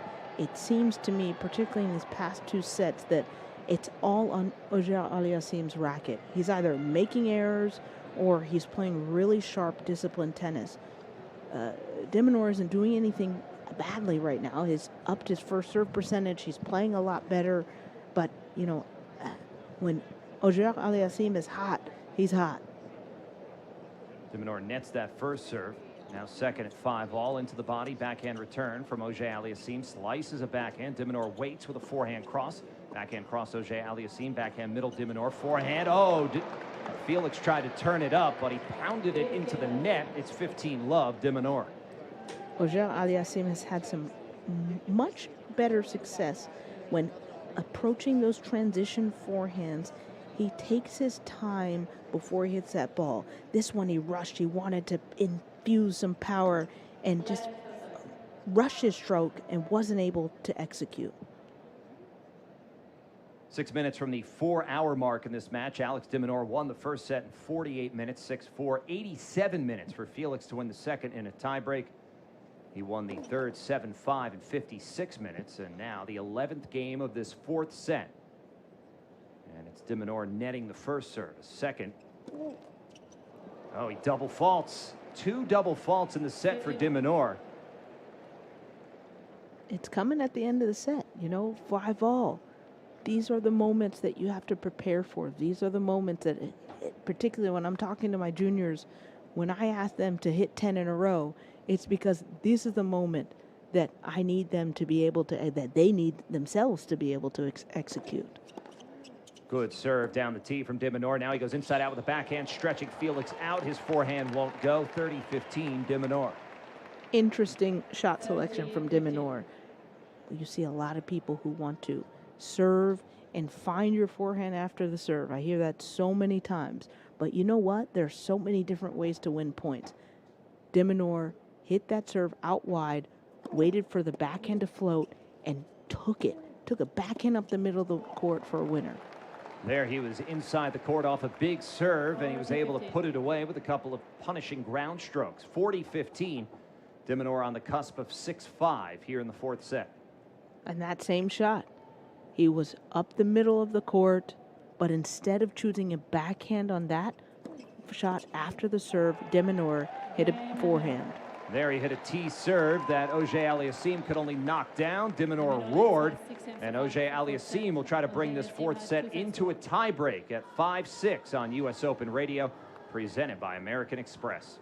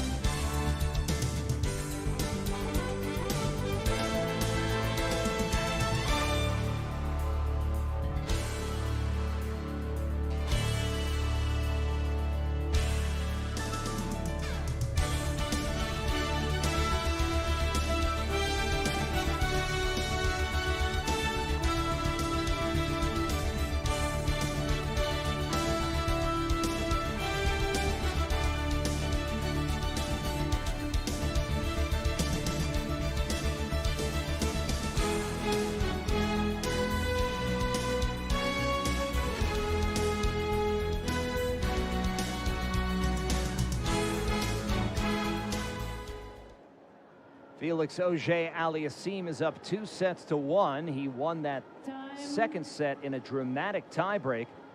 And if he wants to win this match in 4 sets, he'll need a tiebreak. First, he's got to get there. He'll serve at 5-6 to Alex de Minaur. Brian Clark back with Megan Moulton-Levy. We've got Prim Saripapat courtside in still the first match of what is turning into a pretty long day session here on this Wednesday at the U.S. Open. Last day of the de rigueur day-night sessions over the first week and a half of this tournament. Tomorrow, if you're around the area, admission is free to the grounds during the day. So come on over. You can eat, drink, shop, watch some of the juniors, the wheelchair events. There'll be doubles action as well. And then the women's semifinals tomorrow night in Arthur Ashe Stadium. Felix Auger Aliassime trying to get to the men's semifinal on Friday. He's been there once before. He wants a return after a few years away. It's 15-love as he starts by serving down the center. And let's just keep an eye on this in this service game, because in the last one, when Felix was trying to serve out the third set, it's when the nerves crept in, he slowed down his racket head speed, had some of those doubles faults. Let's see what his concentration and focus is able to do in this game. About to hit the 4-hour mark for this match at 15-love right down the center. Short return, De Minaur now a forehand into the backhand of Auger Aliassime, keeping De Minaur pinned to the baseline. Slice backhand from the Canadian player, now a forehand from De Minaur, and Auger Aliassime netted into the middle of the net with his backhand. 15-all. Weird error, but, you know, no one can make 100% of the points that they want and make all of those shots, so... oh well, let's hope he lets it go and gets ready to play this third point of the game. The second unforced error off the backhand for Auger Aliassime in this fourth set. As you said, a weird error. Up the tee he goes, stumbling to get to De Minaur. Auger Aliassime comes in to crush the forehand. A lob, the only play for De Minaur. Backing up Auger Aliassime, cross court with a leap from the ad service box. As that shot, that point, turned out to be a little bit more difficult than he probably first expected, but he handled it for 30-15. Well, good for Felix, because De Minaur he hasn't been quite as sharp with his backhand passing shot. So while the forehand side of De Minaur's was open, Felix took his time, guided that ball back to the backhand side, and was able to execute and win that point. Another first serve coming.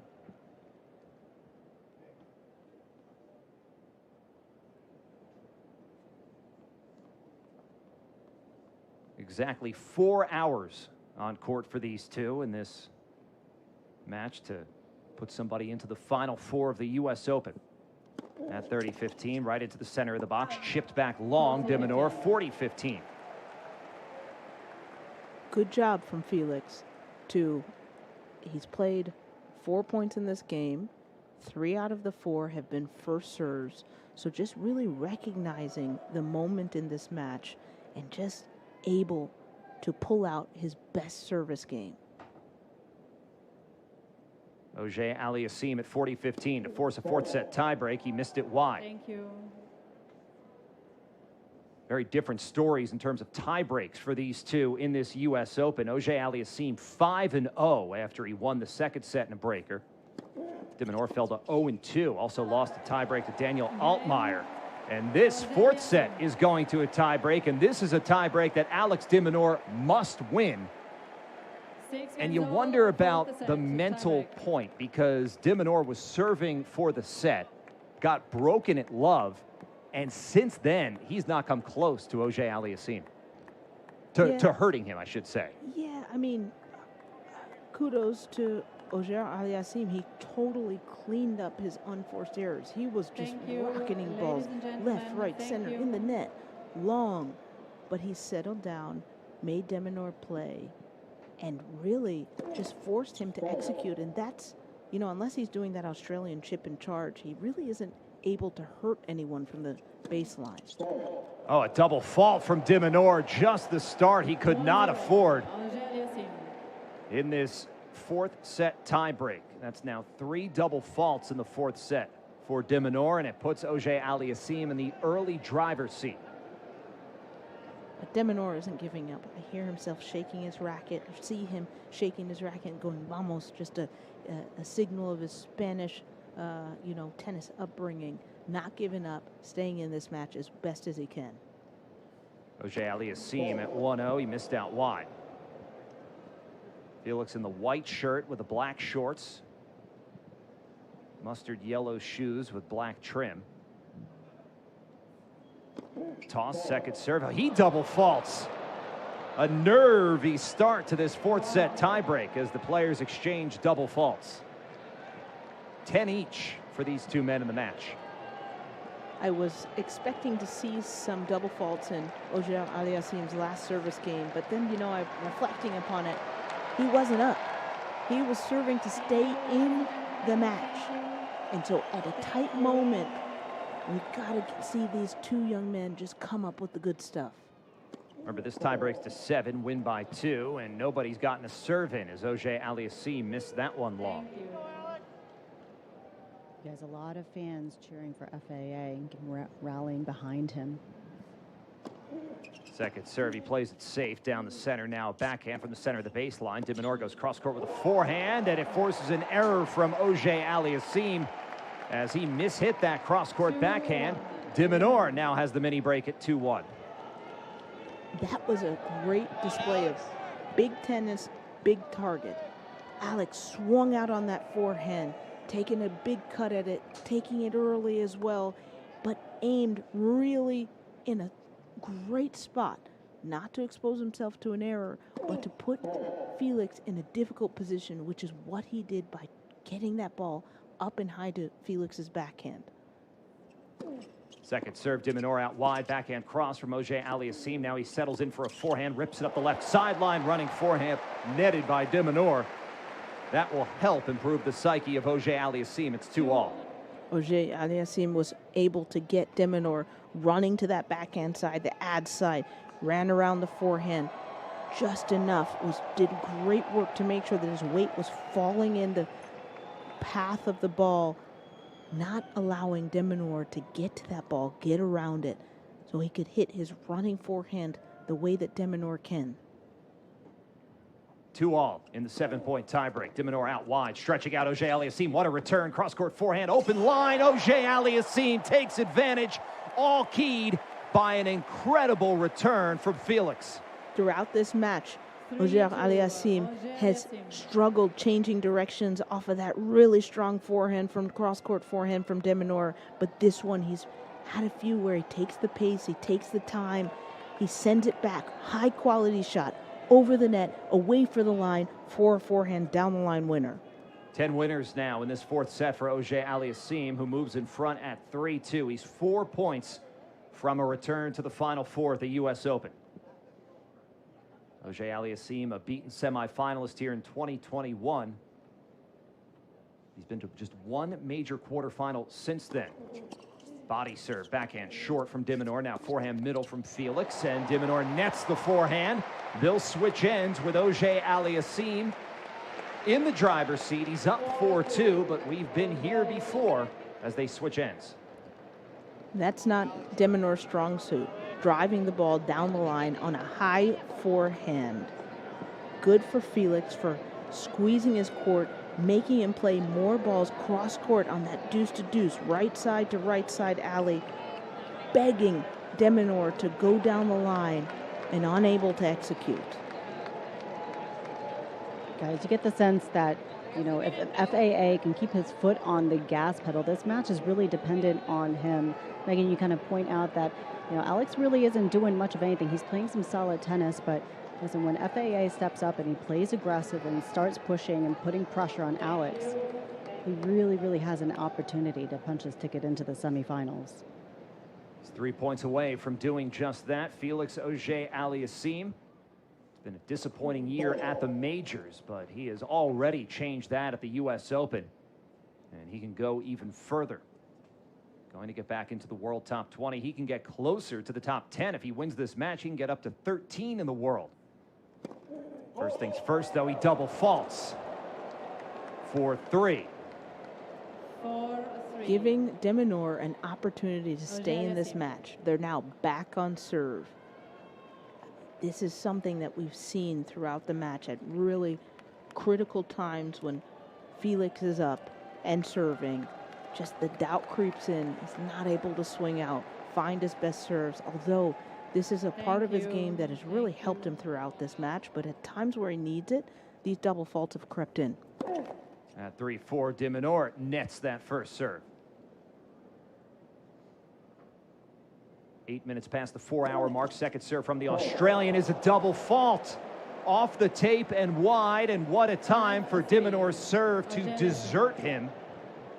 4 double faults in this 4th set.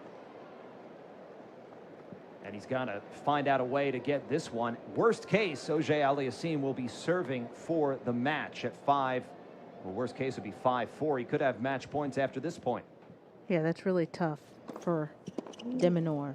Gets it in, though, down the center, and then Auger-Aliassime misses long. So it's that worst case scenario we talked about for Felix, and that is an opportunity. Not by much, though. His forehand just missed.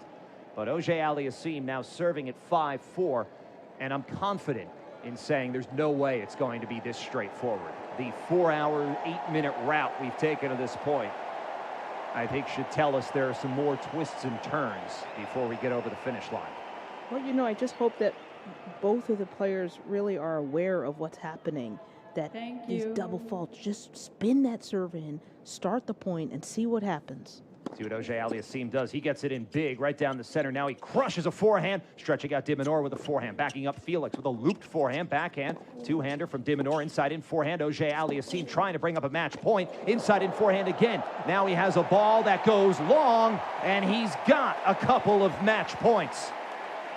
I talk about it all the time. When you're playing a great mover like De Minaur, you want to try and just pin them to one side, not allow them to run around, scamper, hitting these shots. And that's exactly what Felix was able to do. Pin De Minaur on that forehand side and draw that forehand error.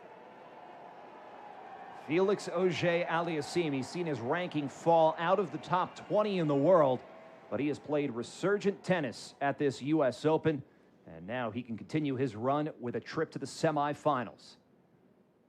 25-year-old puffs out his cheeks, couple of deep breaths, 6-4, couple of match points from the far baseline. Big down the center, short backhand return, big forehand Auger-Aliassime, backhand trying to pass, nothing doing De Minaur, and Felix Auger-Aliassime is back. He's back to the U.S. Open semifinals. He's back inside the top 20, and he is back towards the top of the men's game where he feels and knows he belongs, as he wins a 4-hour, 10-minute battle of attrition, coming back from a set down to beat the feisty and in-form Alex De Minaur 4-6, 7-6, 7-5, 7-6. What a win for Felix to move to the U.S. Open semifinal. That's a confidence builder. I mean, it's clear that he has the skill, the level to play, but sometimes it's not about the tennis. It's really about mind management. And he did such an awesome job of being able to just bounce out, because some players could have been totally distracted by the fact that they had so many opportunities to really make this a lot more straightforward match. But kudos to Auger-Aliassime and just his mounting acceptance and the fact that this is never going to be easy. He's okay with it, and he's able to battle through it. It was not easy as De Minaur leaves the court to applause, but Prim, I said there was no way it was going to be straightforward. It was pretty straightforward, those last 2 points. Felix was clutch on serve when he needed to down the stretch. He really is. I mean, listen, he's kind of a champion in many ways, a U.S. Open junior singles champion. He knows how to win. He understands and really appreciates this big stage. But my goodness, he did not play his best tennis. So you look at the stats, 50-something unforced errors. I mean, that's crazy. 50 unforced errors, and yet he was still able to push through this. But dropping the first set, and then in that fourth set, down 4-1 and 5-3, and to rally all the way back, he has to be proud of himself in terms of just the grit and determination and really staying out there and fighting. Prim, thank you. We're going to hear from Felix. Just those unforced errors. He had a lot those first 2 sets. Really cleaned it up, though. The third and fourth sets, just 16 across the 2. And he is victorious and ready to talk. Congratulations. What were the nerves like in that tiebreaker? Yeah, I think it was just a lot of nerves today, during the whole match. It wasn't pretty at all times, but, that's what Grand Slam matches are. Sometimes, some days you won't feel your best, but I was willing to dig really deep and to do everything I can, to stand in here, right now. So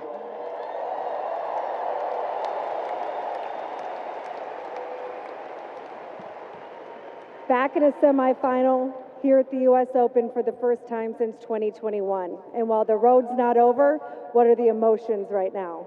No, it feels amazing. 4 years ago, it feels like more. Honestly, it was a tough couple of years, but it feels even better now to be back in the semifinals. Thank you so much. It's been an amazing tournament so far. Like you said, it's not over. There's still, some tennis to play, and the biggest challenges, are yet to come. But that's what I live for. That's what I train for. So I'm going to show up and be ready for my match on Friday.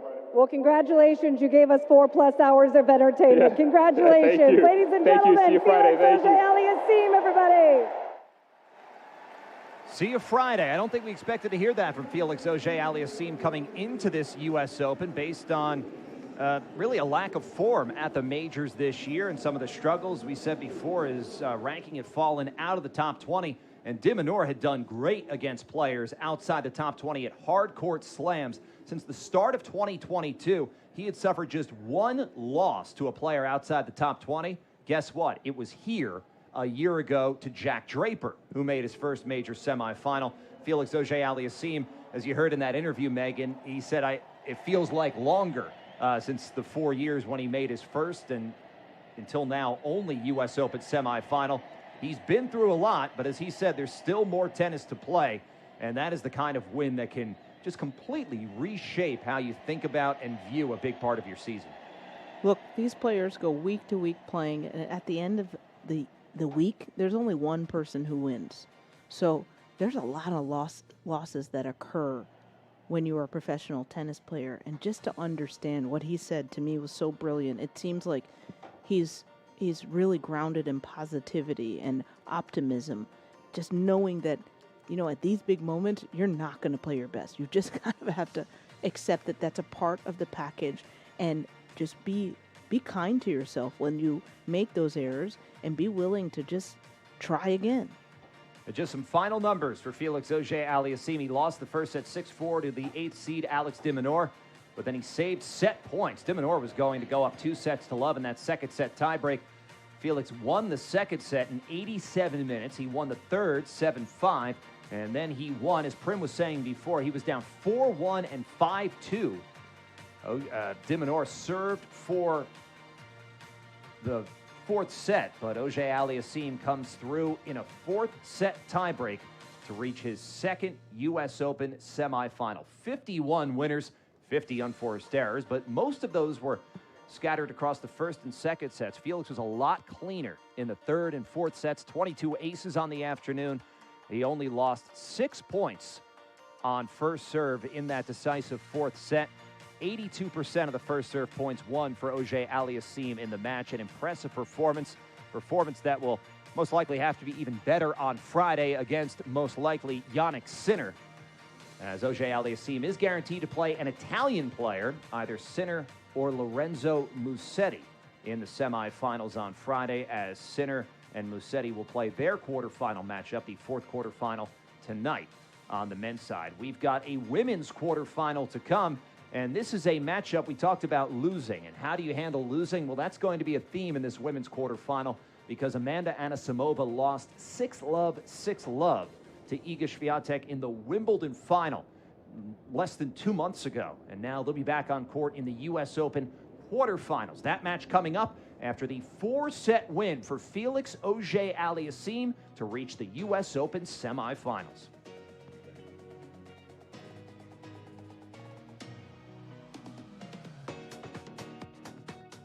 Second serve for De Minaur, who clobbers it to the flat backhand of Auger Aliassime. Twists his hips, goes inside in forehand to the De Minaur backhand. De Minaur with a forehand cross-court. Auger Aliassime answers with a backhand slice ad side. Backhand slice De Minaur, Felix with a forehand into the De Minaur forehand, and a forehand that missed down the line by Auger Aliassime. The first set to the 8th seed De Minaur, who takes it 6-4 over FAA. First serve is an ace. Wallop up the tee from De Minaur. We're going to the tiebreak here in the second. Another chance for the Canadian to split sets on Ash in his quarterfinal. Wipes the perspiration off of his face. His orange and black Adidas sneakers behind the baseline. On the outside of the court at 8-7. Trying to split sets. He rocks back. Quality toss. Pounds of the ball into the forehand by De Minaur. Forehand good. Cross-court Auger Aliassime. Forehand is successful by De Minaur. Twisting the hips, inside out. Auger Aliassime, flat backhand, middle of the net. Resilient, stout, the grit from the Canadian, who split sets, wins the second set tiebreak. Set point 2, Auger Aliassime. He goes wide, he goes ace, he goes up 2-1 in this U.S. Open quarterfinal. 19 aces for Auger Aliassime. That one at 121 miles an hour. And he is 1 set away from his second trip to the U.S. Open Final Four. Auger Aliassime does. He gets it in big right down the center. Now he crushes the forehand, stretching out De Minaur with a forehand, backing up Felix. The loop forehand, backhand, two-hander from De Minaur, inside in forehand. Auger Aliassime trying to bring up a match point. Inside in forehand again. Now he has a ball that goes long, and he's got a couple of match points. Pumped out his cheeks, couple of deep breaths. 6-4, couple of match points. Far baseline, big down the center, short backhand return, big forehand. Auger Aliassime backhand trying to pass, nothing doing. De Minaur, and Felix Auger Aliassime is back. He's back to the U.S. Open semifinals. He's back inside the top 20, and he is back towards the top of the men's game, where he feels and knows he belongs, as he wins a 4-hour, 10-minute battle of attrition, coming back from a set down to beat the feisty and in-form Alex De Minaur 4-6, 7-6, 7-5, 7-6. What a win for Felix to move to the U.S. Open semifinal.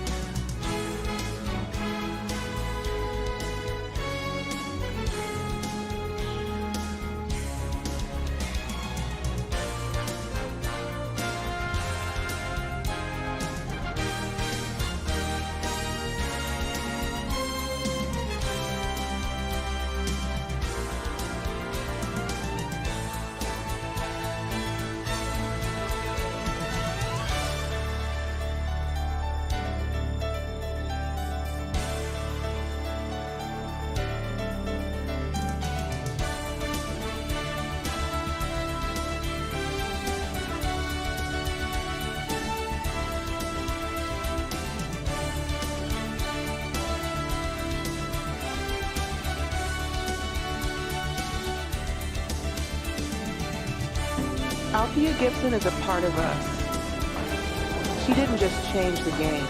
She made the game possible.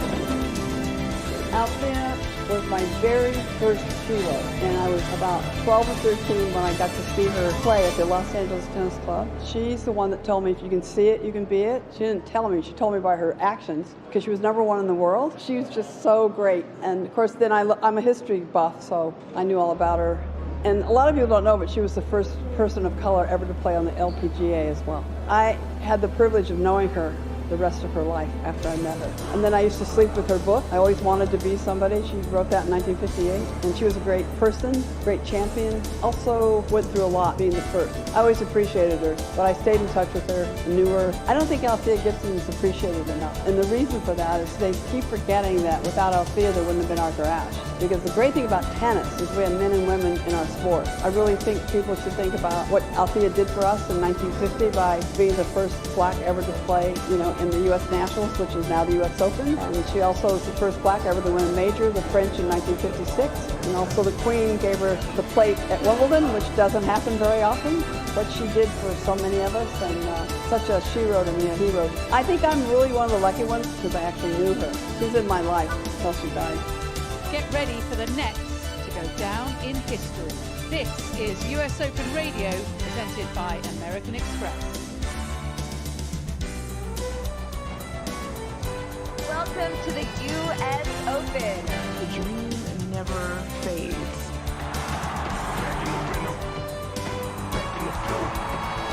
The fan is from your name that definitely sparks me.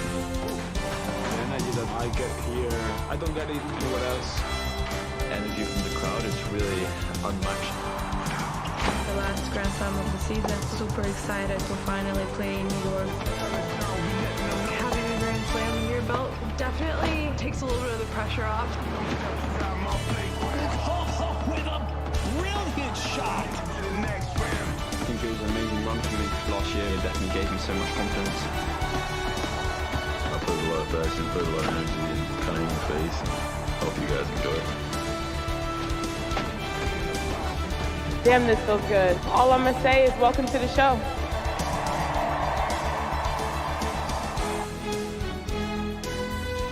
Iga Swiatek is just finishing up her pre-match interview. Just getting my focus and really playing my double and knowing what I want to do, and that's it. Appreciate it. Good luck out there. New York, please welcome today's quarterfinalists. From the United States, making her U.S. Open quarterfinal debut, Wimbledon finalist, Amanda Anisimova.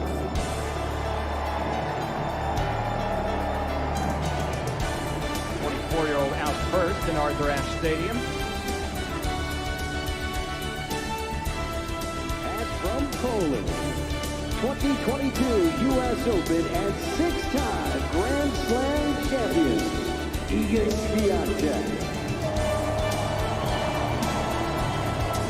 The other 24-year-old is out second, the reigning Wimbledon champion, the 2022 U.S. Open champion. It's a rematch of the Wimbledon final. It is a quarterfinal between Iga Swiatek and Amanda Anisimova. Swiatek is actually a few months older than Anisimova, who just turned 24 the other day. Her birthday, August 31st. A lot of talk about numbers, and the numbers in that Wimbledon final, well, they were zeros. And that's how many games Iga Swiatek lost over those two sets in that romp. A romp that, while many people, I think, picked Swiatek to win that match, nobody expected it to be as straightforward, as much of a blowout as it was. But that was on grass in July. We're now on a hard court in September, quarterfinal round of the U.S. Open. It is a different ball game, and it will be Amanda Anisimova to try to get things going against Iga Swiatek as the players are due at the net for the coin toss. Actor and writer and host of La Culturista Sport Podcast. New York, give it up for Bowen Yang. Said Bowen Yang was in the stadium before, and he's going to perform this coin toss before the quarterfinal. Damien Dumassois, the chair umpire for this match. Anisimova is out, and now Bowen Yang only waves at Iga because she's doing her usual pre-match pacing and shoe squeaking. Instructions from Damien Dumassois ahead of this quarterfinal matchup, and see what happens with this coin toss.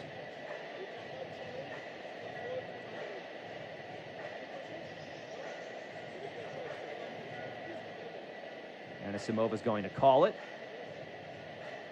Bowen Yang is going to toss the coin, and he almost hit Iga Swiatek with it. Anisimova won the coin toss. Swiatek leans in to hear over the music what's going to happen. I don't know what's going to happen because I cannot lean in over the music. But the players now pose for a photo with the actor and comedian and podcast host Bowen Yang. And now the two players pose for a photo. It's their second time on court in just about 2 months. And Anisimova departed the net first. Swiatek had spun around ready for more photos, but the pictures were complete. And now the warm-up can begin ahead of this U.S. Open quarterfinal. It is the world number 2, Iga Swiatek. She has been in red-hot form in 2025, 53-12, 32-7 on hard courts. The only thing that seems light, the number of actual titles that she's won. Only 2 of them, of course, 2 of the biggest events on tour, Wimbledon and Cincinnati, where she beat Jasmine Paolini in the final. But here she is back in the quarterfinals of the U.S. Open with a winner to take on either Karolina Muchova or Naomi Osaka. Amanda Anisimova, number 9 in the world. She'll get back to number 7 after this U.S. Open. She's guaranteed to get back to 7. She's now into her 4th major quarterfinal. But Megan, she's really a different player, and it seems like a happier player and person, and she credits a lot of it to maturity and that time she spent off the tour, just away, not even off the tour, away from tennis. Enrolled at college in Florida, and just to get away from the sport. And it seems to have rebalanced her relationship with tennis, and now the results are following. I mean, we have others like Ash Barty who kind of displayed that same kind of just taking a breath, gaining a different perspective. But I just want to be like very, very clear. Like, this might be much ado about nothing. Losing 0-0 at her first Grand Slam final, and really first matchup between the two. If I'm Anisimova, I leave that match, and I thought, holy cow, here's what I would have done differently. I would have done that, I would have done this, So you know that she's going to come into this match prepared to do things a little bit differently, and know that, look, she's a great player. Has this new perspective, and she's going to be prepared to make some adjustments and make this a more competitive match today. Anisimova won a big title this year, her first 1,000-level event. That was in Doha back in the early portion of the year. Got to the 2 grass finals, of course, Wimbledon, but then Queens just a few weeks before that in London. Is that scoreline in Wimbledon, when you think about how she handles that and gets past that, is it different, or is your perspective on it different because it was the Wimbledon final? If you lose like that to somebody in the 4th round of a whatever event, but because it's the Wimbledon final, does that make it maybe easier to move on from it and forget about it? Or does it make it more dangerous, and it could make it more of a something that's heavier on your mind? I mean, look, she's been able to, at some level, back it up. She's in the quarterfinals of the U.S. Open, so I think her results from Wimbledon to now have spoken clearly about the fact that, like, hey, it happens. That is a big moment that players dream about, playing on center court, playing on Ash, playing on center court at Wimbledon, playing on Ash here at the U.S. Open, in a final, in the Grand Slam final, and those moments can be overwhelming. I've never experienced one, but I can only imagine that it's supremely overwhelming. And so she hasn't stopped competing. She hasn't crumbled. So I'm confident that she used that loss to motivate her, learn from it, and be prepared for the next swing coming up. 1 minute. 1 minute left until the start of this match. A very different opponent for Amanda Anisimova, because in this road to the quarterfinals, she has not faced a player inside the top 20. Kim Birrell in straight sets, then it was Maya Joint in straight sets, those 2 Australian players, and then a 3-set win over Jacqueline Christian. She absolutely blitzed Beatriz Haddad-Maia 6-love, 6-3 in her 4th round match. But Haddad-Maia seeded 22nd, seeded inside the top 20. But here she takes on the world number 2, Iga Swiatek. So this is a different challenge for a spot in the U.S. Open semifinals. Brian Clark, Megan Moulton-Levy will have all the action. They've also taken the court right next door in Louis Armstrong Stadium for the women's doubles semifinal. Top-seeded duo of Katerina Siniakova, Taylor Townsend against the fourth-seeded team of Elise Mertens and Veronika Kudermetova. And that is just beginning on Armstrong. But we are beginning late here in Arthur Ashe Stadium for this second match because of that long win for Felix Auger-Aliassime to move to his second U.S. Open semifinal after Auger-Aliassime in 4 hours and 10 minutes beat Alex De Minaur in 4 sets. So we know 3 of the 4 men's semifinalists, and still we only know half of the women's semifinal field, even though those semifinals will be tomorrow night. We know that Aryna Sabalenka will be there without even needing to take the court for a quarterfinal match yesterday because of the unfortunate injury to Marketa Vondrousova. And we know that she'll be playing Jessica Pegula in the quarterfinals for the 2nd straight year after Pegula beat her a year ago. But this quarterfinal, well, this is an interesting one. This is a rematch of the Wimbledon final. We all know what happened on the grass at the All England Club back in July, but what is going to happen here inside Arthur Ashe Stadium? Amanda Anisimova, born not too far from New York at Freehold, New Jersey, moved to Florida at a young age, still lives in Florida. It was a rocket ship ride through the juniors, but it's been a more winding road at tour level. But Anisimova has things going right, and she'll serve first to begin this match and miss that first serve out long. We are underway. 18 minutes after 4 o'clock here in New York City. Brian Clark with Megan Moulton-Levy on U.S. Open Radio, presented by American Express. She rolls in that second serve, backhand from Swiatek. Now cross-court backhand into the backhands from both players, and Swiatek's backhand finds the knee and finds the net from one knee. It's 15-love for Anisimova. One thing that Anisimova is going to try and thread the needle, get Swiatek in the alleys, compromise her, get her moving on the run, and see what she can do from those positions. Anisimova looks out from under that slate blue visor, goes out wide. The backhand cross-court, Swiatek into a cross-court backhand. Backhand drive from Iga. Now a middle forehand. Anisimova's long. It's 15 all. You know me, I'm going to say that not enough racket head speed. She guided, Anisimova guided that forehand, introducing some lack of control. When you don't swing, have the appropriate racket head speed, you can really just let that ball sail. At 15 all, Anisimova wide on first serve.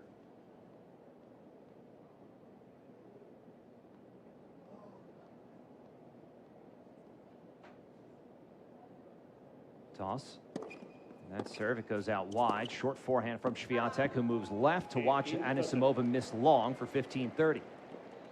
Again, just floating some of these forehands, just a little long from Anisimova. 4th major quarterfinal for Amanda Anisimova. Of course, Wimbledon, where she beat Pavlyuchenkova all the way back 2019 as a teenager, and she beat Simona Halep, then 3 in the world in the Roland Garros quarterfinals. Deep body serve that Swiatek couldn't handle. It's 30 all. She also lost the quarterfinal to Halep at Wimbledon in 2022. One thing that for sure is that I can hear is that it was a normal 30-15 point. Anisimova hit a serve to Iga Swiatek's body. Swiatek missed it, and the crowd erupt. So the crowd wants to see. They're going to try and pull Anisimova through this match. So that's already a clear difference between whatever happened at Wimbledon and what this crowd is going to do here today. Well, what happened at Wimbledon, Anisimova did not win a game, and she's got game point here after her first ace of the match, going out wide for 40-30. Deliberate pace from the American player. Body serve, backhand return from Swiatek, who moves right for a forehand. Now forehand from Anisimova into a forehand punch from Swiatek. Swiatek again with that compact forehand stroke. Anisimova tried to change it up for a winner, but drilled it into the net down the left sideline. It's deuce. Swiatek is a master at just staying low. Her split step are really low, wide. She doesn't really move forward to the ball. She waits for it, but she uncoils and then coils down and then uncoils through the shot, creating power, absorbing and able to create. Anisimova is going to have to be disciplined and resist her urge to finish the point too soon against Swiatek. At deuce, Anisimova missed long down the center.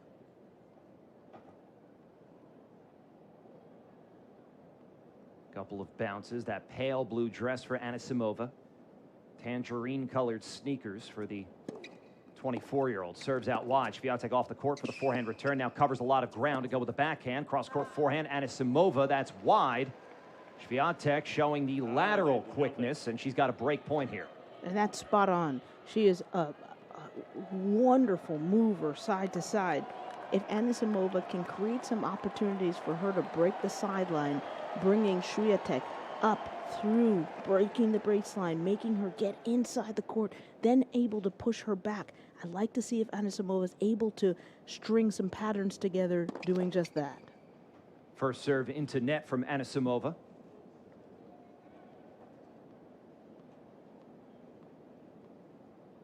Swiatek in the white dress with black trim on the sides, black baseball cap, deep serve into the body, backhand return from the world number 2, who's got a break to begin this match. Anisimova had game point, but Swiatek found a way to continue her run over Anisimova, and she breaks to open this quarterfinal.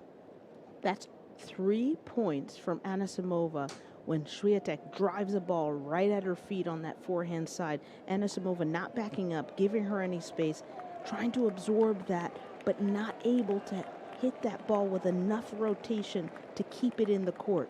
I see her doing a practice swing, just whipping her wrist through that ball. She's going to have to get a lot more action on that forehand to keep those balls in the court. So Iga Swiatek gets herself set in the various bins. She puts her towels and prepares to serve after the change of ends. Looking at how much time these players have spent on court to reach the quarterfinals, pretty comparable actually. Each player's dropped one set. Swiatek in the second round over Kirsten Lemens, and then Anisimova in the third round at Christian. Swiatek on court for 6 hours 6 minutes, Anisimova 5 hours 50 minutes. Swiatek has been broken 9 times. Anisimova, coming into today, broken 7 times, but now has given up the serve in the opening game of this quarterfinal. Swiatek netted her first serve. Rolls in a second serve. That sets up an exchange from the baseline. A forehand into a forehand that Swiatek beats into the base of the net. Love 15.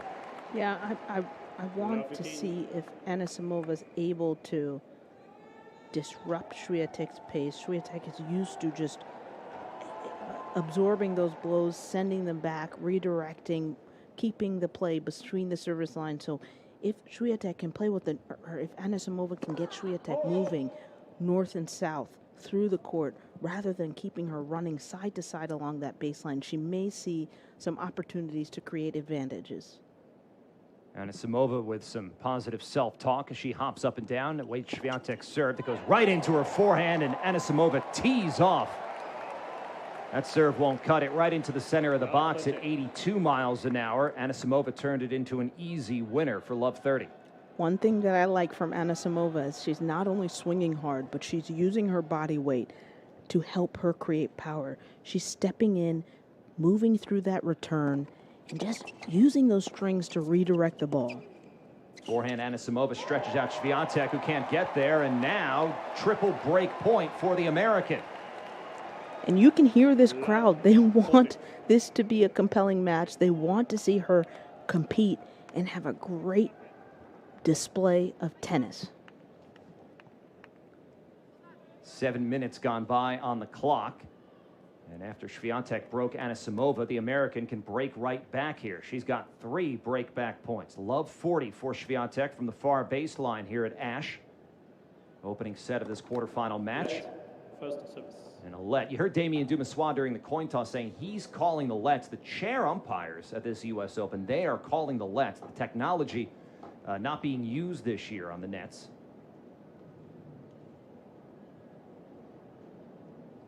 Another first serve coming for Anisimova. Right down the center into the forehand middle. Now forehand from Swiatek. Running forehand. Anisimova on break point. Triple break point for the American.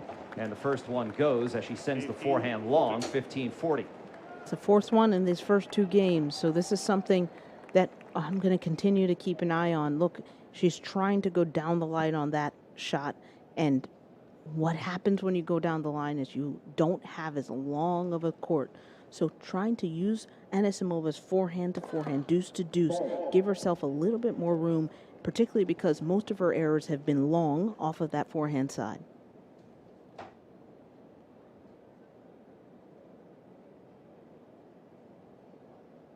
Here's Swiatek down 2 break points, second serve down the center, and the error comes into the backhand net from Anisimova.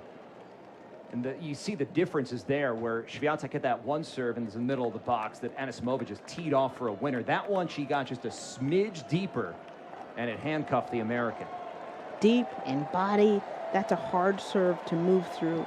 One thing Anisimova has done well, at least in this first return game, is let her momentum help her hit the shot, but she wasn't able to because Swiatek hit such a great deep middle serve on that last point.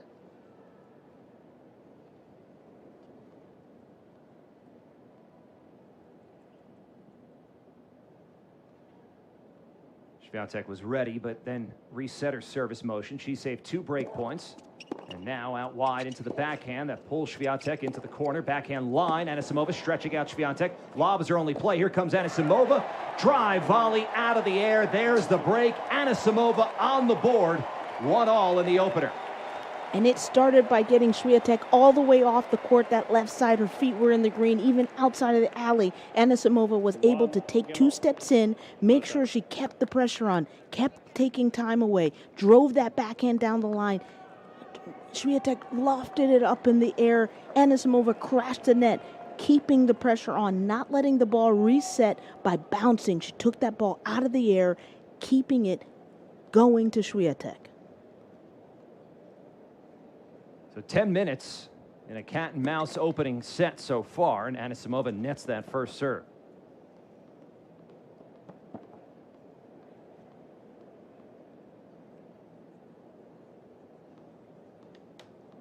Couple of bounces from Anisimova. Toss, and that serve out wide, and Swiatek tried to tee off, but plowed it into the net. 15-love. One concept we talk about a lot at JTCC, Junior Tennis Champion Center at College Park, Maryland, is what's the tactical mission when you're playing tennis? Well, you are trying to create and solve problems and disturb your opponent's time and space while maintaining your own. This is what Anisimova is going to have to do to get in Swiatek's head. Make sure that she's on the run, gets her in trouble, and not let up when she creates an opportunity to do that. 30-love here for Anisimova.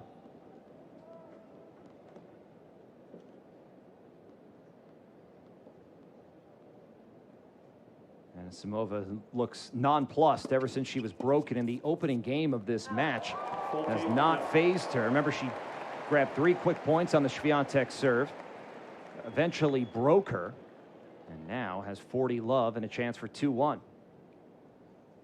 When we talked about, we just watched another match between Auger Aliassime and De Minaur, and Auger created opportunities to be up and wasn't able to just lock them in.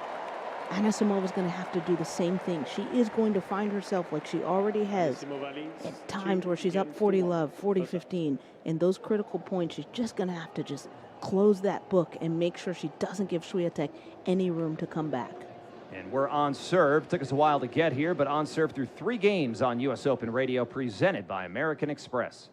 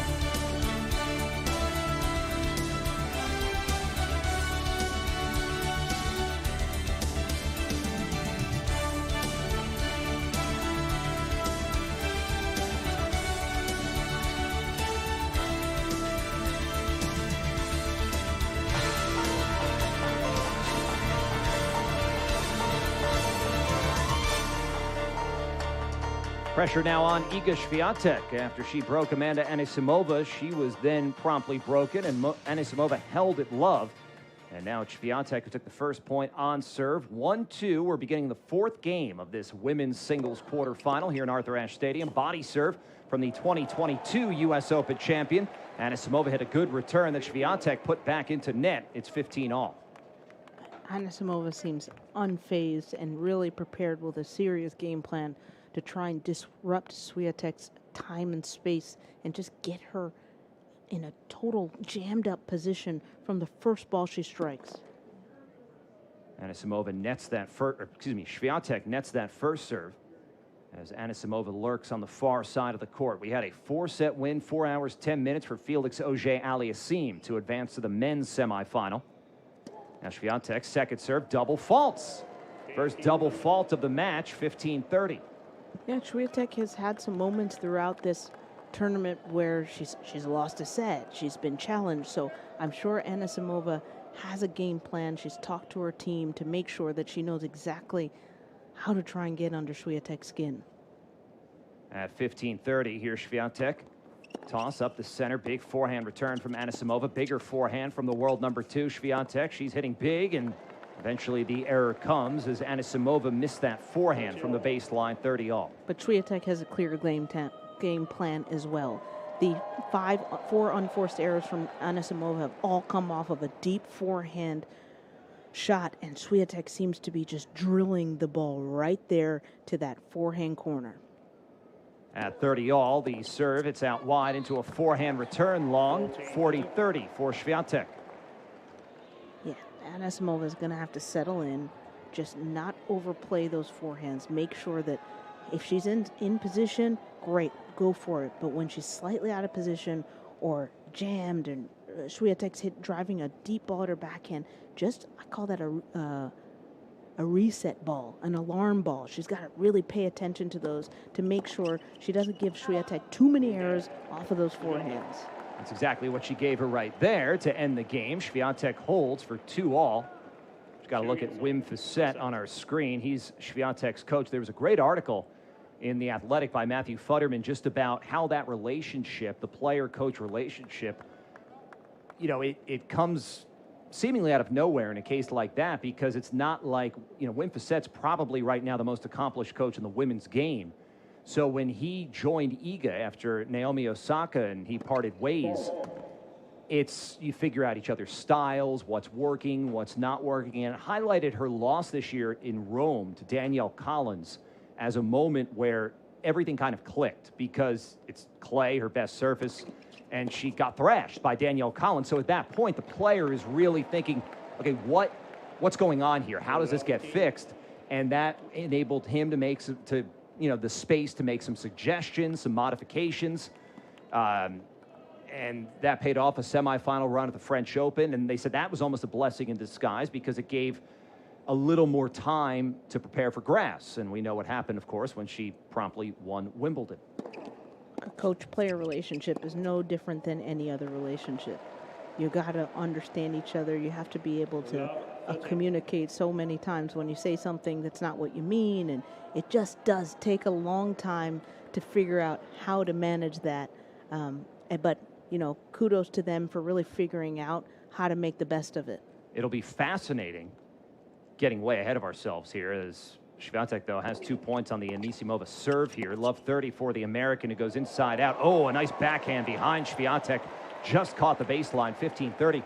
If Swiatek wins and Naomi Osaka wins tonight, it's like the coach swap, because Osaka now working with Tomasz Witkowski, Iga's former coach, a Polish player, a Polish man, and Wim Fissette had such great success with Osaka, now on the bag for Swiatek. So that'll be a compelling subplot for their semifinal tomorrow night. Ways to go, though, before we get there. Amanda Anisimova has something to say about that, and Karolina Mahova would have something to say about that tonight, as Anisimova, though, misses long, and it's 2 break points here for Swiatek.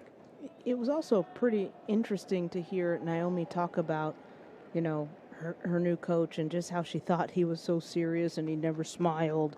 And her kind of grand epiphany is like, he's funny. He smiles. He's not, so don't judge a book by a cover. You just never know what you're going to get.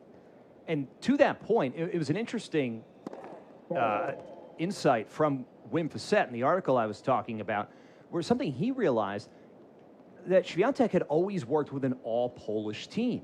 And so there's a language barrier. Wim Fissette is Belgian, so they're speaking in each other's kind of second language. And he said there were even things I was explaining to her that I could tell, she wasn't fully understanding the way I was explaining. So just that feeling out process. 2 break points here for Swiatek, who just badly mishit that ball. It wound up in the second row of seats. That was a moon ball from Anisimova. And Swiatek, waiting for it to come down, tried to just pump it from behind the baseline and wound up pumping it into the seats. It would have been a home run if we were playing baseball, a 6 in cricket, but just an embarrassing miss for Iga Swiatek. And if I'm Anisimova, my lights are going ding, ding, ding, pay attention. That was a slow, high ball. Anisimova has only been able to either push Swiatek back or get her off the court and push her back only 2 times throughout this match in these first 5 games. So I want her to continue to see if she can create opportunities to get Swiatek off the court. Saved 1 break point, trying to save another here on a second serve at 30-40. A lot of time between the first and second serve. Now Anisimova's toss, and that serve goes out into the backhand. Swiatek strikes up the line. Now a running forehand netted by the Polish player. And that's 2 break points saved from Anisimova. Again, she took some pace off those balls. There you go. Not only did she take some pace off the ball, but she got Swiatek cutting in through the court. Swiatek does not want to be moving forward. That is not where she's most comfortable. She just get that ball hitting slightly cross court, crossing the sideline, forcing Swiatek's feet inside the baseline. That first serve missed. Second serve from Anisimova, seeded 8th here in this quarterfinal, 5th game of the opening set. 21 minutes gone by. They exchange breaks to begin this match, and Anisimova saved break points in this game, and now with an ace has a chance for 3-2. Good for her. She's obviously settled into this match. I'm not sure that Wimbledon is even in her mind. That 6-0, 6-0 loss, she really realized, in my opinion, that's okay. Like, that was a weird match. I know exactly what I'm going to do on this match here. And what she just did there was strike a backhand onto the outside of the right sideline. A great winner from Anisimova. She saves 2 break points to keep this set on serve. It'll be Swiatek at 2-3. We'll head courtside to Prim Suripapat. Prim, it looked like Anisimova is asking for maybe an ice towel. Is it warm on the court right now? It is not, although I'm not playing. But no, I don't think it's that warm. But yes, you're right. She did just ask for a towel in some capacity. It's nice to see the both of you. I stepped off for a little moment and I'm back in. And, I took a 20-minute break or so. But the thing that's kind of surprising is actually how a little bit dark it is in here. It's obviously it's not nighttime and the sun is still coming through Arthur Ashe Stadium and they have the roof open. But I'm just kind of surprised at how dim it is. But I would have guessed that they're probably going to turn on the lights here, perhaps maybe within the next hour or hour and a half. I'd had to check on that. But just a quick observation that I noticed as I am settling in here courtside. Did you eat a barbecue sandwich? I did not. Robbie Koenig's looked really, really good. If I did that, my fear would be that I would fall asleep while I'm doing commentary. So I got to keep it light. I got to get my protein right, so I have the stamina to keep up with Swiatek and Anisimova here. That's fair enough. Fair enough. Yeah, Anisimova called for the ice towel, and she wound up not actually using it. The ball crew member was standing there with it, ready to go, but I don't think she actually took it during that changeover. But that could open an insight into how she's feeling. If she's feeling warm, they've gotten a workout through 21 minutes. Iga Swiatek at 2-3, having seen a couple of break points come and go in that last game. We're also keeping an eye on Armstrong, where Katerina Siniakova and Taylor Townsend, top seeds in the women's doubles, up 5-2. In the opening set of their semifinal against the 4th seeds, Kudermetova and Mertens. And Anisimova continues to just pepper in forehand errors after errors. I'm waiting for her to make a quick adjustment. She's missing all of them long, so giving her some more space, going cross court, having a longer runway to keep that forehand in the court. First serve into net. Pretty cool with the women's doubles, how the semifinals, it's the first through fourth seeds all made it through. The seeds held to the semifinals. You don't see that too often. 15-love for Swiatek right into the center of the box. Anisimova teed off, but sent it long on the backhand. It's 30-love. Siniakova and Townsend trying to go up a set on Kudermetova and Mertens, and then it'll be the second seeds, Irani and Paolini, against Dabrowski and Routliffe. That's a bit later. We'll check in a bit with Gil Gross, who is an Armstrong. 30-love for Swiatek. That serve into net. We've got also men's doubles quarterfinal action. Stadium 17. Yuki Bambry, Michael Venus took the first set 6-3 over Mekic and Ram. At 30-love, right down the center, the backhand middle from Anisimova, and the forehand netted by Swiatek, 30-15. And that's great. Anisimova was able to push Iga back, getting her 2 steps behind the baseline, forcing her in a position that she's not used to having.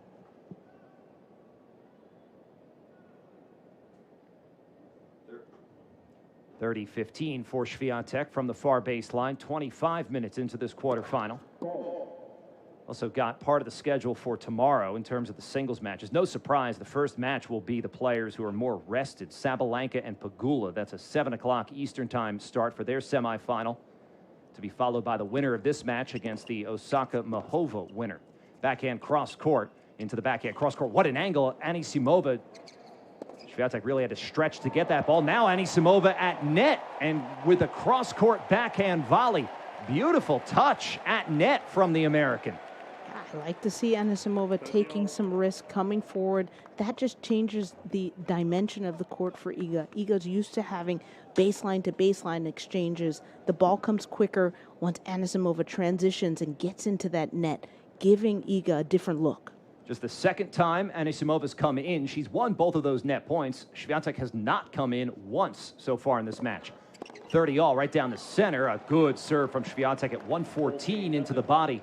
Anisimova's backhand return was into the net. It's 40-30. And kudos to Iga, picking a good spot, not trying to overplay on that return serve, just going good body backhand serve, forcing Anisimova to get out of the way. 40-30 here for Swiatek. There's the toss, flatten out wide, but she missed it wide. Swiatek trying to do something she's never done in her career, and that's reach the semifinals of all 4 majors in the same year.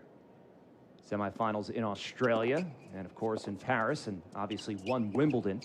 And now forehand from Anisimova, kisses the sideline. Swiatek does not think so, held her arms out as if to say, really? And looked over, saw the mark, and did not turn to watch the replay that showed the outside of the ball hit the outside of the line for deuce. Anisimova has to be happy that that went in.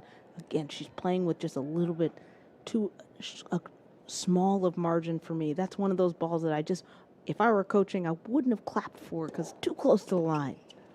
Good wide serve pulled Anisimova off the court, but she tracks it down, but can't get there in time as Swiatek was able to open up the court, send the forehand on the left sideline. Advantage Swiatek. One thing Iga did so well is track that serve. She hit a serve for serve on the deuce side, out wide, swinging Anisimova all the way out of the court, taking 2 steps inside the baseline, getting low, taking time away, and redirecting that ball down the line. Advantage Swiatek, and another first serve coming.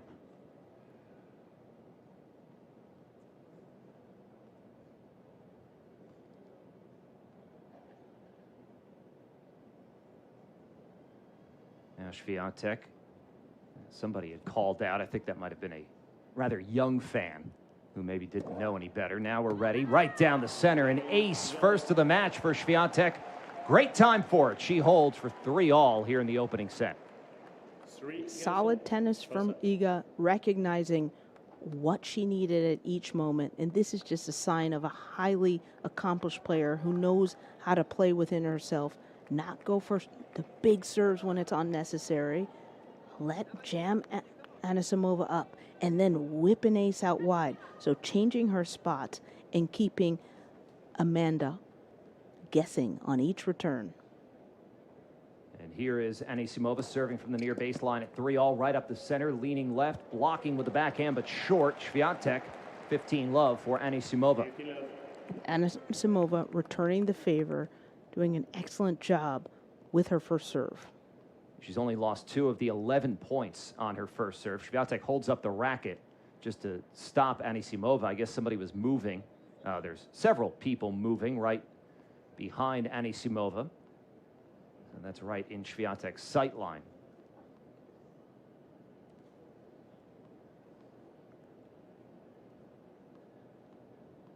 Anisimova bouncing away from the near baseline. She's about 2 steps to the left of the center line. What does she do? She goes out wide, but just missed it. Talked about how the job they've done on first serve. Anisimova pretty good on second serve. She's won 5 of the 9 points behind the second serve and make it 6 of 10 as Swiatek tried to crush that backhand, but drilled it into the net cross court. 30-love. Every time Anisimova gets Iga off the court, she's creating opportunity either to draw an error from Iga or step up and move forward to finish the point inside the baseline.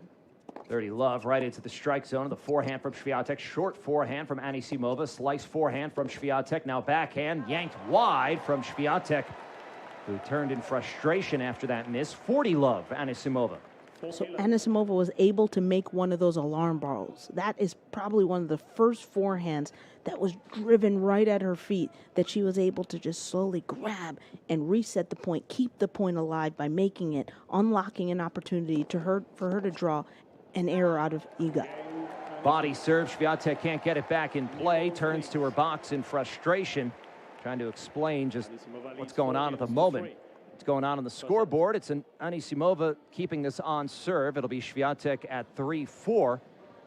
Could be heading towards the sharp end of the first set on Armstrong in the women's doubles semifinal. Gil Gross, what's going on? Well, Katerina Siniakova and Taylor Townsend serving for the opening set at deuce here. 5-3 in the first.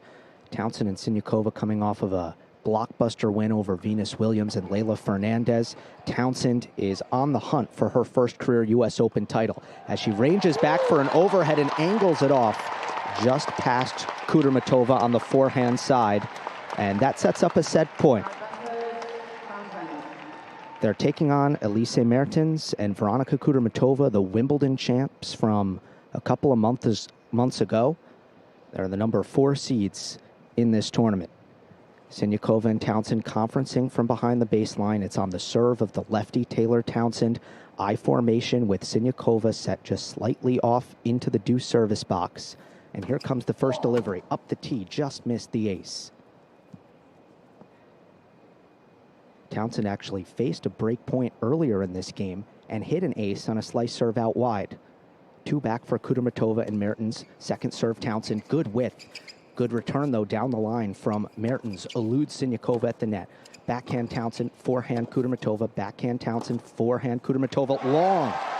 The baseline exchange won by Taylor Townsend, and that's the first set in the bag for the top seeds. 6-3 inside Armstrong in this women's doubles semifinal.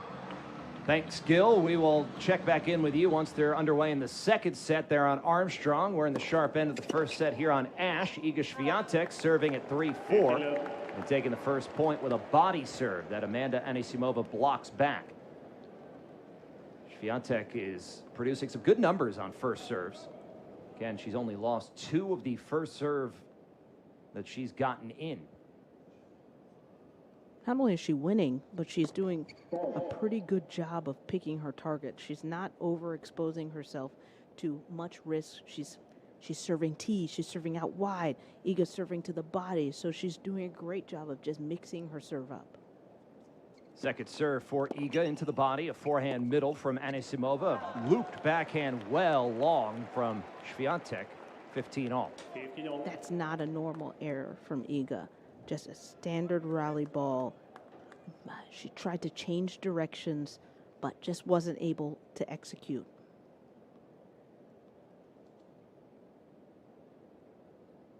At 15-all.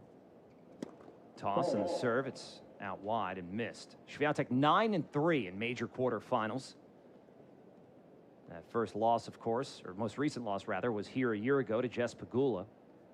So lost at Wimbledon 2023 to Alina Svitolina and Maria Sakkari at the 2021 French Open. Here comes Anisimova, takes out of the air, but goes right at Swiatek, who's able to pass her from the center of the baseline. A defensive position, but she saw daylight, and it was enough up the left sideline to send the backhand there, 30-15. One thing I like about what Amanda did is she took control of the point, hit a blistering return, and then followed that up for a ball. An swinging volley inside of the court, but she wasn't able to hit the ball to very good target, serving it right back to Iga, allowing her to hit that backhand down the line passing shot. First serve missed from Swiatek at 30-15. She's looking for 4-all in this opening set. 34 minutes gone by. Serve into the body, a forehand with plenty of topspin from Anisimova. Swiatek had no chance. It's 30-all. This crowd sensing that, hey, maybe Anisimova's got a chance here. Anisimova has really cleaned up her forehand errors at the beginning of this match. The 5 unforced errors that are on her chart were all coming out of the forehand side. She's committed to swinging out, but has done so with better margin, better topspin, better height over the net. 30-all here, Swiatek right up the center, and another first serve coming.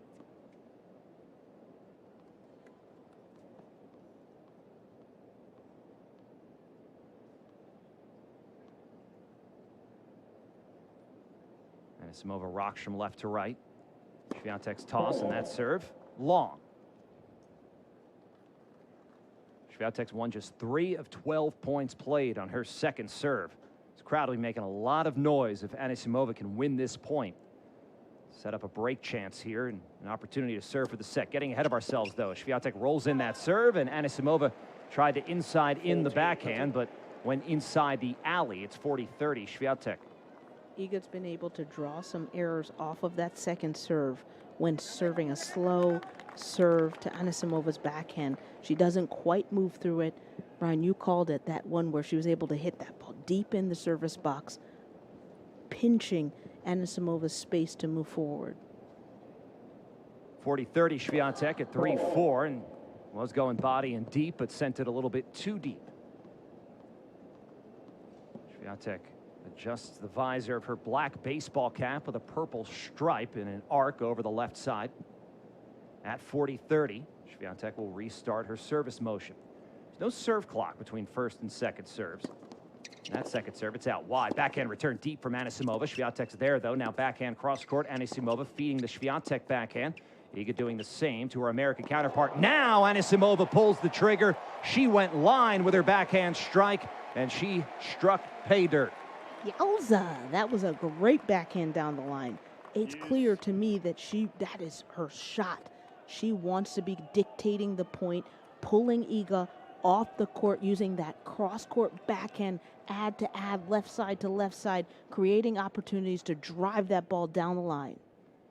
Anisimova certainly found some comfortable patterns against Swiatek, who serves at deuce, 3-4 opening set. The Swiatek toss and serve is too deep, missed it long.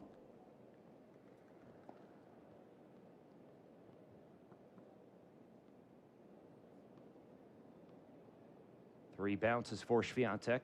Now here comes the second serve at deuce. There's the toss, there's the strike, and there's the double fault. Sent it into the bottom of the tape. And now Amanda Anisimova's got a break point. And this is one of these moments, a super important point for Anisimova. She wants to just be aware that Iga may want to slide that ball right into her backhand, body backhand, may want to back up just a step if that's what's happened. Break point, Anisimova. Each player's broken the other once in this opening set. That serve, she goes body, backhand, middle, Anisimova, backhand, Swiatek. Now forehand, Anisimova. Forehand from Swiatek. Now cross-court forehands for both up the line, Swiatek.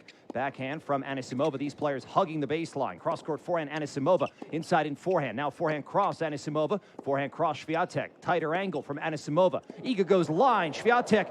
Did she put it away? Well, she did now after following that ball into net. Hit a drive volley to put that point away and save the break point. Super disciplined play from Iga, not pulling the ball down the line, really using that cross court, deuce to deuce rally, right side to right side, to create an opportunity to open up the court down the line, but only after she got Anisimova all the way in that right alley, making that shot super easy for her to win the point. And that was the longest exchange of this match, 17 shots in that rally. And at deuce, Swiatek misses the first serve wide.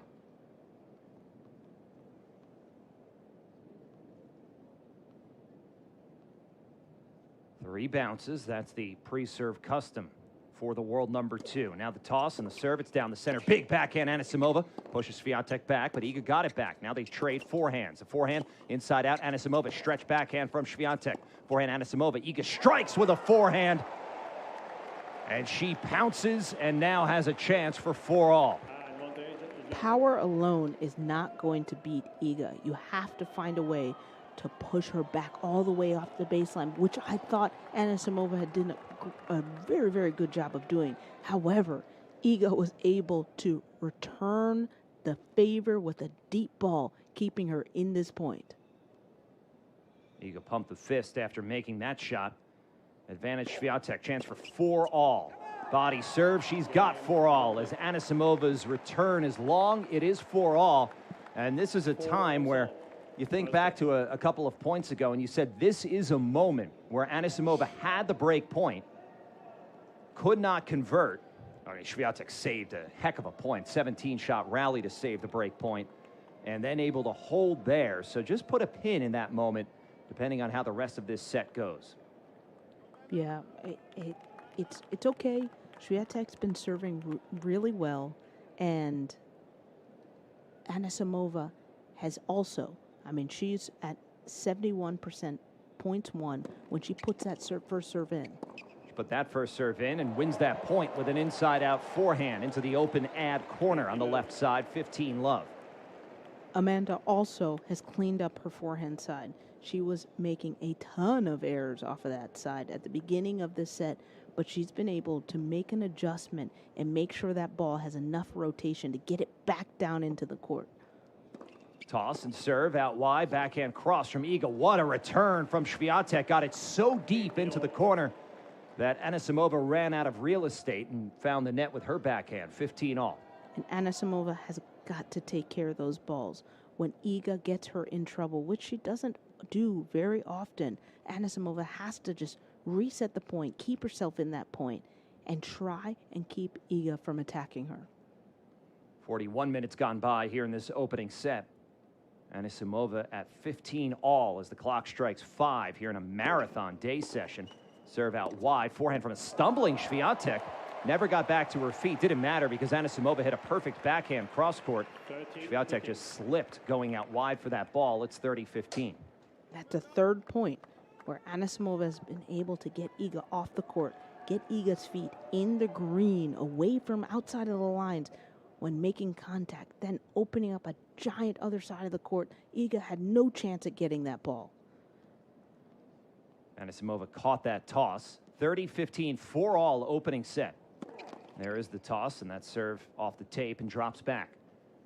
First match of the day session, 4-hour, 10-minute, 4-set win for Felix Auger-Aliassime in a tiebreak over Alex De Minaur and reach his second U.S. Open semifinal. And Anisimova's second serve here at 30-15, right down the center. Forehand netted by Swiatek. 40-15 for Anisimova. And Anisimova needs to really, this is another moment. We talked about her having a break point. Now she's in a situation where she has at least 2 points. She has to win one of the 2 points to hold her serve. 40-15 and trying to win it with an ace, but just missed wide. She was going wide in the deuce court. Swiatek is ready on that line side in the deuce court, so Anisimova had to play a really tight angle. What does she do on the second serve here? The body serve's been effective, and that's what she gives Swiatek, who plays a forehand middle. Anisimova's forehand hit the tape and then fell back to her side. It's 40-30.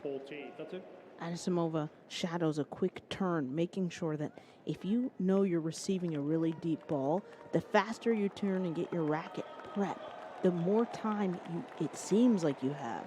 Ball's coming quickly, but you can create more time by turning and getting your racket set to receive that ball.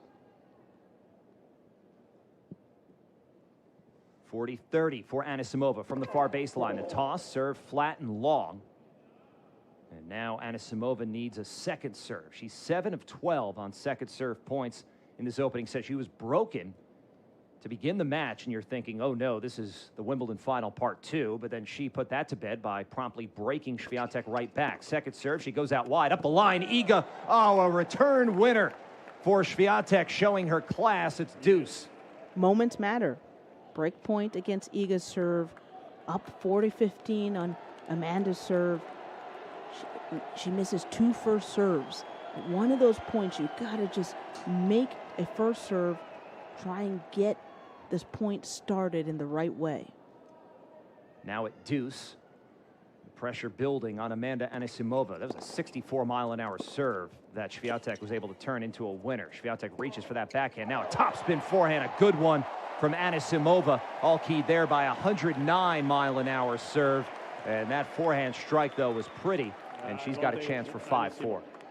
Amanda has made a lot of unforced errors off of her forehand side, but that hasn't stopped her by continuing to swing out. That's a sign of a great player who's feeling confident and just trusting the fact that she can make adjustment and continue to swing out on that forehand side. 5 winners off the forehand. Now advantage from Anisimova. A short forehand from Swiatek. Anisimova forehand middle. Backhand from Swiatek. Forehand middle Anisimova. They stay center of the baseline. Now the angle forehand. Cross court. No response from Swiatek. Anisimova holds for 5-4 in the opening set. Crowd coming to life in Arthur Ashe Stadium. A lot of Anisimova fans, but Prim, I would imagine a lot of Polish fans. There's always a good Polish representation for Iga here. Yeah, if that's the case, they're completely being overshadowed here in Arthur Ashe Stadium. I have to say that's probably the biggest difference between this women's quarterfinals matchup and the previous men's quarterfinals matchup, which was between Felix Auger-Aliassime and Alex de Minaur. This match around, the crowd's really getting into it, and they're obviously behind the American, as Anisimova is here at the U.S. Open for the first time ever in her career as a top 10 seed. You know, Megan and Brian, we oftentimes talk about the evolution and growth of a player. And when you consider all that Anisimova has been through over the past, not just the past 18 months and 24 months, you know, taking some time off to deal with her mental health, but also don't forget that she was a star junior player. In fact, won the U.S. Open Juniors title back here in 2017. So listen, I know much of the focus is here on Arthur Ashe Stadium, also over on Louis Armstrong. But for all the fans out there, don't forget about the outer courts, because you are watching the next generation.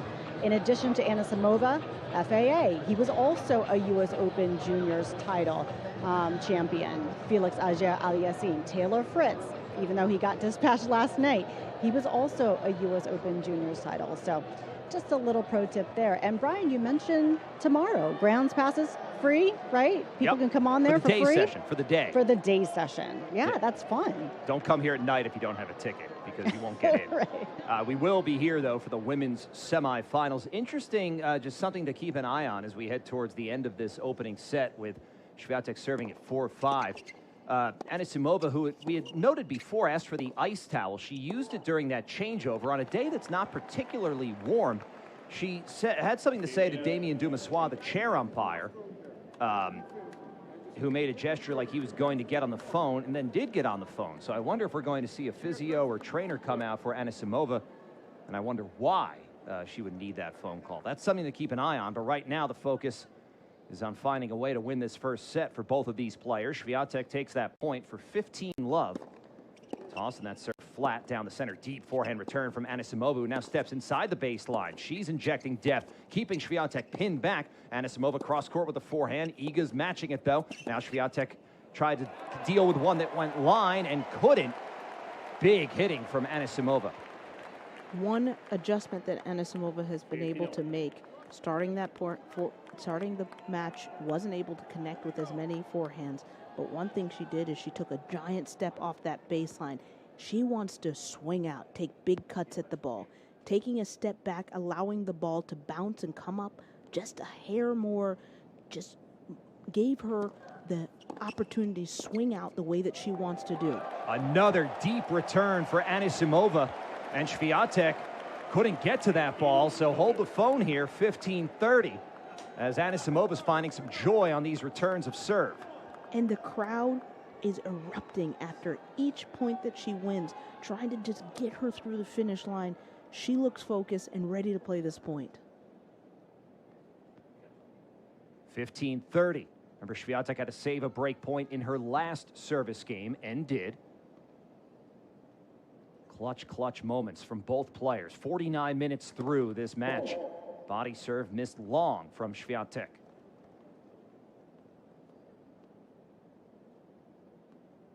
What does she do with this second serve? She won just 5 of 16 second serve points. Does Anisimova come in to attack it? Swiatek second serve. It's out wide. Backhand deep one from Anisimova. Swiatek misses long, and Anisimova has 2 set points. Awesome job from Anisimova, just playing with her court positioning at the start of the point, throughout the point, to give her the time needed to swing out the way that she wants to. Swiatek looked really frustrated after that miss. She wheeled to her box behind her. And now she's got 2 set points against her serve to worry about. Swiatek, here's the toss, and that first serve right down the center. A huge serve from Swiatek that Anisimova could not get back in play. That's that body serve, and it was deep. It handcuffed Anisimova, and that's the first break point saved. Okay, now we're in a situation, same situation last Iga's service game, where Anisimova is up break points, needs to really focus and get this point started with this return. What kind of serve does Swiatek hit? She goes down the tee. A big forehand from Anisimova. That's the return she wanted. Now she comes in, sweeps the backhand, moves to her right. She's got a set point here. Does she take it? Yes, she does! Iga Swiatek misses long, and it is a different story here in this U.S. Open quarterfinal. After the Wimbledon heartbreak, Amanda Anisimova wins a steely opening set in 50 minutes, breaking Iga Swiatek twice. She takes it 6-4. Wow, Megan, we're going out on top. Let's go, baby. That was Megan's last time with us in this U.S. Open. Megan, this was awesome. You're a fantastic addition to the team, and we can't wait to have you back next year. Can't wait to. If you guys will have me, I'll come back. I hope they'll have me, but we hope we'll have you as well. It's awesome. It's been a blast. Let's head right over to Gil Gross, who's in Armstrong. We're seeing Iga Swiatek leave the court and Ash down a set. In Armstrong, looks like we just had a medical timeout, Gil.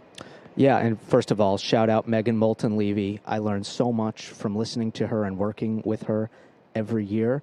So best of luck with the rest of the year, Megan, and I can't wait to do it again a year from now. Inside Armstrong, Siniakova and Townsend have gone up the early break in the second set. Score is 2-1. And yes, we did just have a medical timeout. Right shoulder of Veronika Kudermetova, who's going to serve in the next game. So I think if you're Townsend and Siniakova, a little bit of blood in the water at this point, considering the player about to serve just took a medical timeout on the shoulder. We'll see how she fares. Love 15 right now. Make it 15 all after the service winner from Siniakova in this game. Again, 2-1 second set with the top seed Siniakova and Townsend having taken the first. Both of these teams have won major titles this year. Townsend and Siniakova in Australia, and Kudermetova and Mertens at Wimbledon. We'll be right back with more from Ash and Anisimova and Swiatek.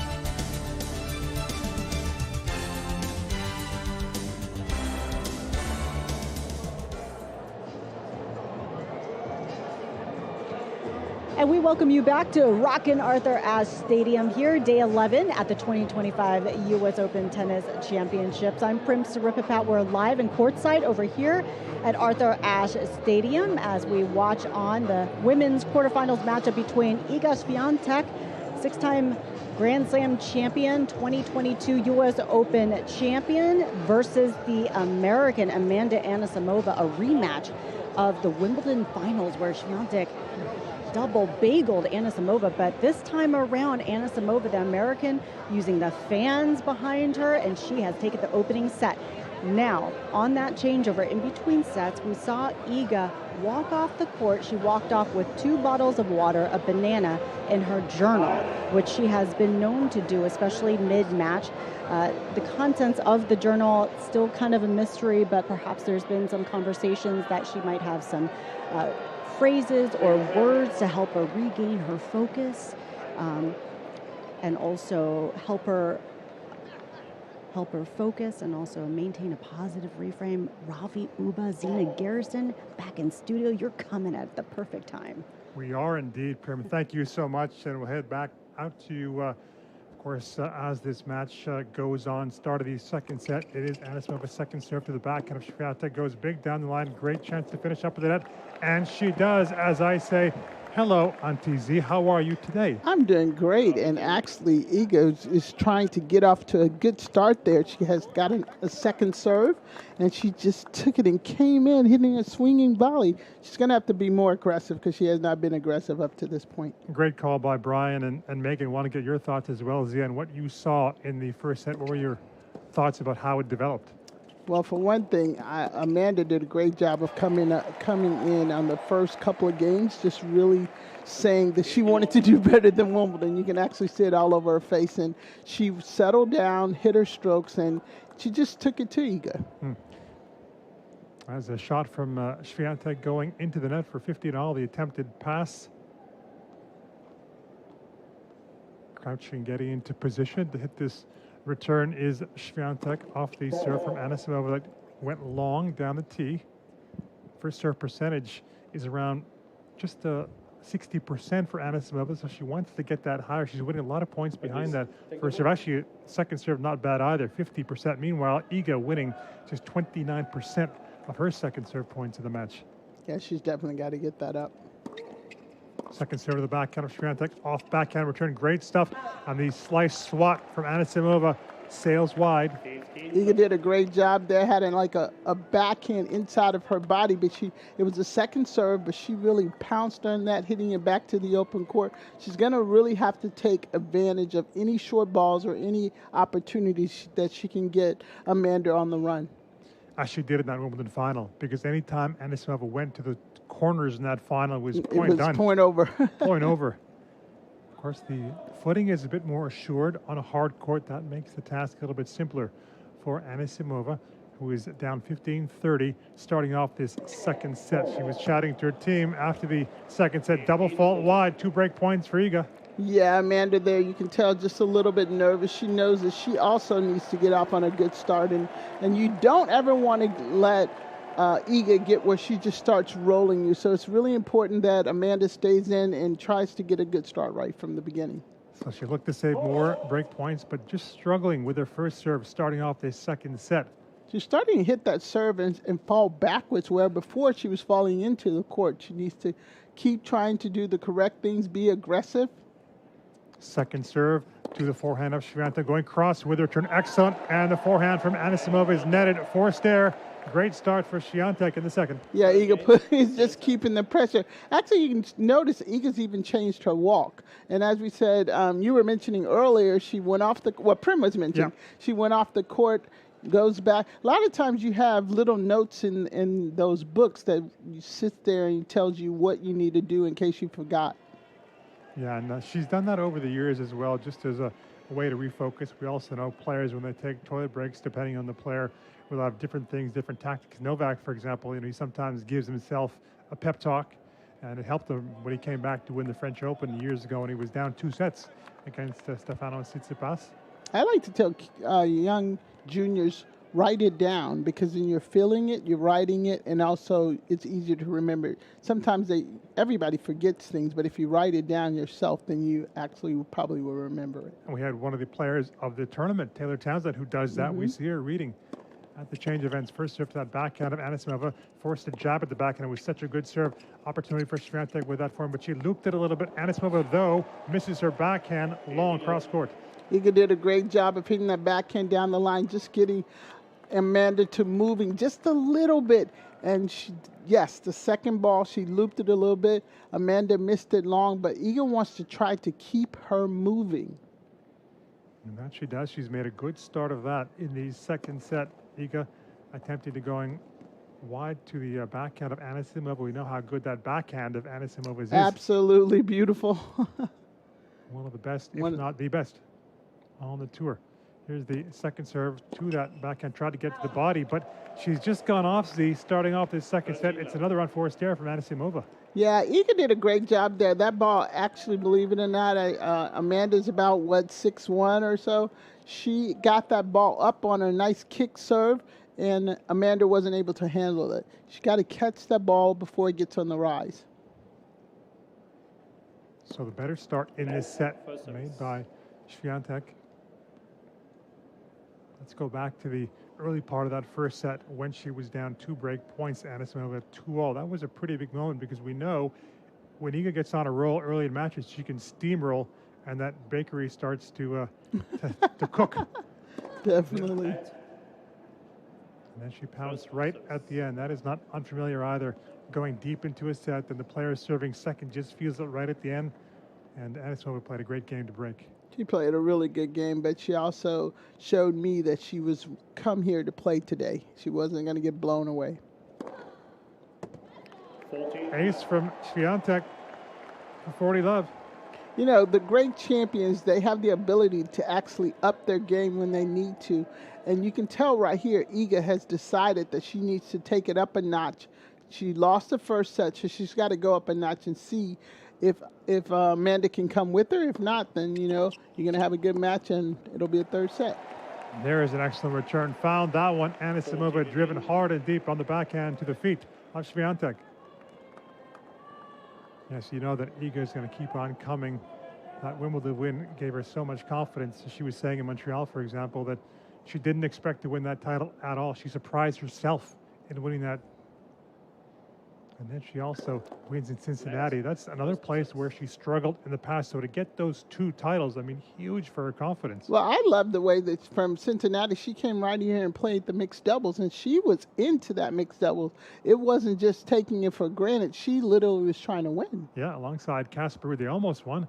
Made to that finale before losing to the Italians in Aryna and Vavasori. Speaking of doubles, out on Armstrong, Siniakova and Townsend up a set against Kudermetova and Mertens. They're on serve in the second. Here's the backhand return by Anisimova. It was flattened down the line. It hung up, and she took advantage. And there was that backing you were talking about, just so smooth. I've said many times before, it's like watching some Lindsay Davenport all over again. Beautiful long strokes, right? The ball goes directly to the spot that it's hit at. And Iga will note that. She'll want to keep it away. If she has to hit a second serve, get the slice, put it out wide. Here's a first serve she wants to get in. This 40-love lead is evaporated. And she will win the game because the forehand return, all arm there from Anisimova going long. Iga's doing a great job of mixing up those serves. That she's taking off pace, but then also she's trying to pop it. But that a little pace was taken off, making sure she got the first serve in, and Amanda wasn't able to control it. Speaking of first serves, you know, when they played that Wimbledon final, Anisimova won just 26% of her first serve points. And if you chart her matches, look at her matches statistically, that was her lowest ever points won on the first serve at a top tier match. So she would have known coming in, put that ship right, and she has been able to do it so far, but still a ways to go. And she figured she's got to. You didn't have to give her the data. She knew that it was not good. And as you said also, Z, after that match, the way she put it, Anisimova, she said she was in a bit of shock the way the match went. Here's the forehand from Swiatek going into the net. And, you know, she was asked, after that match, were you nervous? Was that a factor? She actually said, not really the nerves, but she didn't feel all that great in the warm-up. She felt a little bit down physically, and maybe it was a combination of factors. Of course, Iga played great too. You know, it's kind of weird sometimes, especially you're still in shock when you get to like a finals like that, and no one is expecting you to get there. You don't really know what to feel, how to feel, and you know, sometimes nerves in that situation is good because it gives you an indication of where you need to go. But if you don't have any, that's kind of scary. Yeah. That's true. Throws up the ball toss, catches it, does Anisimova ahead of this second serve. 15-love in this game, trying to get on the board in the second set. That Swiatek return goes down the middle. Net court from Anisimova with the off forehand going wide. Yeah, you got a little bit lucky there. She hit that ball right down the center, which was just enough in the center where Amanda did not move her feet at all. And she tried to pull it out, but wasn't able to pull it out. And the crowd, I think, sensing that she needs a lift. Anisimova, you feel, can ill afford to go down 2 breaks in this set to Iga. Here's the backhand return. Didn't catch it clean, but in play from Swiatek. Then going big with the forehand down the line. Iga does that well like nobody else. Changes the direction of the ball. It was well struck there by Amanda, but Iga just took it and just blasted that forehand right down the line for a winner. Whatever she said to herself, if she said anything at the end of she set, said, "You better hurry up and get on this court and do something, or you're going to be out of here." And she is executing so well in this second set. Is Swiatek 15-30. All is not lost for Anisimova. Needs some first serves. Gets one there. Is going to put away this forehand. No, she can. And then Swiatek overhits the forehand, puts her hand to her mouth because that was a chance, although she was yards behind the baseline, Swiatek. Yeah, Amanda wants to do all she can possibly to stay close. Give yourself an opportunity. You don't want to go away so much in the second serve. You want for Iga to feel the pressure, keep the pressure on. Even if you lose this set, stay close. Yeah, because as we mentioned, Iga can steamroll. She can win sets 6-love, 6-1, 6-2, etc. Here's a backhand for Anisimova. Open space, didn't miss that one. Firmly struck. Well done there by Amanda. Nice wide serve out wide. She noticed that the ball was going to be short, moved in, and that two-hand backhand just absolutely beautiful there. Cross court for a winner. A recovery in this game made by Anisimova, whose sister also played tennis at university ranks, Maria, at Pennsylvania. In fact, that's one of the reasons why the family moved to the United States in the first place. Anisimova born in Freehold, New Jersey, the childhood home of Bruce Springsteen, the boss. Here's Swiatek with the backhand return. Backhand from Swiatek going cross to the backhand of Anisimova. Great rally developing, and then she usually wins those. Anisimova, she did so, forcing the error as Iga tried to change the direction. You gotta love that Amanda recognized that she's gotta stay close. She did everything possible. That was a beautiful backhand cross court, which led to the error by Iga. So she does get on the board. It is 2-1 in this second set. Meanwhile, Gilizar Armstrong watching that great doubles. Gil, what's happening in that second set? Well, this could be a pivotal service game here. Taylor Townsend, it's her serve, and they've already fended off a couple of break points from down 15-40. They actually just secured a hold of serve. Kudermetova and Mertens did recover the break in this second set, so we are all knotted up at 3 apiece. That was a good push there from Kudermetova and Mertens, but they couldn't get over the line. And also just want to note, the prize money increase in the doubles this year at the U.S. Open, significant and well documented. Part of that is the money that they made almost redistributed from the mixed doubles event over the course of Fan Week. This women's doubles semifinal has $250,000 on the line with $500,000 guaranteed to the winner. Wow. That is awesome. Yep, that makes such a big difference to the players. And if you're on that court, Armstrong lucky as well, because after that doubles, well, another cracker. It'll be Dabrowski and Routliffe, the number 3 seeds, against Aryna and Paolini, the number 2 seeds, the Olympic champions. That's going to be a good one, too. Fantastic lineup. And a reminder, the doubles final, women's doubles final, is on the Friday. If you're coming to the Open tomorrow, basically anywhere outside Ash Grounds Pass, well, you don't need Grounds Pass, it's free. You can watch all the tennis you want, including the men's doubles semifinal. So a lot going on tomorrow. That's before the women's semifinals. One of these two will make the semifinals. So far, it's looking the better for Anisimova, up a set against Swiatek, but down by a break in the second. Swiatek going long with a forehand, love 15.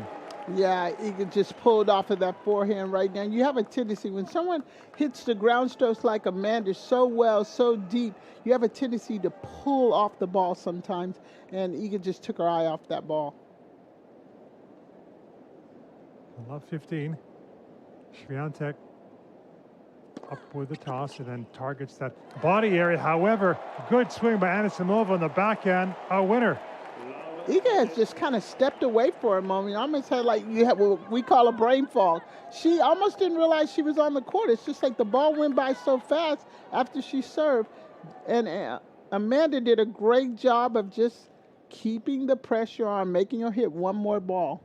It seemed like there, maybe she was going with a body serve, but didn't quite get the placement right, and that's what can happen if you don't get it right in that backhand. Meanwhile, Anisimova then misses her next backhand. Looks over at her team, is gesturing towards the racket, maybe not happy with the tension. I think she said she hit it at the top part of the racket. When you have such a sweet hit, you're always hitting the sweet spot. You can feel if you hit the top of that racket, so she knew that she didn't hit it where she wanted to hit in the midst of the racket. Well, players like us see, or players like me, by the way, yeah, we catch it at the frame a lot, not Hey, like you. I can barely, I still can remember where you're supposed to hit it. No, Auntie Z, you're being too modest. Wimbledon finals, semifinals, the 3 of the 4 majors, Olympic gold medalist in the doubles is Zina. Just move over a little bit, Anisimova to her right, taking on this return, wanting to get on the backhand. She does. And then middle with the forehand from Swiatek. Anisimova going big with the forehand. It's an off forehand winner on the line. Amanda did a great job there. She did not miss her sweet spot at all. Beautiful forehand down the line. She makes that shoulder turn and just laces that forehand down the line. Oh, stunning hit by Anisimova. Just a few moments ago, she was down 15-30 and trailing 2-love now. About to go level. That is if she takes one of these 2 break points. Here's where Swiatek would like a unreturnable on the serve, and she gets it. Picked up the pace, went to that forehand, and drew the miss hit. Amanda has to realize she hits a great shot. Iga is a champion. She's going to come back at you. That was a great serve there by Iga, just kind of getting on the right hip of Amanda. So she'd love a second one like that. Iga, whose first serve percentage overall is at 57, but it's much higher in this set early stages. But she nets that second serve hit. And this is where Anisimova has been winning so many points, attacking these second serves from Swiatek. Second serve to that forehand. Anisimova just clearing the net. A little net clearance took away the time. And then again with the backhand. And that forces Swiatek to miss her own backhand. We are knotted at 2 in the second. Amanda did a great job there, just kind of wrong footing Iga on that ball. Iga kind of was trying to take off to go to the forehand side. Amanda got it just enough behind her that it worked. It did work. And she's being encouraged by her team, including by her coach, Rick Vischauers.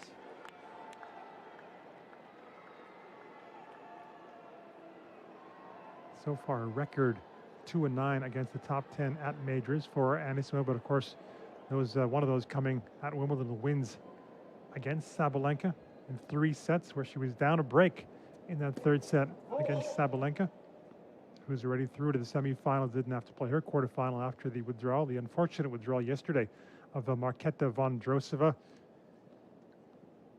Just had an injury coming in the practice, and then made it worse in the practice, so unable to feature is the Czech.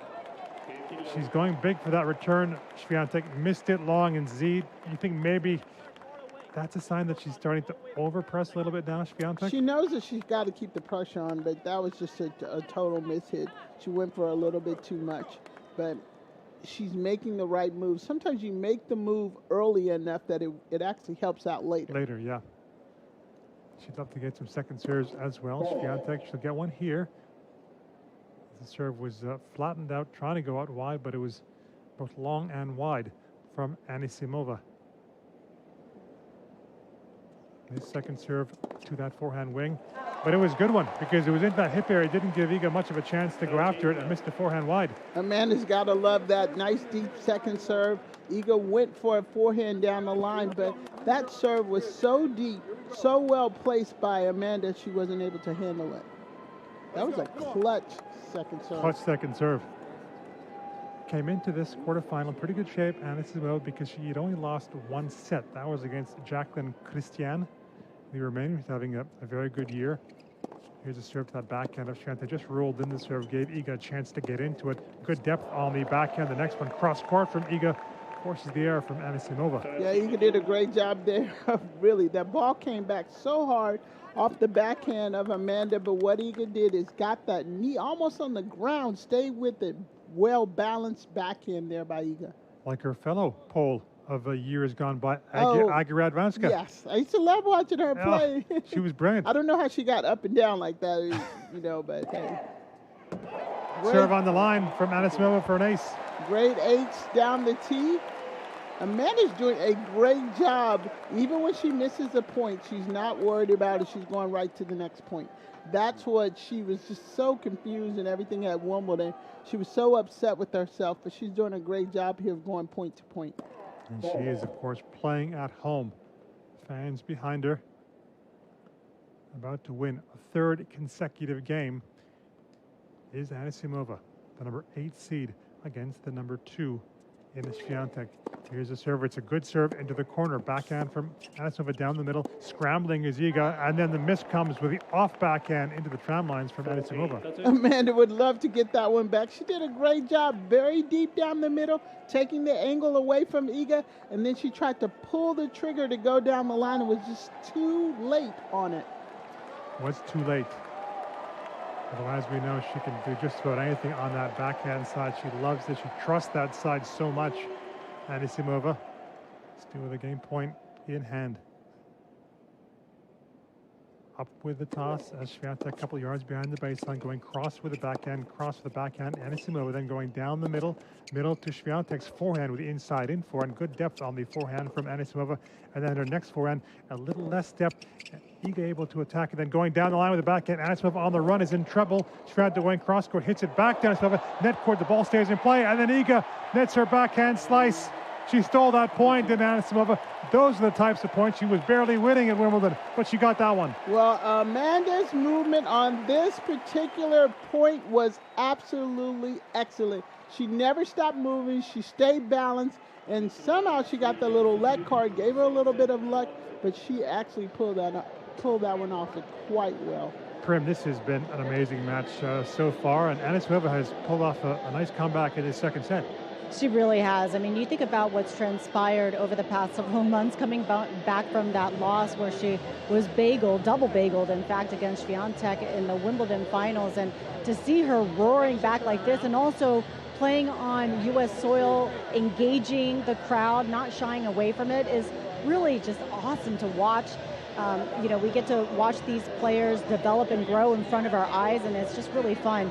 And as I'm sitting here courtside, I'm just observing both players. Anisimova, obviously, remaining focused. She eventually got those 2 towels, those 2 ice towels. She just poured some of her cold water there. She's got it wrapped around her neck.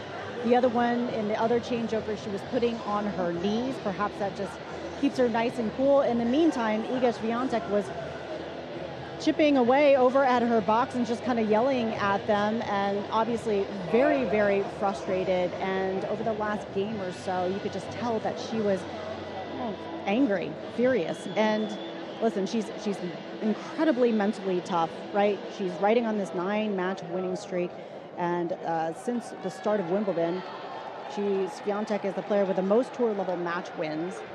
But every once in a while, her anger gets the best of her, and sometimes she can snap every once in a while. Yeah, we don't see it often because she wins so much, but bound to be a little frustrated as she's serving here at 2-3, second set. Come back from Anisimova. So this is a big game for Swiatek to try and get to 3-all. Missing the first serve long. 4 bounces of the ball from Swiatek. She want to keep it away from that backhand side of Anisimova. She does. She goes to the forehand, draws there. Z, we're talking about this off air. What do you make of the ice towels for Anisimova on a not particularly hot day? Well, I think she's trying to get her body temperature down. I think it's something that she does for her when she's feeling however she's feeling. A lot of times people or players go to things that when stress hits them, it helps them cool down a little bit. And I think that's because it's really not that hot here today. No. it's been temperate for the players. I think they'll love these conditions. U.S. Open can be so hot and humid. Like, I think for Iga, when she was sitting down, she did a lot of little breathing exercises. So everybody has something to try to get their stress level down. Here's a backhand from Anisimova. Great backhand down the line from Swiatek. Oh, the footwork was good, but she just missed that forehand inside in 15-all. Yeah, we were talking also off there a story about when you were coaching a player in the past. Why don't you retell that one? It was a good one. Yeah, I was coaching a player, and we were actually in Germany. It was for Fed Cup, and the player, like, literally had a meltdown the day before, and we got on the court, and literally the first game, she's like, asked you for salt. I'm like, salt? Like, no. And actually, I was a mean coach. I'm like, we're not getting no salt. And she went on to play fabulous tennis after that, and you know, but she constantly, she asked for that salt, but it was her own little inner thing. And sometimes, you know, you help me understand this too. Sometimes cramps, it's caused by stress. Yeah. And so you just have to try to help them out, but also break them and let them know that, you know, this is why you're cramping. So Iga might be feeling a little bit stressed now because she just missed a short backhand long. Trouble here. 15-30. She's down a set already against Anisimova. That first serve, missed it wide. Iga has that look on her face like she is starting to stress out a little bit. She has a lot of little twitches that she kind of gets right before when her nerves get high. Anisimova is bound to do that to players, especially when she's attacking a second serve. She's going to try and do it here, but she was outdone. Great serve out wide from Iga. And then that backhand is on the line, on the approach. Defensive lob goes long from Anisimova. That was gutsy from Iga. That was definitely gutsy by Iga. I mean, she caught the backs in the outside of that line just by a little bit, but what she did was follow it up absolutely great. So I was going to be short and just pounded that backhand down the line. You know, Z, would you say that if we think of players who have given her problems in the past, Iga, we think of Ostapenko, we think of Rybakina, we think of Sabalenka. All big hitters. As a ball striker, is Amanda up there? Amanda is definitely up there. I mean, Amanda, to me, is probably top 3 of women's tennis with striking the ball because it's so pure. Yeah. I mean, it's so pure. It's so beautiful. I mean, lovely to watch. She gives a master class every time when she's hitting it perfect. She sure does. Here's a forehand cross, forehand down the line. She tried to go really big there, Anisimova, but missed it long. She just bend over, holding her knee. She's not happy with that at all. She would love to have that whole court open as she did there. Just once again, a lot of times players take their eye off of the ball when they see that there's so much space over there. She just looked up just a little bit too early. She's turned around the deficit in this game. Swiatek going to the body. And then Anisimova missing the backhand long. It's her turn to get out of a 15-30 Iga. She does get to 3-0. Iga is probably so excited. I always like watching Iga because when she starts getting into her focus move, she is walking so fast. I'm like, somebody slow her down. But that's the pace that she needs to get herself up. When she starts moping around a little bit slower, then that, if I'm the opponent, I would try to put the pressure on her. Yeah, I mean, we don't know which way this set is going to go. It really is hanging in the balance. Tremendous from both players. Talking about the sister of Anisimova playing tennis. Same for Iga's sister, Agata, who we sometimes see in her box. And of course, she comes from a very sporting family. Her dad was at the Olympics 1988 in the quadruple sculls. They finished 7th in Seoul. Same year I was there. And you, what did you do that year? I won the gold with Pam Shriver and won the bronze. So awesome. Olympic pedigree. Serve out wide from Anisimova. Anisimova is doing a great job just staying in it as close as she can. She needs to just try to hold her serve here. Keep that pressure on Iga. Also having in common these two junior Grand Slam winners for Iga, Wimbledon 2018, and for Amanda here at the U.S. Open. Here's a backhand cross from Anisimova. She's in trouble. Swiatek goes down the line. Good margins by Anisimova for 30-love. Amanda's doing a great job when noticing that Iga is just a step too slow, or that ball she knows not going to come back as fast. She's stepping inside of the baseline, and she is taking it right down the line if she has that opportunity, popping it right on Iga before she can even move. Double the winner count for Anisimova in this match, 20-10. Maybe that's not completely surprising because of the way they play their tennis, but also have to balance and see the unforced errors. And so far, the balance, you have to say, is pretty good for Anisimova. Very, very good, in fact. As Swiatek misses that forehand return, which sat up. Yeah, Iga has we talk a lot about Coco's grip, but Iga's grip is right there with Coco's. So if you can get that ball to move right into Iga's forehand very quickly, she can't get around it as well as she would like, or she can't get under it as well. So someone like Amanda, this is a great hookup right now for hard court. Here's Swiatek going down the line with a forehand. It's a beauty. And she obviously heard me, so she corrected that. That was a beautiful forehand down the line. But that time she got to the outside of the ball. She was able to get a little bit of spin on it, and she kept her balance on this forehand down the line. And now speaking of Coco, by the way, it was Anisimova who beat Coco in the junior final. They were 3 years separated by age. Anisimova was 16, Goff was 13. It was 6-love, 6-2. But the last game, I think she needed 8 championship points to win. Finally, Anisimova. Backhand return, just touching the line from Swiatek. Her next one, good margins. Centered, net court, a chance to come in. Iga put away the forehand, which she does. Iga does a great job of noticing there was a leg court. That ball, it's really weird. For some reason here at the U.S. Open, those leg courts bounce up very high, whether at Wimbledon, they're very low. So she had an opportunity to run up there, catch it at a high point, and hit the forehand. Is that because the net being so tight? It's got to be very, very tight, yes. This game has now gotten tight. It was 40-love, now 40-30. Big point. And so Anisimova looking for that first serve, going out wide, was going to the backhand, but nets it. Wiping the sweat off her nose. Anisimova, those ball tosses, full concentration mode, looking at the ball toss going behind her a little bit. She kicked it out wide as you suspected due to the toss. Another net court. This one dribbles over. She's quick to apologize, Anisimova, but she'll sure take it. Humongous there.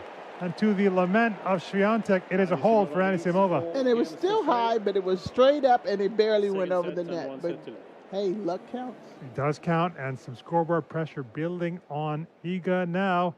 Don't go anywhere. Stay with us on U.S. Open Radio, presented by American Express.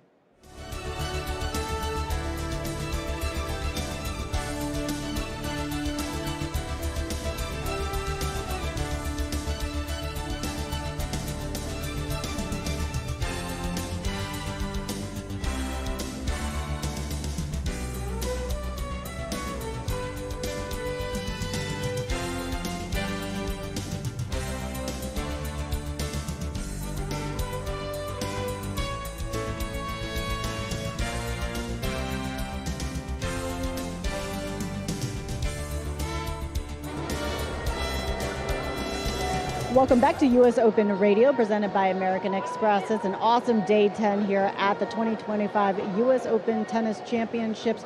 We're live here over at Arthur Ashe Stadium. I, Prim Suripapat, am courtside as we watch this quarterfinals women's matchup between Iga Swiatek, and boy, has she made progress since their last Wimbledon finals matchup where Anisimova was double bageled, and she's up 6-4, 4-3. Ravi Uba, Zina Garrison back in studio, not to look ahead, but she is 8 points away from getting some serious revenge and punching her ticket into the semifinals, guys. You were looking ahead there. I'm allowed to look ahead. The players are you not. Played. You know you're not supposed to do that. I know, but I'm not playing. I'm just commentating. You're absolutely right, Prim. And we saw in the first set the player serving second, which was Iga just buckling at the end. Here's some pretty dicey moments for Iga, you'd have to say, serving 3-4 in the second set. So potentially she might be serving 3-4, 4-5, 5-6. That's a lot of pressure. Yeah, I need to stay on point to point ball to ball. As she has done. Given her remarkable career, we know how much winning she has done. In the doubles, by the way, 5-all in the second set. Siniakova, Townsend, Kudermetova, and Mertens. Forehand long from Swiatek, so the pressure is building even more now after dropping the first point. Amanda is doing a great job looking for any opportunity to move forward. She has had great balance moving forward, all of her weight going into every shot nice and deep, and that is pushing Iga back and back. And Iga's not going to like that, but it's great for Amanda. 35% second serve points won for Swiatek. Maybe another chance to get a point off the second serve once more for Anisimova as the first serve into the net. Shake of the fist before hitting this return is Anisimova, crouched down, racket out in front. Here's a second serve, goes to that forehand, good depth on the return, and then Swiatek misses her forehand long down the middle. Amanda's doing a great job. You know, Ravi, she's going strong down that middle, not giving her any opportunities to take her wide, to get her on the move. So Iga's having to try to figure out what to do, and she has not made the correction yet. Yeah, that's a very good point, Z. She's not been given that opportunity. On the back foot on the defensive straightaway is Swiatek. A way to alleviate that, of course, is to get a good first serve, get some pop on the first serve, but not easy given this stress alone because she's down a set and she's down 3-4, so that makes it harder to come up with some big serves. Another shake of the fist, her left fist, Anisimova. Stats in her favor on this second serve, given how many points she has won. Here's the backhand from Swiatek. Very good backhand. That time, Anisimova just couldn't get enough of the pace and depth on the return. You're absolutely right. She went back to the middle, but it wasn't quite. It was just kind of in the wheelhouse of Iga, and Iga was able to pop it to the opposite side and get her moving right away. And after that, great shot from Swiatek. She shakes her own fist.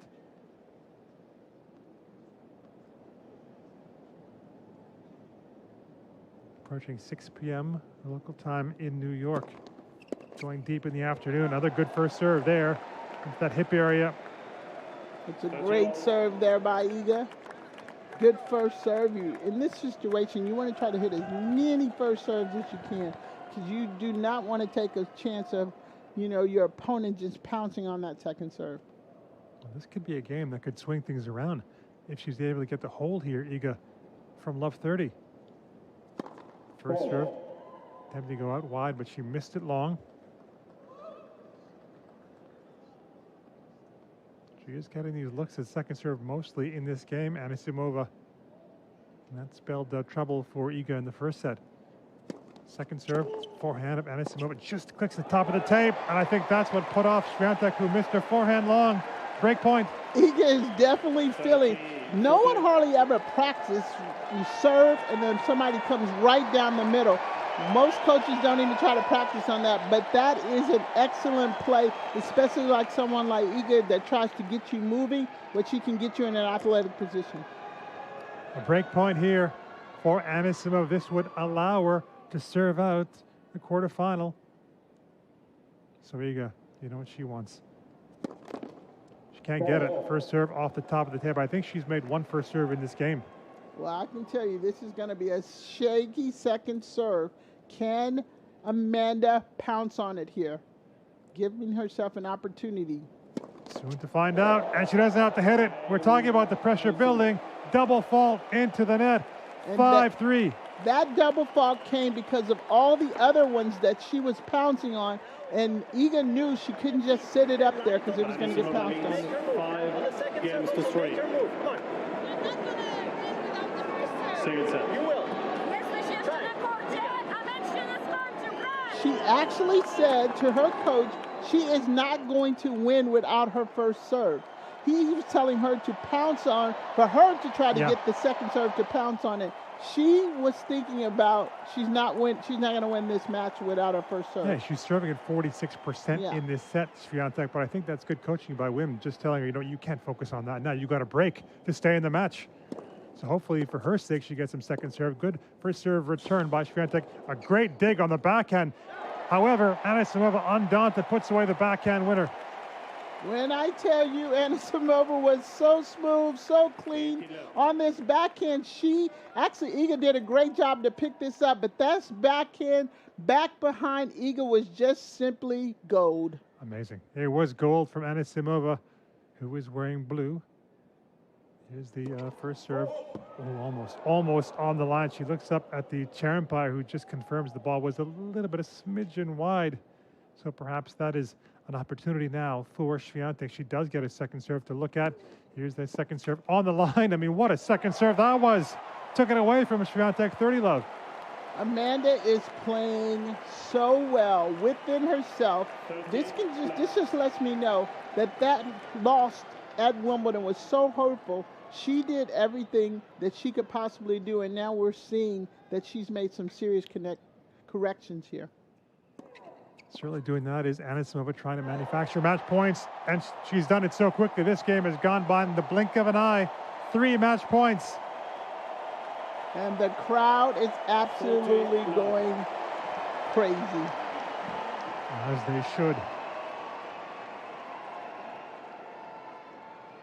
3 match points for Anisimova. Here's the first serve to the backhand of Swiatek over the net, and then Anisimova just missing her backhand long.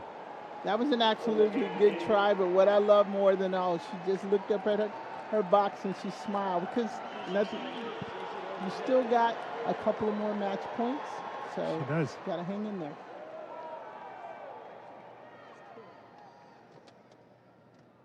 Bounces from Anisimova. Exhale before this first serve. Top of the tape, long. The second serve on this second match point for Anisimova. Up goes the toss. Double fall out wide into the net. And that's okay. That's why you get ahead. And you have at 40-15, and you have a couple of opportunities. But this is one of those things where the Wimbledon is going to help her in this situation, because she knows she has an opportunity here. So she should hit a big first serve, but we'll see. Match point number 3. Anisimova is looking for a first serve here. Misses it long. She went for it.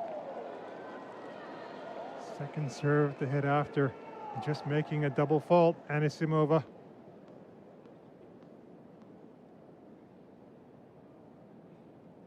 This second serve down the tee, and then Swiatek middles her return. Net cord, it dribbles over, and it ends on a net cord. Her arms are outstretched. Iga, she can't believe it.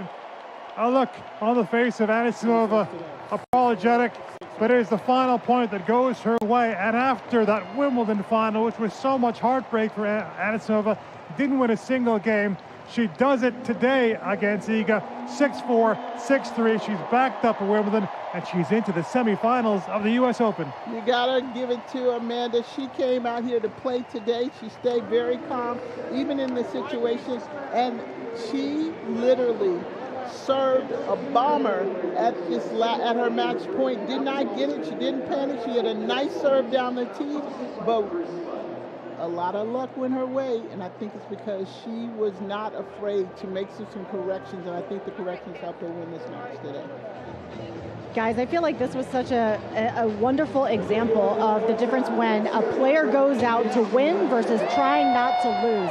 As Iga Swiatek waves to the crowd and respectfully walks off. But I mean, Amanda Anisimova, my goodness, she came out here just fearless, hitting through her strokes. And Zina and Robbie, as you all were pointing out, the depth of her balls, not just the pace, but also the depth of her balls, was just so impressive. But I do want to point out just one moment, right? We want to give props to Amanda Anisimova, just bouncing back after losing 6-love as she approaches the stage here for her post-match interview. But the fact that Iga gave her a nice warm hug after that moment. But let's go ahead to this post-match interview. What a redemption from the last time you two met. Why was today different? Sorry, what was that? Why was today different? Yeah, I mean,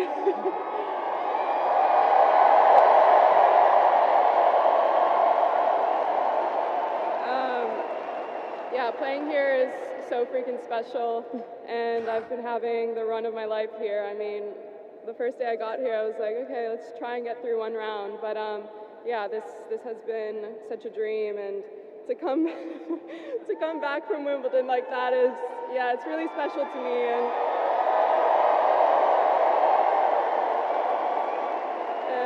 yeah, I feel like I worked so hard to try and turn around from that, and I mean, today proved everything for me. Like, I can do it. So yeah, this was really special. You said it also taught you a lot about how to handle nerves. You get down the breaks in both of the sets. What were you telling yourself? Yeah, I mean, from the get-go, I was trying to fire myself up. I mean, she's one of the toughest players I've ever played. And yeah, I knew that I was going to have to I knew I was going to have to dig really deep, and it was such a tough match. Like, I know the scoreline wasn't like 3 sets or anything, but it truly was a battle for me. Well, congratulations, and the crowd was with you the entire way. Amanda, into the semifinals, ladies and gentlemen. Well, you guys heard it right there. Anisimova, the victor, saying right from the get-go, she knew that she was going up against a very tough player, and she was really, really locked in as she signs the tennis balls and prepares to launch them into the stands. A lot of fans here clamoring here on the first row and beyond, ready to celebrate here alongside Anisimova, and she's here in the semifinals approximately, 8 years after winning the juniors title, Zina and Robbie. She's got to feel so good about herself. You know, Robbie, I'm going to have to go back to, I still say, it's interesting. A lot of people don't understand. Some coaches tell you it's not that important to do well in juniors, just get your experience or whatever. Those players never won a junior title. A lot of these players that win these junior titles, they go on to believe that they can also win in the majors. You also have that very same feeling that I've been here before, I've won here before. So when you step on the court with the pros, it's not easy, but you think you can do it. And of course, she's had a journey that has fluctuated. I mean, some serious heartbreak because her dad died several years ago. After that, took a break from the game. Perhaps those two things are correlated. She's come back, didn't know what kind of form she was going to be in, and here she is now after that Wimbledon final, making the semifinals. And just a stat check, see, in that Wimbledon final, 8 winners, 28 unforced errors. This was similar actually to what Coco did against Naomi Osaka a couple of days ago. Today, 23 winners, 12 unforced errors. And actually, if you look at Iga's numbers in the Wimbledon final, Iga was 10 winners, 11 unforced, so she was only -1. Today, Iga 13 and 15, -2. So that tells you that Anisimova was doing all the dictating as she was Wimbledon, but today the balance was perfect. Yeah, it's just absolutely, I love the way that she came back today. And, you know, and I believe she did this for herself. I think her team did a great job of getting her ready and getting her to believe. What she did at Wimbledon actually was amazing, and it was actually great, and it's just a stepping stone.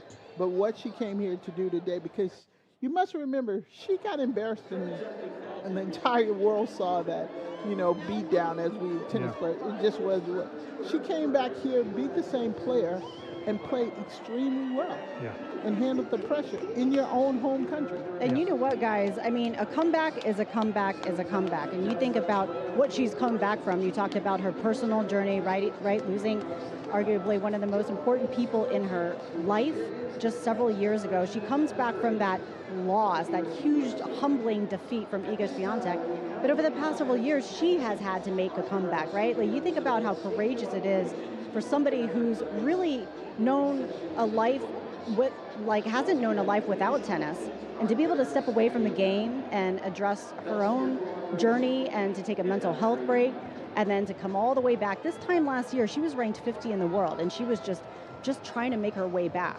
And so I think it's kind of a nice little lesson, right? A comeback is a comeback. So if you do it once, you could do it again, and you could do it in life, you can do it in tennis, you can do it anywhere. Yeah, well said, Prim, and thank you so much for your amazing contributions. Fantastic stuff. I know you enjoyed watching today's match. Certainly has been dramatic what's happened on Arthur Ashe today. And while she was away from her tennis, she also took up a bit of art, started to paint a little bit. She was inspired by the work of Vincent van Gogh, was Anisimova, who was an artist on the tennis court, and she's through to the semifinals. Going to take a break, but please do come back and join us on US Open Radio, presented by American Express.